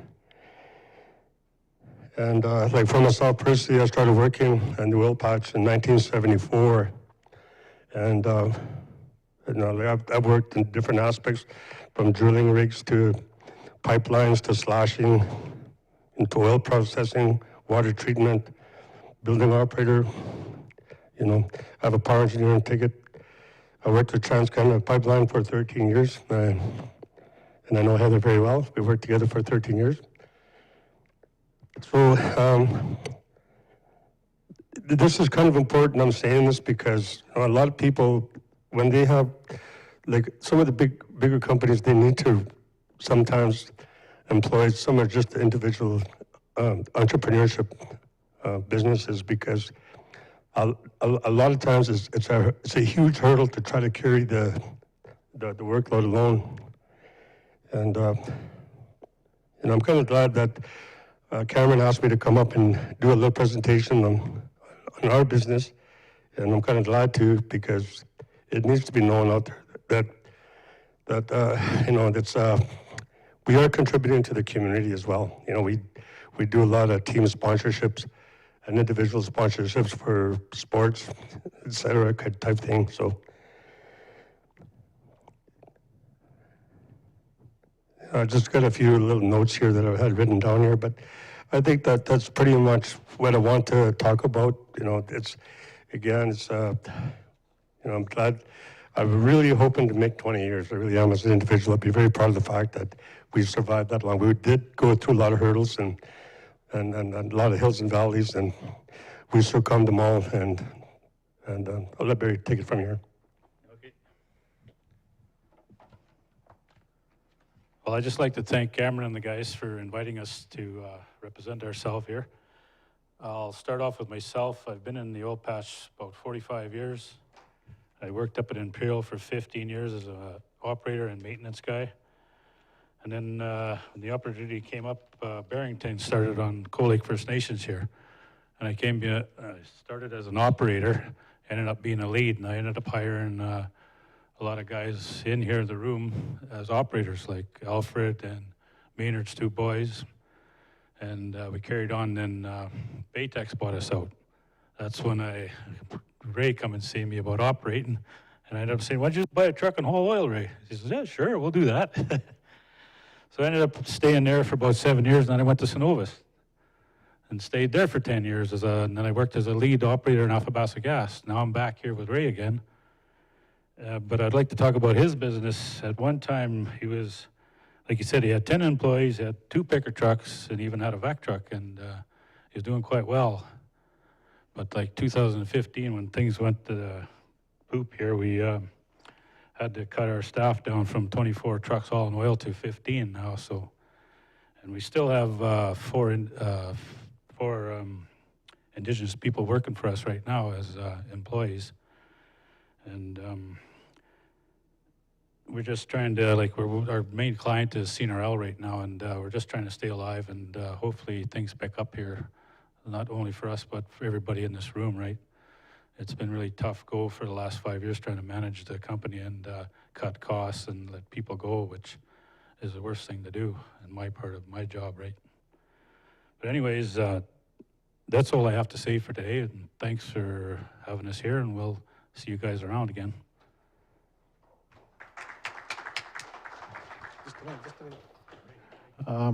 Anybody have any questions or comments? No? Okay, well, I think you got off easy. Again, thank you for coming out. It's good to see the small business people out here. We all share in the same struggles, and certainly there's ways we can work collaboratively to support one another during these trying times. At this time, it's my honor again to introduce a colleague of mine, Tom Jackson, who is the CEO of Good Fish Management Corp. Tom hails from my neck of the woods. Do us proud, Tom.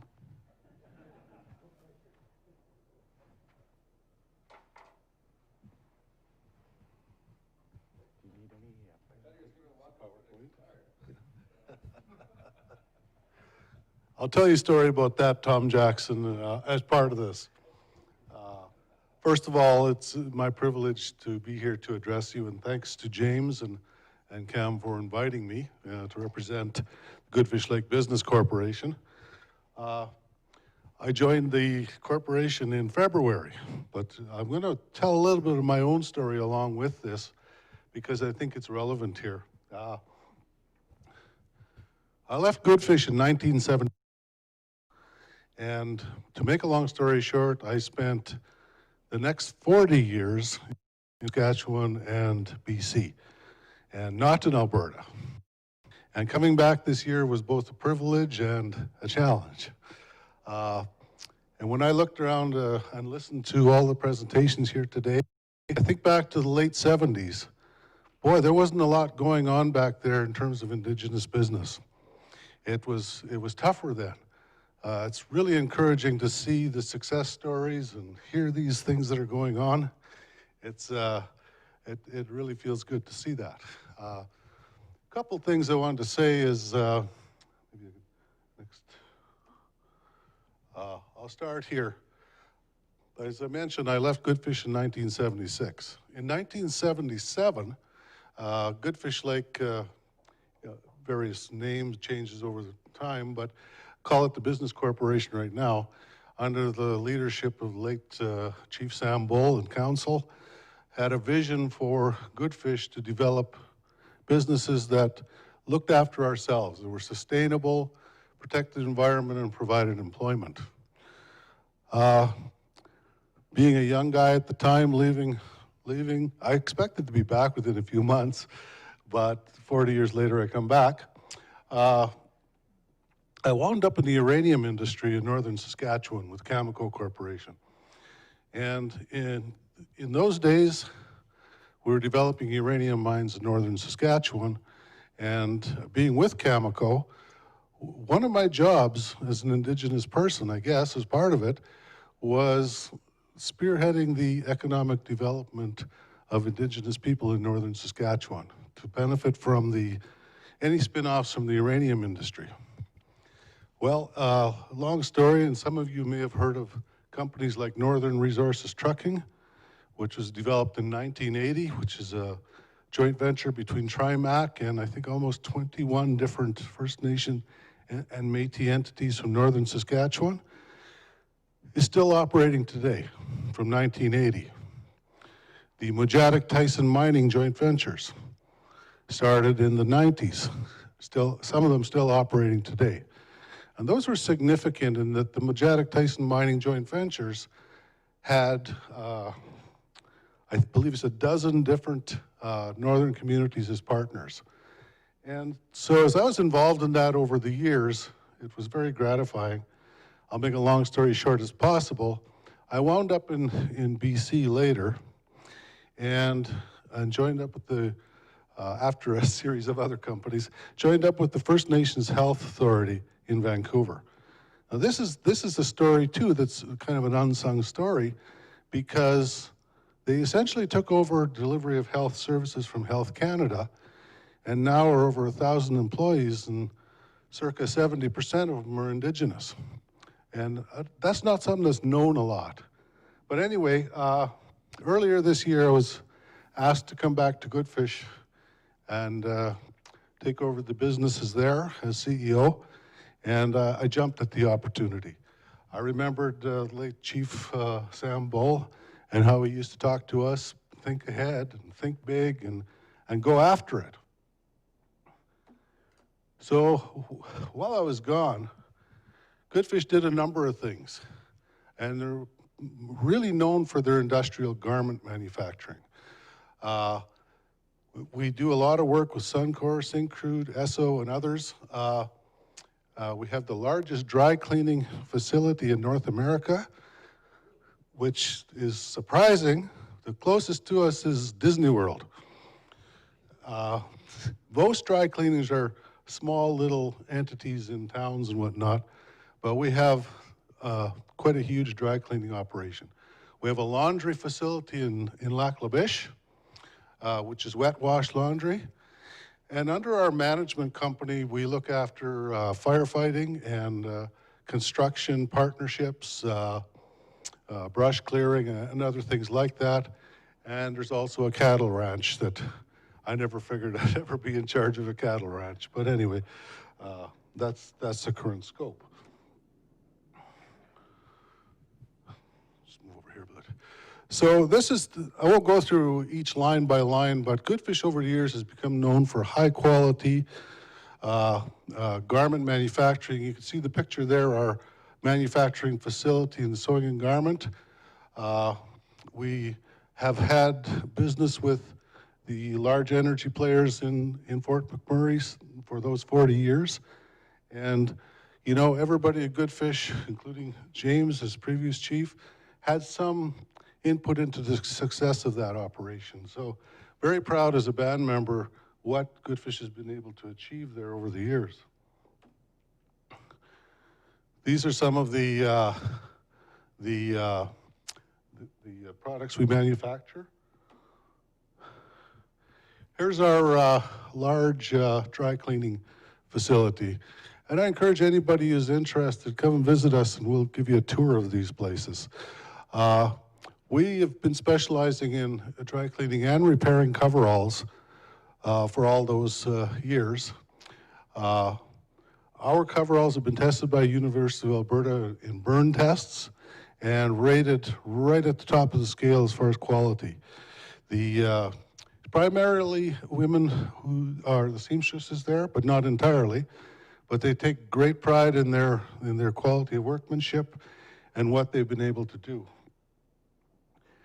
As an interesting aside, I'm going to add that when I got hired by Goodfish to come home in February, I was thinking about this. Okay, well, the energy prices are down. You know, maybe I can live with this. There's not too much of a risk here. So I came here in February, and of course, COVID came along. And all of a sudden, I'm starting a brand new job, and we've got a pandemic and low energy prices in front of us, and we're quite involved with the energy industry. When the pandemic hit, we were in there, and we were fortunate to be called a essential service in support of the energy industry. So we kept going, and as Suncor, for example, went from 8,000 workers down to 3,000 workers, our coverall volume dropped, our dry cleaning dropped. You know, it was tough times. But we looked at this thing and we were thinking about, you know, what else can we do? One thing came up was potentially masks. And at that time, Canada had not yet joined the recommendations that masks would prohibit the spread of COVID.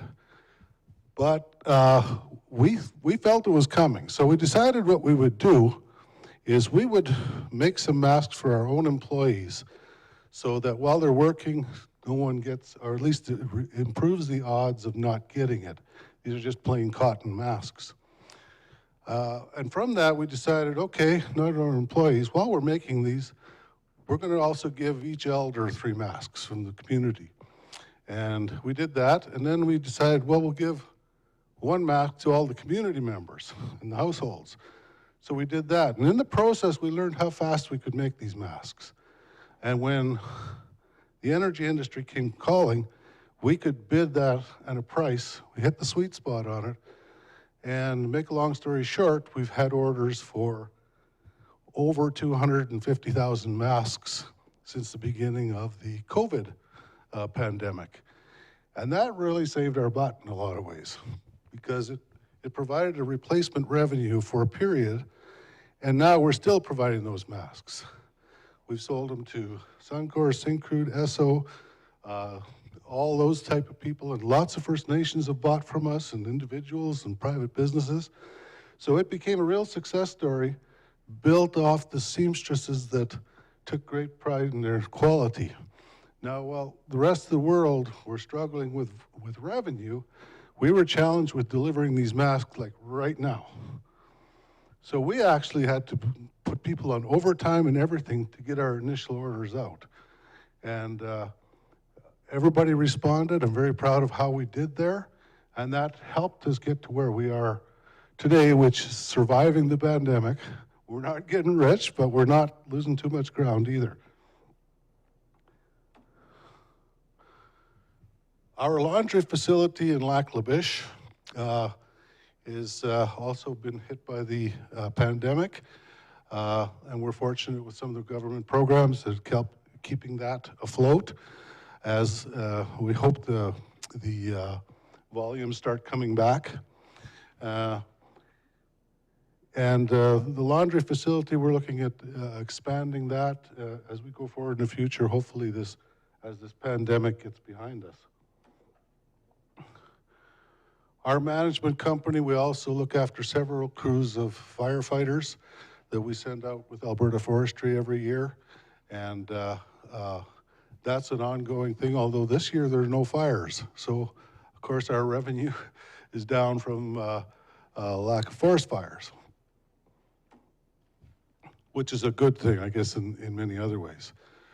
The other side of our business is our part of the management company where we partner with several key partners in civil works construction, brushing and clearing, safety services, and a few things like that.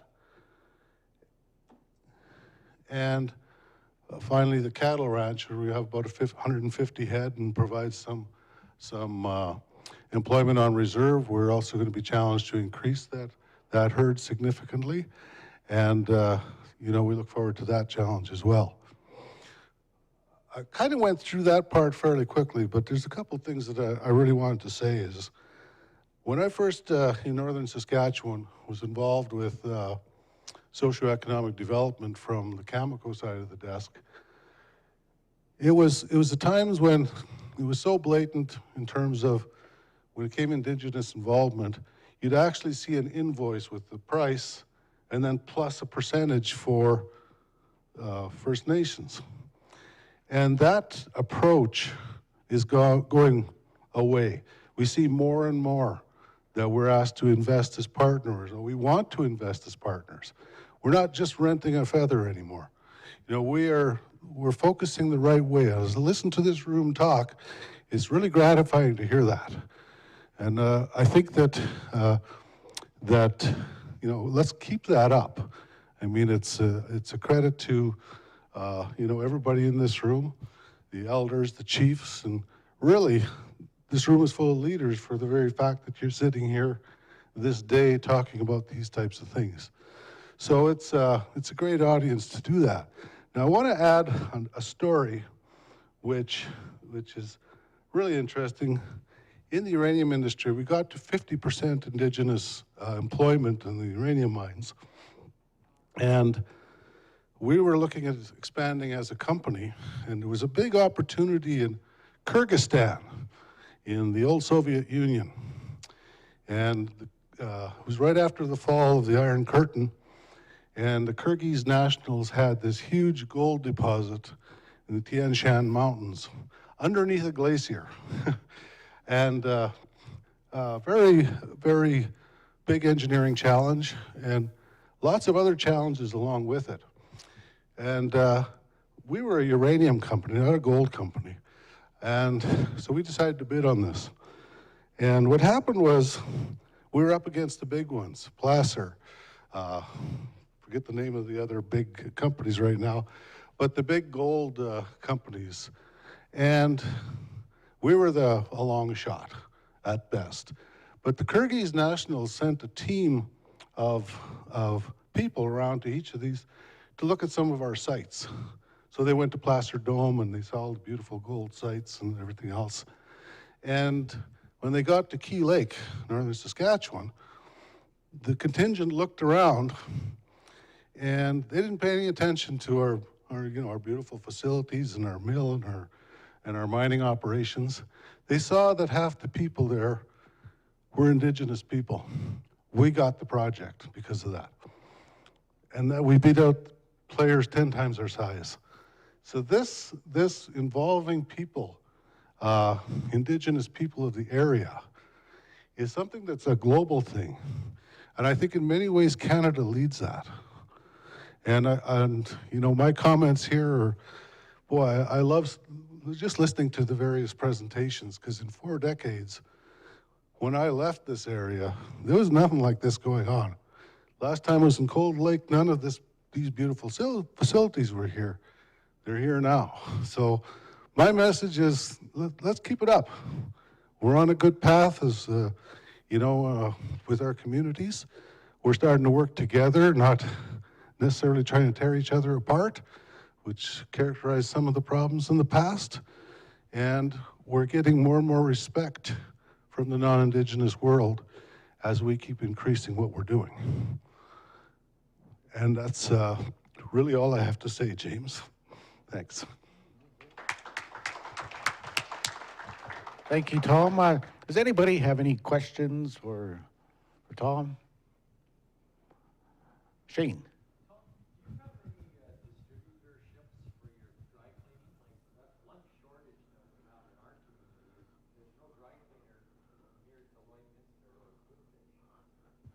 Well, we have the large dry cleaning plant, and we also have a transportation division. So we pick up and deliver. We also put RFID chips in each coverall. We're starting to. We haven't done it 100% in the past, but that's one of our initiatives. So we can track how many times that thing is washed, returned, recycled, that type of thing. And it's also helped with, theft of those coveralls, which was a problem with some of our customers. We don't have a distributorship per se, but certainly anywhere in this area, we can deliver, pick up and deliver. As customers? Oh, certainly. Come and talk to me. Okay.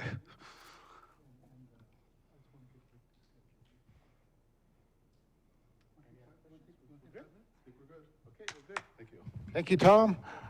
With that, we're going to take a 5-minute break.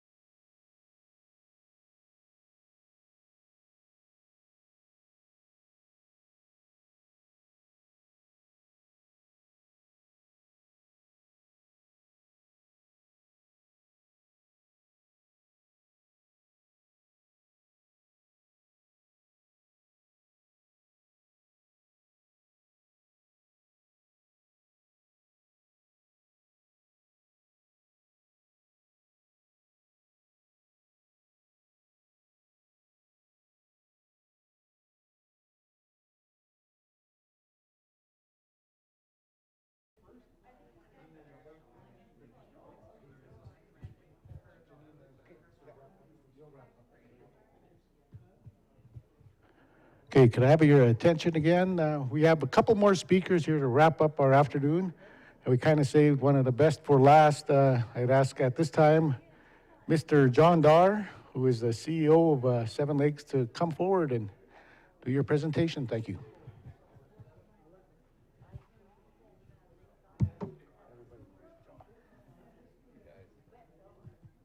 Very well. My karaoke mic's not as good as yours. It is a Shure mic.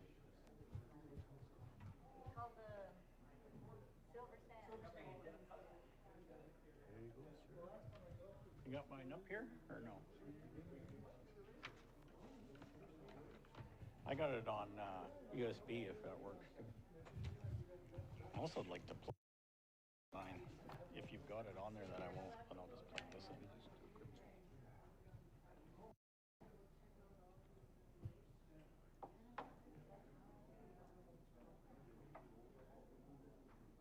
John, July 2020?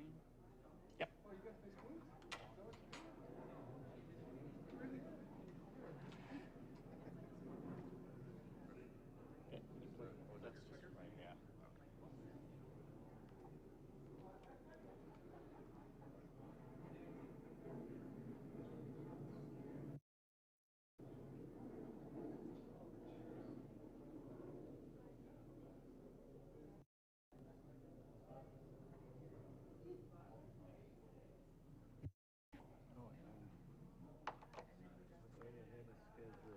Yes. Good. Yes.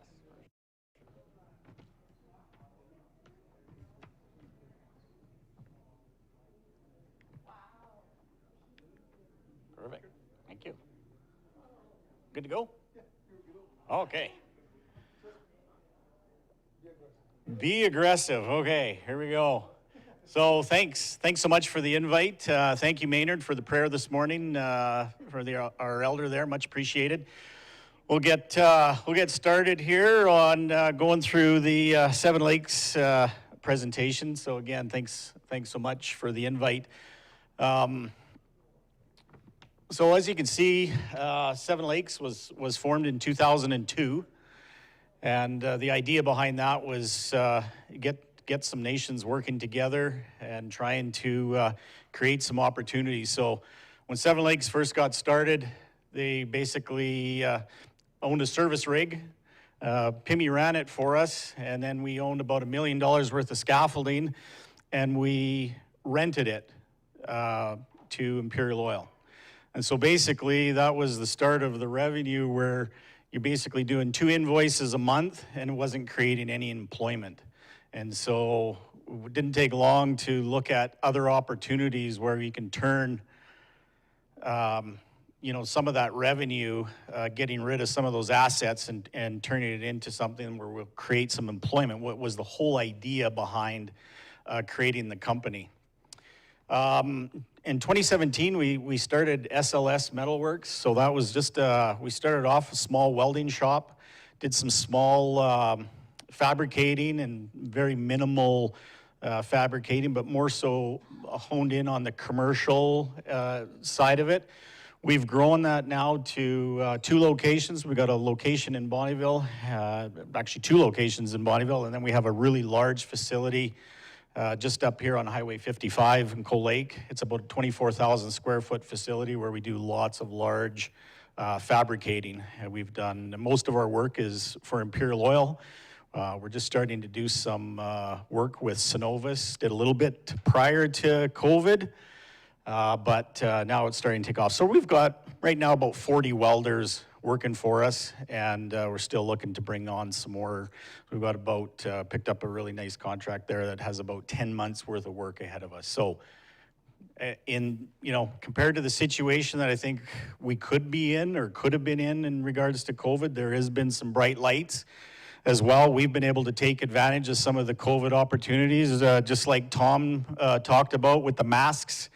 We were able to, every wash station that we owned, which was about 50 of them, that normally you pretty much have to give them away at an event, tie them in with our porta potties for free. We have every one of those out on location right now at various facilities. So We stock them, we clean them, we fill them daily, along with about 25-30% of our toilets have gone out, porta potties, so that they can have more areas to cut down on common areas to go to the washroom, so they're spread out throughout sites. So COVID has helped us actually do that. So that was, a little bit of a silver lining in there, and every wash car we owned is out right now on rental. And so those kind of things. Office trailers, pretty much, we're pretty much cleaned out as far as that is. If you try to find any of that stuff, good luck. It's all on back order right now, and I think you still walk into Sobeys and Home Hardware and you still see the wash centers set up there, and I think that's going to be kind of the future for quite some time. So we took advantage of that as well, and some of those opportunities. We are proudly owned by 7 First Nations. So, when you get out to meet new clients, you go out and talk to people, or you just kind of let them know they assume that we're some sort of a joint venture. And, and then once they learn that, no, it's actually the nations that own the company. And so a number of years ago, Coal Lake was the one that kind of started to form that idea, went to the other 6 nations. So the cool, unique thing about this is Coal Lake owns 50% of 7 Lakes, and the other 6 nations that equally own Pimi own the other half of 7 Lakes. So it's very unique. It's 7 nations working together, and so it's been a very good success. So how does 7 nations manage a company? Well, you get 2 general partners, and one is Pimi Well Servicing, and the other one's Primco Dene. And so how that works is Primco Dene is 100% owned by Coal Lake, so they get 3 board positions to govern the company. Pimi, out of the 6 nations, they get 3 elected board positions. So I report to 6 board of directors, and that's kind of how that is governed. The 6 nations that equally own Pimi, they just rotate. So every year, one of the nations comes off the board and another one will come on. So we try to make it as fair as possible. Just a little bit about myself. I don't really like talking about myself. I'm fairly humble when it comes to that, but part of my commitment is making sure that I'm responsible for the strategic direction of the company and delivering strong financial and operational performance. I think that's something that the board of directors and the nations, they expect that of me, and my dedicated focus on creating long-term meaningful employment for Indigenous people. And I think I've held a number of management positions over the year. I know somebody said Parkland today. I think it was you. I spent 10 years with Parkland Industries. So some of the things that I picked up on there, one was I used to, I remember getting a phone call one day from Jack Donald, and Jack Donald was the guy that started Fast Gas. And he called me one day and he was asking me that I took my van in for some service. And he said he noticed on the invoice that it said my coolant was low. And he wanted to know if I just let them fill that with water, or did they actually put antifreeze in it? And he wanted me to trust and verify that actually happened. So what that taught me is when I did get to Red Deer, we went down there quarterly for meetings. When I went in and I talked to Jack and I said, like, did somebody bring this to your attention? I'm just curious. And he said, no. He says, I go through every invoice, every PO that comes through this company, I go through. And I adopted that. I did it from day one in every management position that I held, and I still do it today. I go through every PO, I go through every invoice that goes through the company, and that's one thing that I took many things from Jack, but that was one that I will carry on with me forever. Some people think I'm crazy and I'm micromanaging, but I tell you, I catch a lot of things, and most of it's just communication and human error that causes it. But anyway, that's something I'm going to take with me. One of my biggest accomplishments was getting that graduate certificate from the U of A in Aboriginal Community Industry Relations. And that was fabulous to take. And I know there's other people in the room here that have taken that. I was the very first person to take it in the group. And, you know, Dr. Pat McCocus, that puts it on, does just a fabulous job. And I ended up going through all 6 mods that they put us through, and I was able to get the graduate certificate of that. And I tell you, that taught me a lot of things. And what was really cool about it, I was in that class with a lot of Indigenous people that never experienced a lot of the things that we experienced there. So I think it was really cool for everybody. And I encourage anybody that can possibly, look at taking that course in the future. And I know, when the downturn came in 2015, a lot of companies closed all that kind of training off, and there was very little dollars to go into additional training, and that was one of the ones that was cut, because that course was starting to become hard to get into, and then of course the downturn came, and I think they had some struggles filling those classes. But this is the most important page, or the most important piece that I deal with on a regular basis, and this is our employee stats. Cameron can attest to this. He was a board member for a number of years for Seven Lakes, and James Jackson, he was a board member for a number of years for Seven Lakes, and they can attest that when I go through our board reports on a monthly basis, we meet regularly, monthly, and when we go through it, you can hear a pin drop in the room when we get to this page. They expect the financials to be in place. They expect that to be in good shape. They expect that.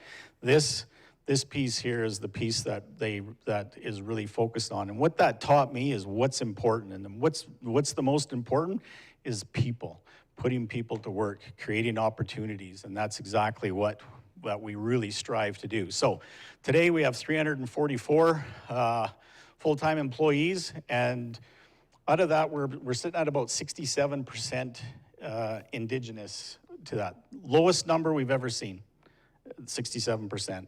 We've always been above 70. A lot of the big reason for that is COVID. COVID has really taken a toll on our Indigenous workers, just in various ways. I think there's a few that we've been able to hone in on, and it's just what's going on in their home life, what they're feeling, the risk of potentially catching COVID when working in a large group of people, like when we work on sites and bringing that back to their homes, which just doesn't affect 1 or 2 people, it can affect multiple people. And we also have programs like CERB out right now, and so that's, and then we have beautiful weather like today, and who wants to go to work? Right? So there's a few challenges there that we have. So 67% is the lowest that we've seen in a number of years. But out of that 344, 44% is, 45% is from the core of the nations, from the 7 nations.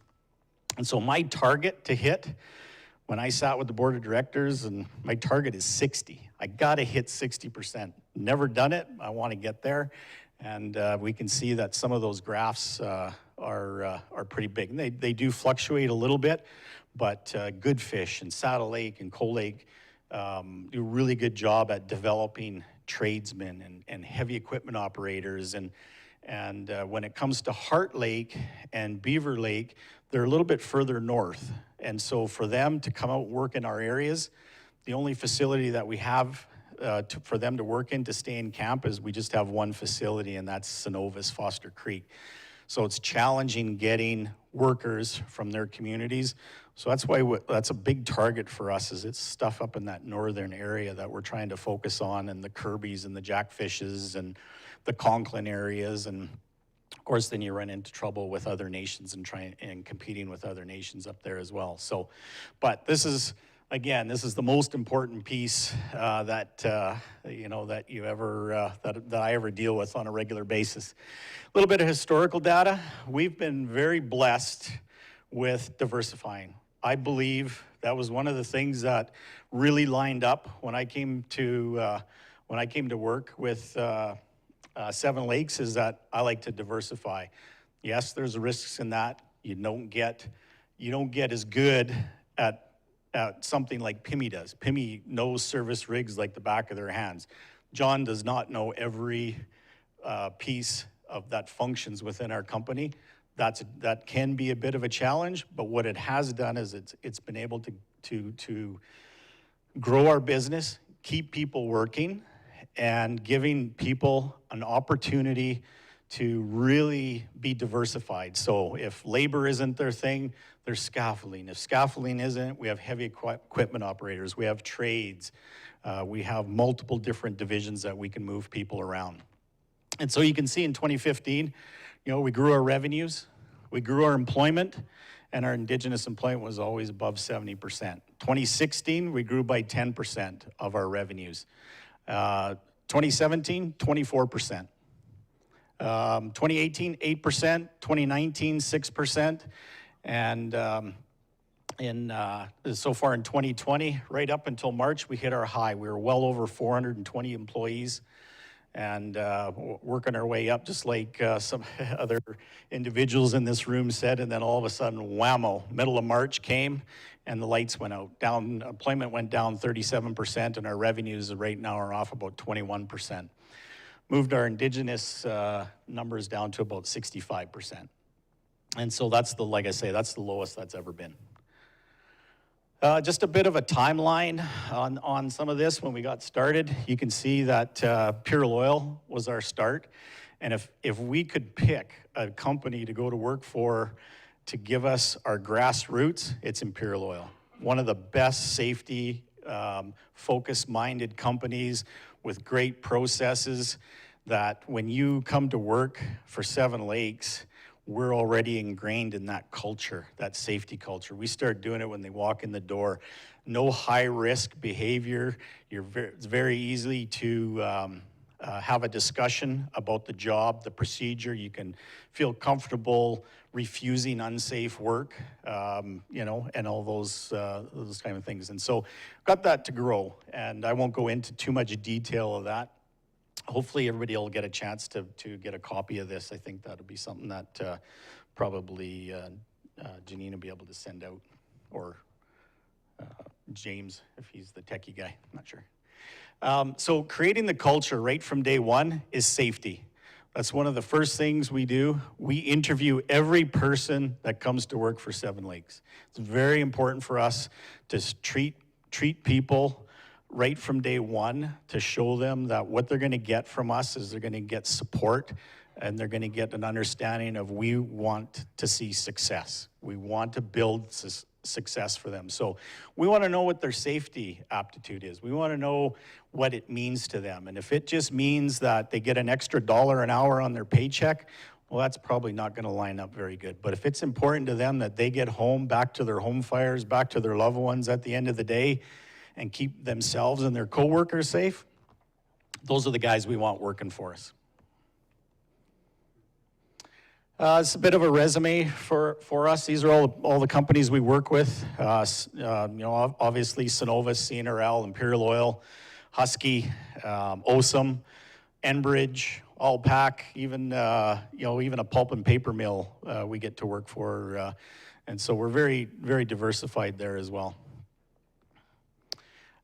Just a bit of our mission statement. Create meaningful employment, wealth, and opportunity for Indigenous people with a strong commitment to providing our clients quality service and reliability. So those are all the awards we've won over the years. We've won the Eagle Feather a couple times. We've won some safety awards with Imperial Oil, Cenovus. We've won the Global Petroleum Award for Indigenous Engagement, Trailblazer Award with Alberta Construction Safety. We won Large Business of the Year here in Cold Lake. Then we were nominated for Business of the Year in Alberta. We ended up winning Business of the Year in Alberta in 2018, and then again another safety award from Cenovus. So we don't talk about safety, so it gets us in the door and get us some work. We really want to live by it. And last thing we want to do is have an unfortunate incident or a situation where we send somebody to the hospital or even worse. So making that phone call to somebody's loved one, which we've had to do once. Thank goodness it wasn't an incident, but it was a result of one of our longtime employees had a heart attack last year and passed away out on site at Imperial Oil. So making that phone call to somebody's loved one was the worst thing we had to do. So we're trying to teach that safety aspect of, please don't put me in that position to make that phone call. Challenges. Yeah, we have, we do have a few challenges that, that we do face day in and day out. Thought that was me. It was the plane. Thought it was some static. So basically, just some of the bigger ones is passing the pre-employment test nowadays. That's a big barrier for us. Driver's license. I think we've all heard a lot of these, situations before. When you dig into it, it's being away from home for long periods of time as well, whether you're in a camp, whether you're in a camp setting, or whether you're commuting. Very, very difficult to manage that in your personal life, in your home life, and it causes a lot of stress. And so we have lots of challenges that we deal with on a regular basis.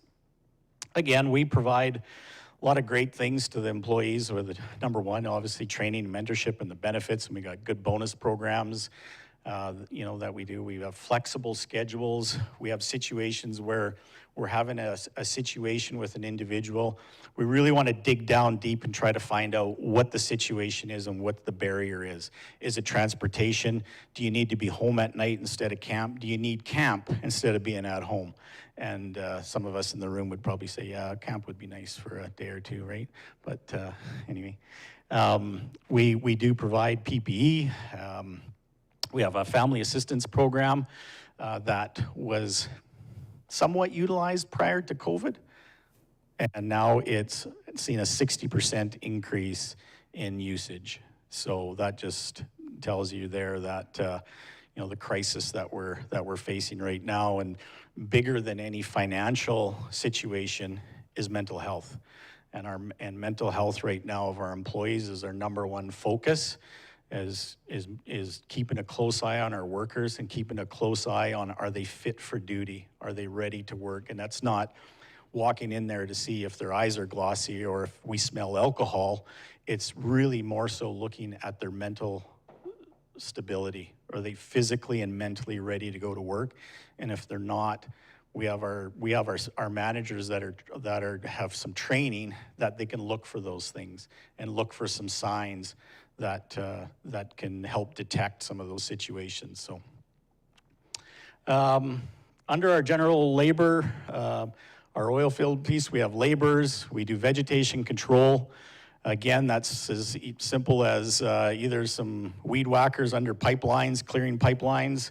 We do have half a dozen of those big tractors with the lawnmowers. We do ditch cutting and pad cutting. We do in the wintertime. So that we can utilize our equipment year-round. We do snow removal and sanding, and nowadays in this area we're doing lots of water pumping, so that's a good thing. When John went out and bought a bunch of 6-inch water pumps at the Ritchie Brothers there a few months ago, everybody thought I was crazy, but I'm actually a hero right now. So I can't reach my back, so I can't pat it, but anyway, those things are going pretty good. Under our waste division, so when we started at Imperial, that was one of the levers that was first planted. We got a bunch of garbage bins, some beat up old bins, and we had to go buy a beat up old truck, and that's basically how Seven Lakes got started. I think at the time there was 1 or 2 employees, and I think there was 6 board of directors or something like that, and so it was interesting to see how, that's been able to grow to where it's at today. So what we do is we take all of our services and we look at how we can keep bolting things onto them. So under the waste, basically we started scrap metal. We were hauling it, but we weren't reaping any of the benefits of it. And so we bought 10 acres of land in Ardmore, cleared it pin to pin, and started our own scrap metal divisions. We do everything ourselves. We pick it up from the client. we haul it, we process it, we have shears, we have grapples, we haul directly to the mill now. We've got our volumes so high that we're able to draw. We do all of our own trucking. So even the big trucks that go down the highway with the big bins to haul to the mill, those are ours. We control absolutely everything in that aspect, so nothing gets third party. There's nothing that we do, very little that we do today that we third party, not even our mechanics. Everything is done in-house. We recycle plastics and cardboard. We have machines now, the balers that bale the cardboard. It creates employment. So we've got half a dozen people in our Bonnyville shop that all they do is bale cardboard all day. And so doesn't that sound fun? But you know, we've created that. We stockpile it. It's a commodity that fluctuates. So cardboard today isn't worth anything, so we just stockpile it. And then they give us a call and they go, hey, China wants cardboard, and we just haul like crazy. I think we can haul about 60 bales at a time, and we haul. Right now, I think we're sitting on about 500 bales. So we wait that out so that it doesn't cost us any money, and the recovery is there for us. Sewage, potable water, that's something that's starting to take off for us now. So we have our own potable water trucks and sewage. So they're out on a regular basis, you know, looking after that. What are we doing in COVID with our potable water truck when it's not busy? We filled more swimming pools this year than I thought were even in the province. We filled, last I heard, I think it was 80 pools this year, and I think we did 5 last year. So you go to the store right now, you can't find a pool on the shelf because what else are people doing? They're at home, they're confined, creating you know, some fun for themselves at home. So temporary fencing. So why do we tile that in? It's so that we can be one-stop shop. You know, if somebody has a construction project, first thing that goes out is fencing and garbage bins, then toilets, and then they might need some rental equipment. We'll help them out there.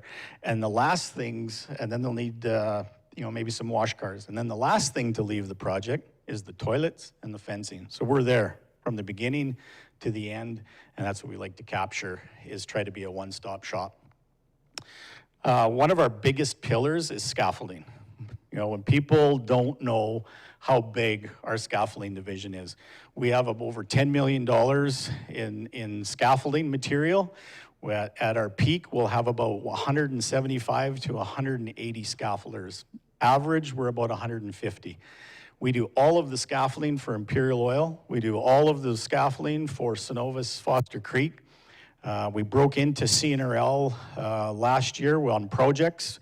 We're starting to see some maintenance coming to that. We do all of Huskies now, scaffolding for them. That big, large picture that you see at the bottom left, that was for the energy center out here. So if it needs it to be engineered, we have an engineering firm that we use, and we can have engineered scaffolding as well. So up at the top is our insulating. That's our insulating division. At peaks, we had about 50 insulators prior to COVID. I think we've been able to bring some people back now, so I think we're in and around that 25, 26 insulators. We have building maintenance. So what does that mean? We're at Imperial Oil, and we look after everything from a broken table leg to a HVAC unit that's not working. We'll absolutely do anything that's needed. You need a whiteboard hung in your office? We'll do it. You need us to do a renovation on site to one of your offices or part of your building? We'll do it. Right? So we really want to try to be as diverse as we possibly can. We have a road maintenance division where a lot of our heavy civil equipment is. We have I think in total, I think we have about 60 pieces in total of all of our civil.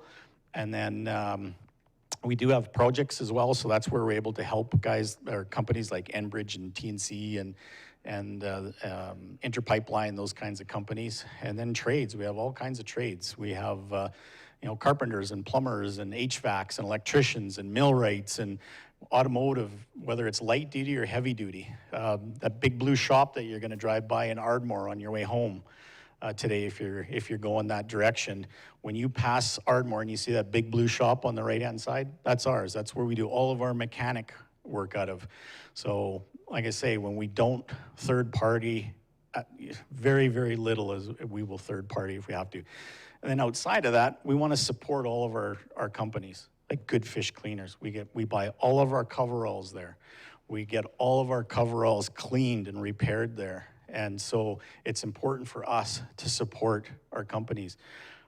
Majority of our oil changes come from Jiffy Lube, from Primco. As much fuel as we can possibly buy, we buy. We get all of our safety services from Aztec Safety, that's owned by Primco.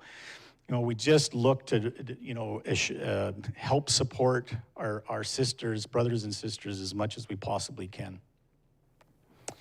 And then again, like SLS Metalworks, there's some big fabricating. We started off small, growing that at a pace that's comfortable for us. We're doing some major projects right now, basically just starting to build our resume. We've had companies come out like Enbridge. We have ADCO come out and assess us at our shop. We've scored over 90% on both of our home visits on our audits, so it shows them that we've got our procedures, we've got our policies, we're ready to go.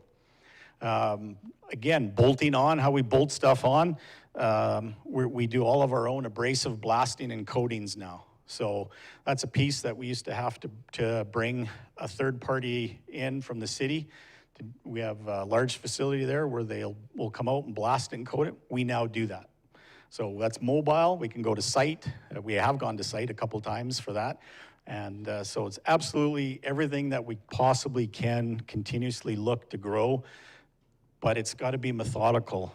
How Shane talks about that stage gating is the same thing as we do. Is we can buy one piece of equipment for $500,000 and put one guy to work, or are we gonna find some capital, $500,000, and put 10 people to work? That makes good sense. That's the investments that we're looking for. We're very fortunate. Yes, we've taken a bit of a dip here in 2020, but you know, we certainly are very fortunate. We have a strong balance sheet. Right when COVID hit, first thing we did is, I had no idea that it was going to go the direction it was going, but what scared me is wanting to make sure that we don't wait to the last minute. We have a good rapport with our bank. I went to our banker and made sure that we were secured so that we're protected, we're in good position, don't know what's going to happen. You know, we didn't, you know, when we anticipated the dip, you know, coming up into the COVID times there, we were just thankful that some of the clients kept working, and we had to be so creative to stay working there. We had to reduce our hours. We've had a number of rate reductions. We've been taking rate reductions since 2015. No different than Clayton has talked about. We just continually get bombarded with rate reductions, and so we've been taking them. How we've been adjusting to that is, yeah, we had to be very careful with our spending. We had to get our spending under control and making sure that you know, we weren't doing anything frivolous. You know, with our spending and making some decisions that we didn't want to affect our people. Getting people to and from work is one of our biggest, I think, one of our biggest things that we've ever done to create success. We have good, reliable transportation that takes people from their home to work and back. And those trucks and equipment get repaired. I mean, if they bing the wrong way or shake the wrong way, they're in the shop and getting them looked at. So we take a lot of pride. That was one of the things that was very important that we could not cut. So we had to make some adjustments. We were very fortunate throughout the downturn that we didn't have to do any wage rollbacks. We did since COVID. We did have to roll our right from top to bottom. We went 4%, which was, you know, it still hurts, and it's something that our management went 10% and our employees went 4%, and so it's something that, hey, everybody was pretty good about it, but you know, certainly that was the first time that we had to make a bit of an adjustment there, but. you know, we were on the same path as everybody else. 2020 was looking to be one of our best years ever, especially coming off of 2019 was pretty good for us. So anyway, it's a bit of a bit of a write up in there. I hope you guys get a chance to you know, to look through that. It just talks again about our reductions and you know, talks a little bit of the impact that it's had to us. But you know, I think back to when I started and when they asked me to, you know, come to an interview, and Cameron JANVIER was in the interview, and of course he comes in, it was the winter time, and he come in and he had this beard, I think like a ZZ Top looking thing, and I think he rode his dog sleigh to the interview because he had about 4-inch icicles hanging off of it, and he had these big mitts and this big beaver hat on or whatever that was, and scared the hell out of me, and said, "What are you looking for?" And I said, "I'm looking for a challenge. I've been through the big corporate propaganda and bureaucracy, and I had enough of it. And I was looking for a challenge. And I was looking to join a group of people that, you know, that are focused on people first, and I found it.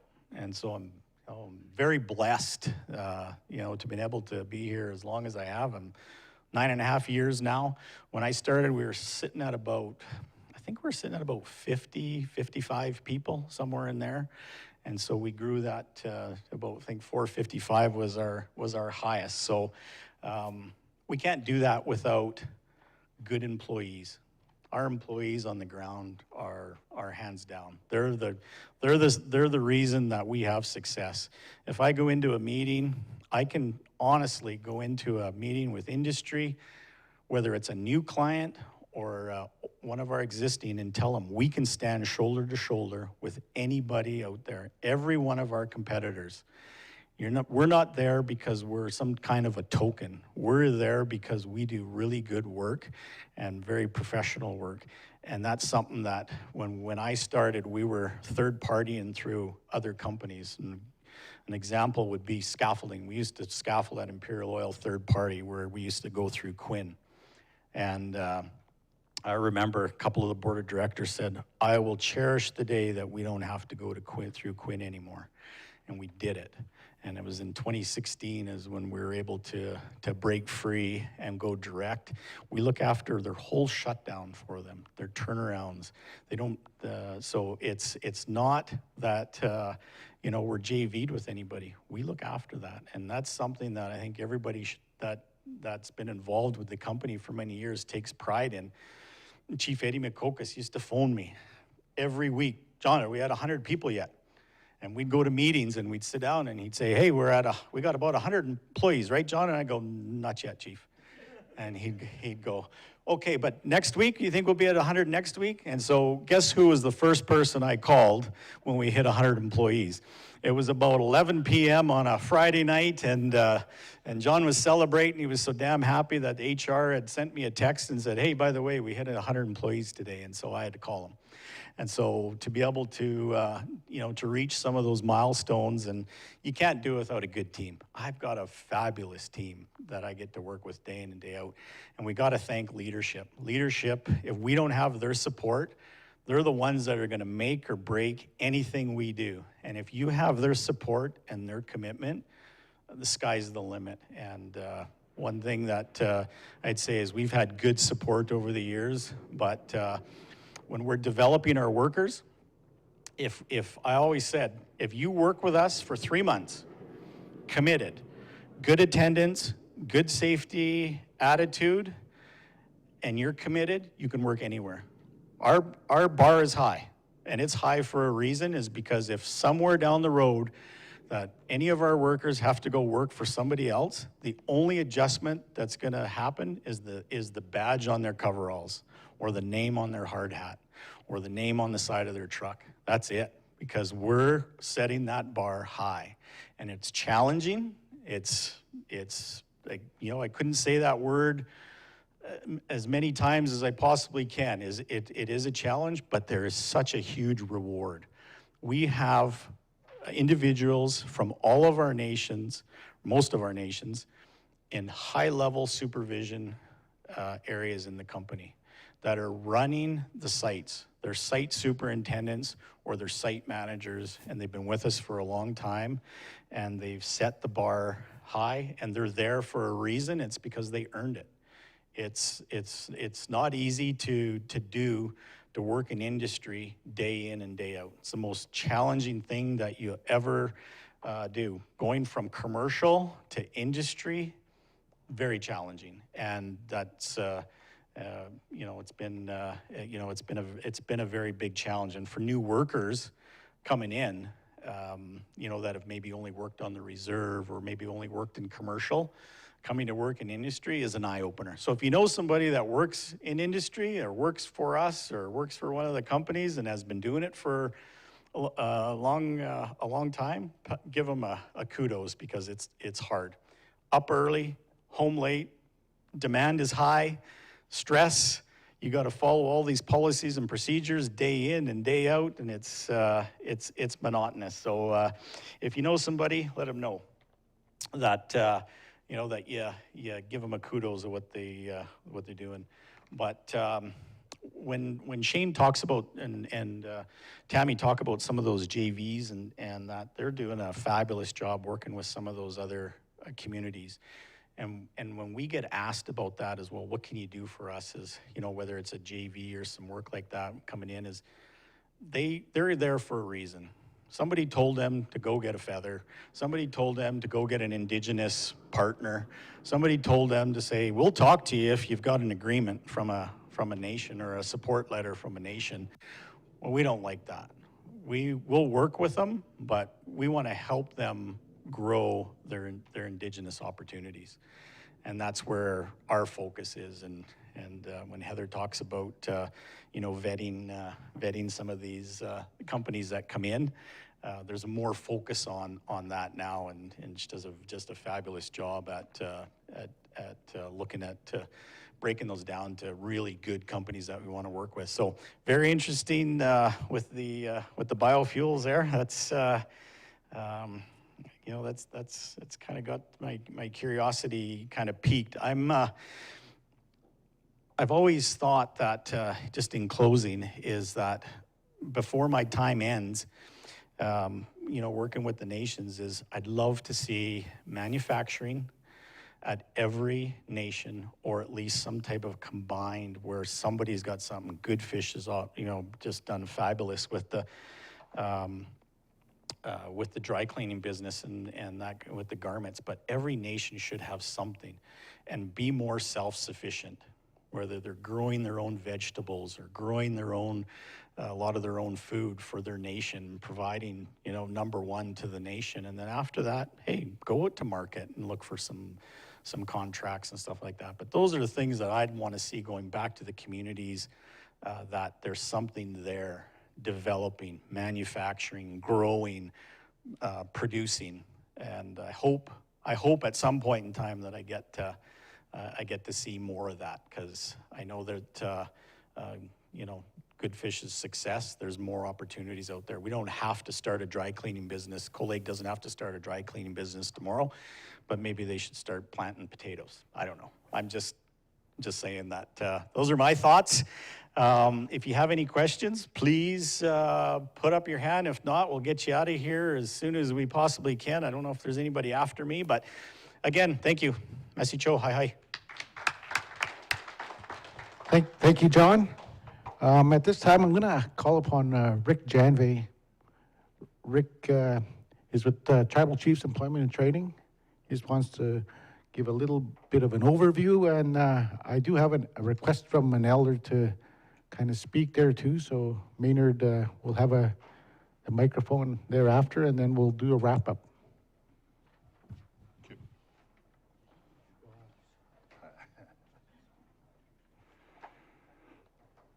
Good afternoon, everyone. My name is Rick JANVIER. I'm a Cold Lake First Nations member. I'd like to thank the elder this morning, Maynard, for doing the opening prayer and the presentations done by the various businesses. As we heard the presentation of the First Nations and the privately owned businesses, how do we put that together? We put that into a Indigenous business directory consisting of private owned private band-owned businesses from the 6 TCV nations, along with the Saddle Lake Cree Nation, as well as a joint venture businesses that are operating in various sectors of industry. Numerous hours of research, content writing, and draft designs were developed to ensure the accuracy of the information. This information was hard to capture as the nations does not have a central registry whereby new businesses are registered similar to the Alberta Registry's office, situated off First Nations. With the information gathered, I'm just going to say TETSA, in this industry, you know, human resources business, you get used to a lot of acronyms. So instead of saying those long names, we just put them into acronyms. With the information gathered, TETSA will host an Indigenous Business Engagement event, job fair. We had one scheduled in April, but when COVID hit, that was postponed until further notice, so we'll see what's going to happen. We're not quite sure when we're going to be scheduling that event again, but we're hoping that we'll schedule that one in the near future. Our goal is to bridge our Indigenous business owners with procurement opportunities with non-Indigenous businesses.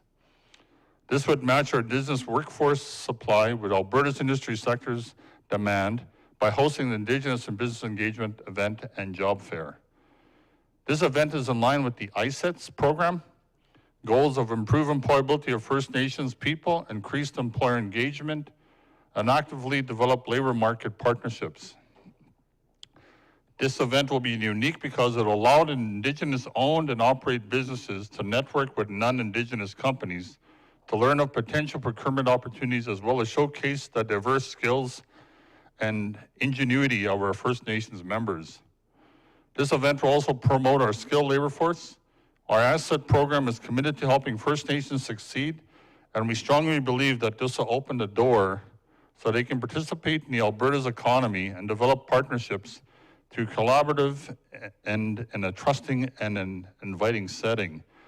Our goal and objectives on this business directory is to promote and raise awareness of Indigenous businesses in Northeast Alberta, develop new partnerships which are heard today, been developed today, I would presume, between Indigenous and non-Indigenous businesses, increase awareness of Indigenous businesses and companies, identify future skills needs and to shortages to link training with labor market demands, heightened awareness of labor market issues and challenges, and sharing best practices of engaging Indigenous workforce development. We have our first business directory, which is developed. I think we got most of them, but we might have missed small businesses, and we have a March 20 edition. That's going to be a live document. We're in the process of having a website that's not been released yet. It's going to be called Indige Business, and it's going to be an app that's going to be available, so you can by your phone, you can put the information in. It's a live document where communities and businesses can go to update information. You'll be provided probably with a username and a password, because we know we go through changes in leadership, changes in different leaders, CEOs and that in different companies and organizations. So that's one of our things that we're working on is Indigenous business. If you want a copy, I do have a copy at my office in Bonnyville. I won't be back there till after the August long weekend, but I do have a card if you want a copy of that business, or my colleague here can get you a copy if you require one. It's to build those relationships and those partners between non-Indigenous and Indigenous businesses. Like I said, 6 First Nations plus the Saddle Lake Cree Nation. We have developed a COVID directory of programs and services in conjunction with our colleagues, our TCVI staff, helping individuals, communities, businesses, education, and mental health during the COVID-19 pandemic. Our staff were open for business during that time. We were going in on a rotational basis, 3 in, 2 off, 2 off, 2 in, 3 off on a rotational basis with other staff. So that's what we've been doing. To that COVID-19 pandemic directory of program services is available. It's always updated. It's a live document. We have one of our staff members that's currently upgrading that document at all times, and we can provide that information if it's required by anybody. Like I said, by individuals, communities, businesses, education, mental health. So that's a very valuable document that we have. If anybody wants to access that. I'm also part of the Indigenous Opportunities Committee. We meet on a monthly basis. It's a communication strategy to share business information and opportunities available within the Alberta area. We have community reps, business reps. Some of the business reps are sitting in the meeting here. They're part of the IO meeting. And we have organizational reps. It's been endorsed by the TCV ICE chiefs and Saddle Lake chief. We work collectively and collaboratively together to share information and get the information out there to open up the doors and opportunities for our Northeast Alberta Indigenous area. So with that, I'd like to share that information. Once again, I'd like to thank Cam and Mr. Jackson here for giving me the opportunity to come up and just share that information. Thank you. Thank you, Rick. At this time, I do have a request from an elder. Did you want to come speak? Or I bring the mic there? Okay.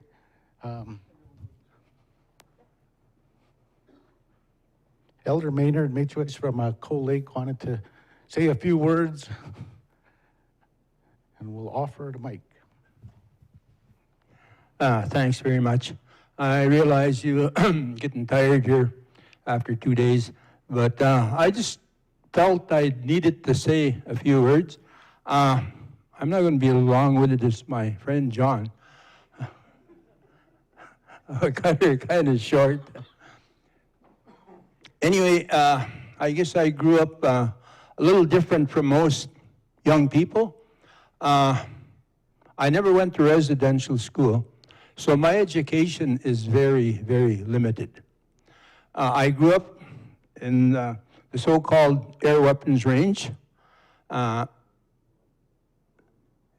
until the early 50s when we were ousted out of there. And until that time, I think I was at the age of 11 or 12 when we had to leave. And the people at that time were very, very proud people. I often think of when we would come home for Christmas. We'd be all up north, we'd come home for Christmas, and the people made a lot of money with furs and fishing, and they would buy a new harness, new horses, sleighs, bells, and decorate. And I often referred to as, if anybody ever went to Disneyland where they have the electrical parade in the evening, that's what it reminded me of, to see all these people drive with teams, fancy horses, bells, to come to church, and it was at midnight mass. And they all came by team. And, these were, at that time, proud people. And we've lost all that. We don't have any more of that. I remember we have a creek that runs through our reservation, and that's where we got our water, drinking water. We had running water. We ran and we got water. And just back here, I can point because I don't have a mask or a thing on my face. We used to have a little swimming pool over here where I'm not going to tell you what kind of trunks we wore because there's some ladies here. Anyway, at that time we could do these things, and now you can't do it. If you look at the creek, it's dirty, water's dirty. But these are some of the things that I've seen in my lifetime, the changes. And it's when I think about it, it's quite saddening. The town of Cold Lake, they call it South now. I remember when it had 3 buildings. It had a grocery store. Brady's had a grocery store, and just across the street where the drugstore is, there was a creamery, and across the other side, there was just a road, like not a street. There was a hardware store, and that was the 3 buildings that consisted of Cold Lake South. And of course, Cold Lake North had a little bigger town because it was on the south side. But these are some of the things that I just wanted to bring to your attention. In 1955, when we could no longer go back to the bombing range, we had one of the better baseball teams, I guess, in Alberta. I would say they were as good as the farm team for the national ball team. And the first air show, we got invited, and I was just a little guy, I was a bat boy. And we went and played against, they called themselves the RCAF, the base had a team. And they consisted of players right across Canada. And Cold Lake North had a ball team, and they had imports. And then Fort Saskatchewan had a ball team, and they also had a team of players from Edmonton. And there was 4 teams that were invited, and Cold Lake First Nations. And if it wasn't for the umpires, we'd have won the tournament. That's how good our boys played. And one of the things at the time, we couldn't drink. The liquor didn't open until, I think, in 1965. I know I had sobered up when it finally opened. But, our first game was at, I think, 7 or 8 in the morning. And we won the game. So they brought us the Airman's Mess. And I think they had a game for us because they had a beer and wine thing lined up, and then the buffet was at the back. So I think they wanted the boys to drink, so it was easier to beat. And my dad was the manager, and he was quite strict. He said, if anyone takes a beer or has a drink of wine, take your uniform off and leave. And you know, at that time, respect was high, and nobody took a drink. And like I said, we would have won the tournament if it hadn't been for the umpires. The umpires were the other color, so we... Anyway, but these are the things I just wanted to bring up. You know, having said that, my education was very limited. I can honestly say I never had to stand in the welfare line to feed my children. I've got 4 children. Today they're all, you know, doing all well. They have a house, they have vehicles, and they're doing well. So I guess I must have did something wrong. You know, there's a lot of things that I wish I could have done better, but I didn't. I started, because I had no education and the oil field was starting, I couldn't get a white-collar job as such. I had to work with a pick and shovel, and I didn't think I needed to do that. So I started, Indian Affairs let out a kindergarten contract for school buses in 1968. And me and my wife sat down and we put in a bid because nobody'd help us. And we didn't have no money. And we won the contract for kindergarten route. And we needed to buy a vehicle to haul these kindergarten students. And I needed $1,000. And I couldn't get $1,000. I couldn't go to the bank. I couldn't go nowhere. So just happened, the reserve then, of course, started their administration. They loaned me $1,000. And I bought my first, it was a van. That was our first bus in 1968. So after 51 years, we're still operating. Our buses are still going strong till the last, 5-6 months here since school has been shut down. But they're there. And I guess one of the things I could add, to date, we're the only sole owners that are still contracted with Indian Affairs. I think we've got another 2 years that we have a contract. We're the only ones in Canada that have a contract with Indian Affairs. So I guess, you know,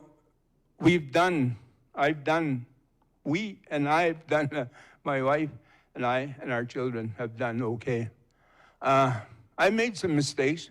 I got into chuck wagon racing, raced chuck wagon for 25 years, which was quite an expensive sport. Went to Calgary 10 times. The last 2 years, I really ran well. Went to Cheyenne 15 years and ran well over there too. So I guess, you know, whether it was a mistake or not, we survived it. In 2005, this is always a choker. I was diagnosed with cancer, and I almost didn't make it. But after 15 years, I'm here today. I'd like to carry on, but these are some of the things I just wanted to bring to date, that what I went through, and hopefully, you know, it has brought a little bit of light to some of the things that have happened in the past years. When I was back again at the trap line, we lived in tents in the winter months, and when we needed to go, when I needed to go to the bathroom, I'd go outside barefooted, stand in the snow, and my foot would get cold, so I'd stand on one and I'd stand on the other. And I didn't want my kids to grow up that way, so these are the things I've seen. And just at one point, another time, I'm just kind of jumping from story to story here. We were just ready to come out at the end of the season, and we had run out of food, and because we would take enough food to last us for 3-4 months. And we had run out of food, and we were coming out, and it snowed for 4 days. And we come out, it took us 3 days to go 11 miles to cross the lake to get to where we could, you know, hit some decent road. And we had nothing to eat. We had dry rats, muskrat. That's all we had to eat. So I've seen a few tough days. At the time, they weren't tough. It was just a normal way of living. But now when I think about it, how did we do that, you know? Now I flip a switch, I turn the heat up, and it's so much easier. I turn the water tap on, and it's so much easier now. Anyway, with that, I want to thank you for your attention. Hi, Masi.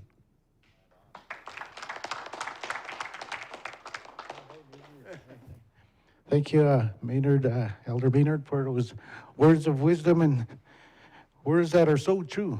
And this, I guess, concludes my portion of today's event. I just want to, before I pass the mic on to my colleagues here, I just want to say thank you to everybody for coming out, sharing in your experience and what you do and who you do it for.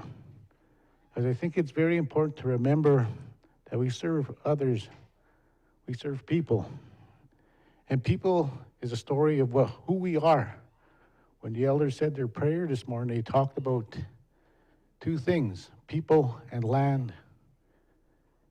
And these are the stories that we tell here today, and the stories that we share, that hopefully will be conveyed in a story that would hopefully do justice to the government agencies to which it's provided.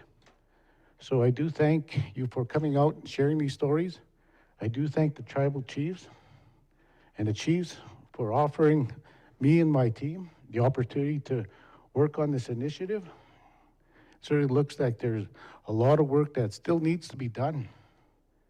And hopefully, you know, like the elder had pointed, somebody needs to carry these torches forward, because at some point in time, we have to continue to teach these stories of respect, of resiliency, and of all the good aspects of life and living on this land as people. Hi. Janine, I guess I'm passing on the mic to you. I'll be quick. Thank you. Thank you, Elder, for sharing that story with us. That was an excellent story. So for some of you I've worked with before, my name is Janine Wilson, and I own and operate Plan Forward Consulting since 2006. And don't fall off your chairs, but it's 100% Aboriginal owned. I'm Mi'kmaq. So last night when I checked in and she asked me for my ID and I gave her my status card, she says, "Is it real?" So we kind of joked about it. I get that when I gas up at River Cree all the time too. So yeah. So I've been working in Indigenous communities for 28 years now. And I started in Atlantic Canada and worked in the Northwest Territories and then here in Alberta. The cool thing about today for me, which I didn't expect to experience this, it feels like it's come full circle. So in the late 1990s and early 2000s, I was the manager of economic development at Indigenous Services Canada. So almost all of the businesses here today actually took advantage of grants at that time and applied for funding for to get funding to write business plans to start some of these businesses. So I had the opportunity to actually present James and his team years ago the Eagle Feather Award when Goodfish Lake won the award for the dry cleaning plant. And then I went to the community and toured the facility. So it kind of brings it full circle. So what I wanted to talk about today was a couple of things in your packages. In your package, there's going to be information on funding opportunities and supplying goods for the service of Government of Canada. So I'm not representing the Government of Canada, but the package is in there. I do have that presentation electronically that I can email out to anyone. Why I wanted to touch on that particular one is that early in 2019, or late, in December of 2019, before our Prime Minister was coming out his front doors every day to speak to us, he committed to say that the procurement strategy for Aboriginal business, that there would be 5% of all Government of Canada contracts awarded to Indigenous businesses. Now, having said that, we have heard a few speakers say that they've applied on contracts, were unsuccessful. We know that people have asked and held the government accountable to say, are you really at that 5%? And I think we know the answer is they're not there yet. So I just wanted to give that example. One thing that I did years ago when I was helping out Goodfish Lake when James was the chief is we did a strategic plan on how we could actually take the dry cleaning plant into different areas. So what we did is we looked at expanding it into hotels and hospitals. So at that time, this is a pretty interesting story because we want to do a comparison of if we're meeting the 5% targets. So I told James at that time, you know, we can apply to access to information, which is a government program. You pay $5, you send in your request, you can ask the government, whatever. So we asked what the federal government was doing at that time, who was receiving contracts in the federal government for dry cleaning services. So the government has nothing to do with the hotel business, but we asked about hospitals. So it was $5, and then they told us that if we wanted to pursue this, that it would cost us $700. So we asked why, and they said, well, we have to cover the photocopying.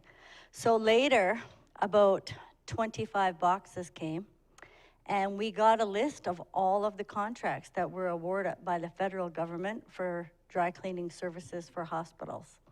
So what we were able to do with Goodfish at the time was see that the same company was sort of getting all the contracts, a big company out of Calgary, and we were looking and we did a comparison. We took all that data and we did all the stats to say who got the contracts this year, that year, how many of these businesses are Indigenous. So we really did our homework.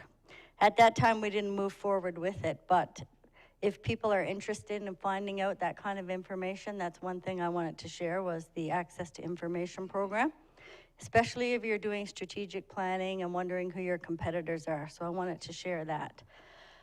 One thing that's not in the package is what's called the Alberta Purchasing Connection. So that is how you apply for Alberta government grants. So if anybody wants any information on that, it's a good resource as well. You can Google it. You go in, you set yourself up an account, username and password.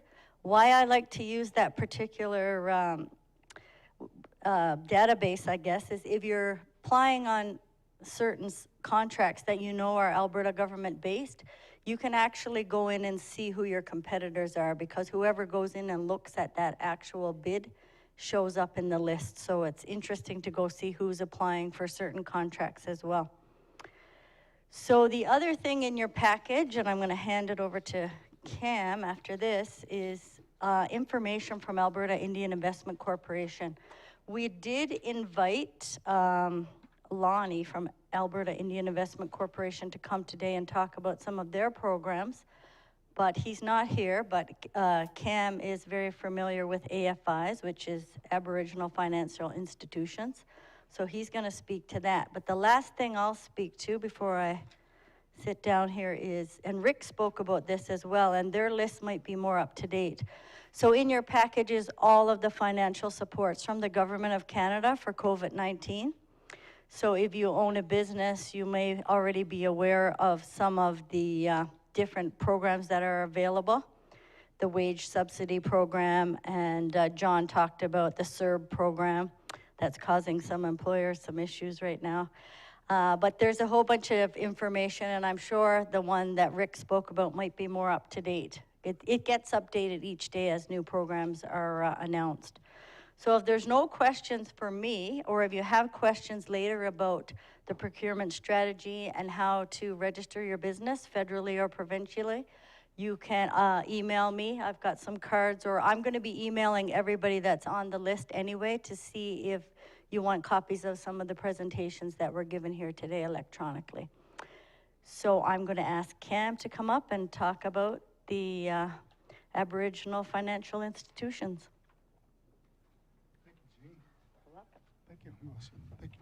Thank you, Janine. And after how many years, Janine, you still have the Newfie slang?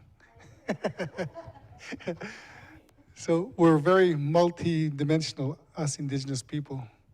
We can speak any way we want, but I cannot speak French yet, so. Just to let everybody know, just to remind everybody, we're actually gonna be doing a YouTube sequence on this.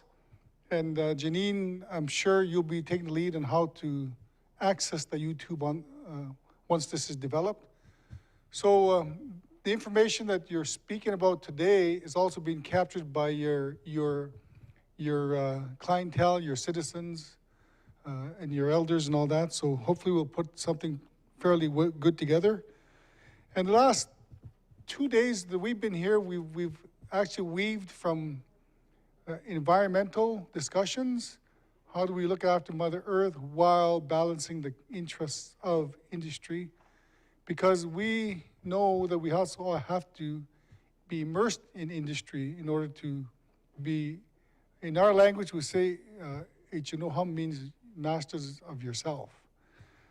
And, you know, we always hear people like the Pembina Institute, the first thing that comes out of their mouth is the taxpayers. You know, the thing is, we've already paid forward our taxes. That's what this is all about. We've already paid forward our taxes. And some people don't seem to wrap their head around that. It's called a colonized mentality. And we've talked even about that immensely in the last several years, actually, maybe if not more. And I'm very thankful, again, to be here just to participate. And for me, the way I look at things is I, as a treaty person, as an Indigenous person, as a Canadian, still got to do our part. The wheels still have to turn, no matter what. It doesn't matter if it's COVID, it doesn't matter if it was the 2008 situation, you know, in industry, we all know, even in life, everything goes up and down. It's cyclical. It's the way it is. And you got to survive the low tides and relish the high tide. I'll give you a quick example when we talk about economics. I was the Grand Chief of Treaty 6 at that point, and the Premier was Premier Redford. And at that time, the chiefs of Alberta, by majority except for 6 nations, unanimously approved a resolution to proceed on building for lack of a better word, the upgrader in Upgrader Alley. And that's about 12 years ago, somewhere in there. I can't remember specifically. And I think, James, you might have been there as well. And so a number of us chiefs went into the legislature. We got invited upstairs, beautiful place, you know, have some tea and trinkets, whatever. No, just kidding, no trinkets. And Premier Redford and her entourage sat across the tables very politely like we are now. And they said, we regret to inform you, chiefs, but we cannot approve your upgrader. And the point is, ladies and gentlemen, Indigenous people, treaty people in this country by majority have not said no to industry. And prime example is we were going to build that upgrader, and months later, Total got approved in Alberta. And here we are, we were going to move ahead, and we were going to be refining the oil right here. And we never got approved. And there's a testimonial, but I was there, and we were right in the room. James was in the room. We remember that quite vividly. So I just want to be clear, we're not opposed to oil and gas. All the elders tell us, and I'm saying that because the elders tell us, find a balance. That's all they ask. If you see a green footprint, we're in business. That's all they're saying, because you know this yourselves, a lot of you can use the cheap pipe, or you can use better pipe. And case in point, I've been around this for a while too. I don't want to get into that too much, but the point is, we negotiated with the one pipeline for thicker pipe, cement casing on certain pipe, certain locations for safety. It was done. Fauna, we said that the moose, the ungulates are not eating the grass that you're growing back on the pipelines. So grow what was there before back, not only for the animals, but also for the elders for picking herbs and gathering of medicines. And you know what? The animals were out there eating the grass that was growing back on the pipeline. Simple stuff like that. And yesterday we talked about the word and weaving. That's what we want to do. We don't want to be we don't want to be partnership. We want to weave. You want to accomplish something, weave everything in, including us. That's all we ask. Very quickly, I have to throw in my half an hour's worth, right, James? No, just kidding. I'll try to get you out of here quick. I'm going to jump around just a little bit, but you know what? There's a lot of opportunities here, and thankful for all your presentations, because at some point you might want to partner. You might want to do all sorts of partnerships, whatever way you want to word it, or you might want to outright take somebody else's business over and everybody makes money regardless. One of the biggest things I always like to see is employment. It doesn't matter if it's Indigenous people, it's employment. For example, I touched on casinos earlier. We spent over 10 years fighting for those casinos, and Cam Janvier would know that too as a council member. That's how long it took to get the casinos made in Alberta. But the resilience was there, because we had to get changes in the criminal code just to get our casinos rolling in Alberta. That's how long it took. So it doesn't matter if there's barriers, we can overcome those barriers. That's my point. And these casinos right now are highly successful. Yes, the COVID has hurt a little bit, but prior to that, they're highly successful. Diversity is important, and we had evidence of that all day today, and it's great to see that, because you have to be diverse. Right from agriculture to industry to food and services, et cetera, et cetera. I'll give you quite a quick example of something maybe we do. We talked about waste management. It was touched on here, for example. Last several years since I've been involved with TCVI, for example, we've been negotiating with ISK. We call them Kichisk, but anyways, they get all sorts of names every time they change their name. So the point is, the Six Nations here are, right now, the chiefs have mandated that. We've been working with the nations on waste management.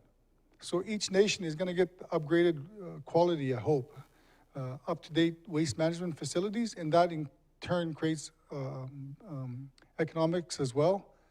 And we had this discussion, but I don't know where it's going to go, and that's for Seven Lakes. At one time, there was some discussion of building a landfill, but in Alberta, there has not been a new landfill since over 20 years. So is that something that the chiefs want to get into, or is it too risky? So things like that have to be examined very carefully, because there is a huge risk on a landfill as well. And there was talk about trying to build one in Saddle Lake for consideration, but that's still under debate, and I don't speak for Saddle Lake, so I cannot go there.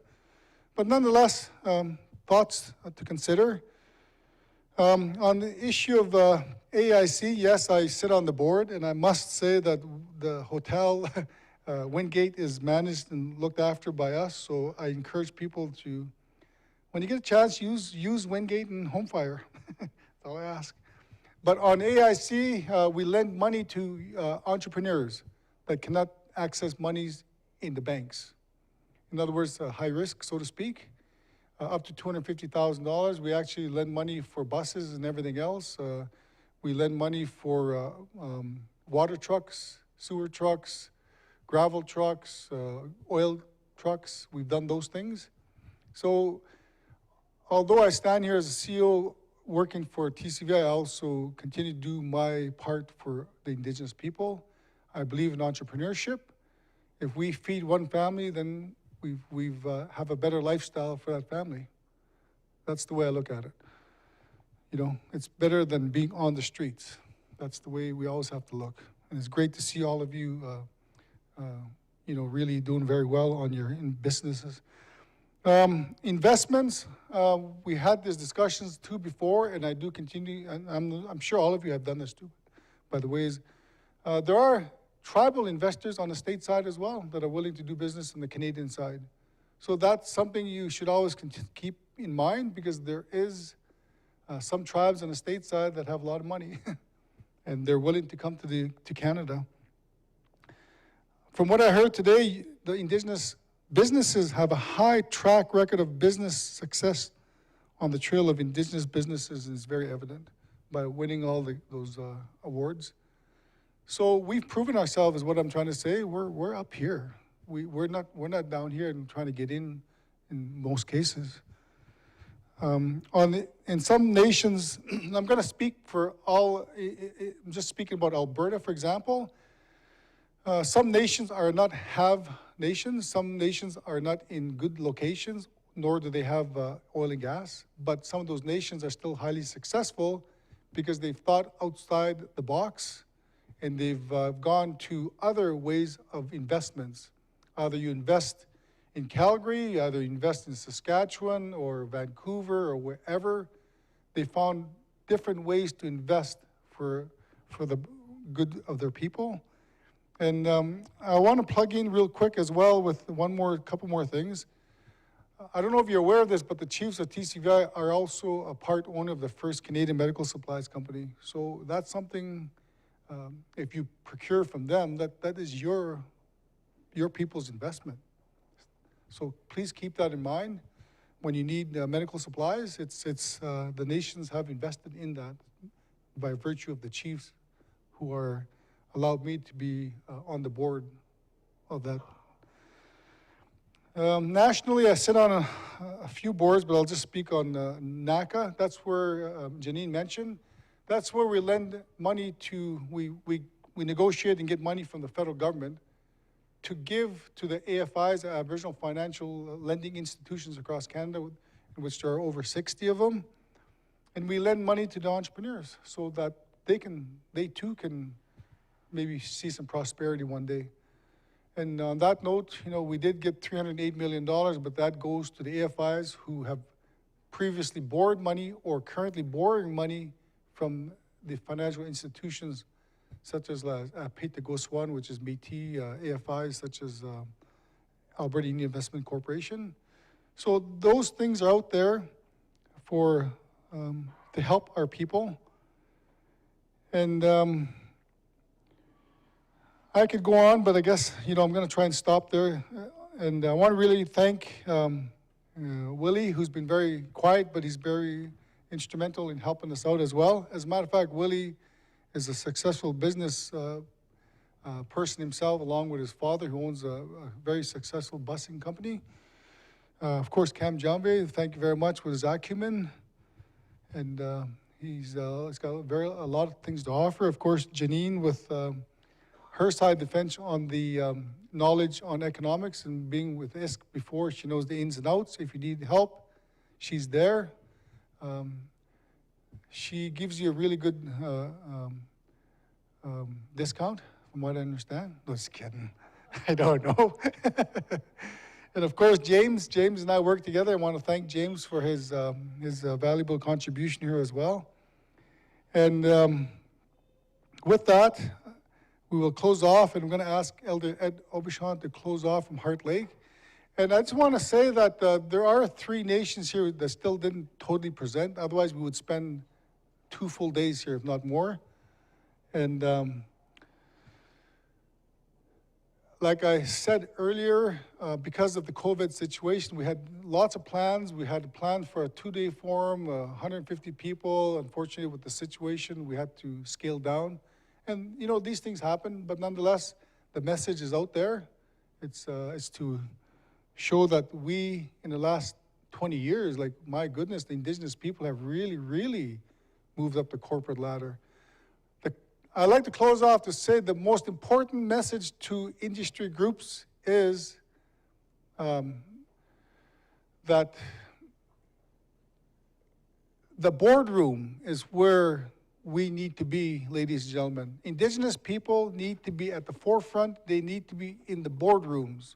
It doesn't matter if it's Imperial Oil, Synovus, ATCO, we need to be in the boardroom now.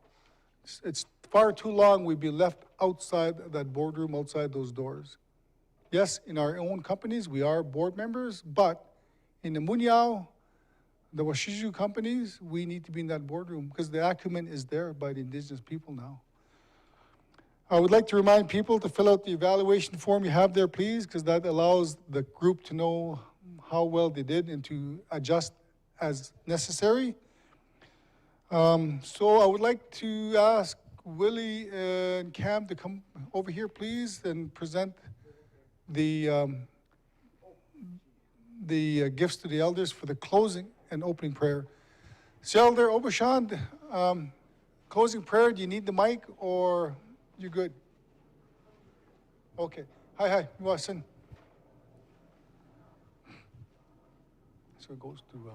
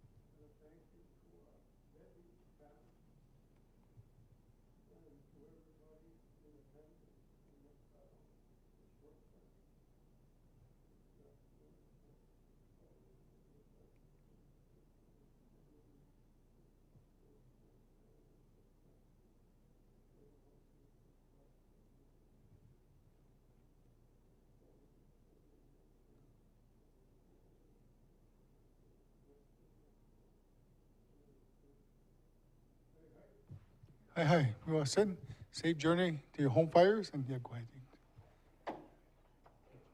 Yeah, thank you.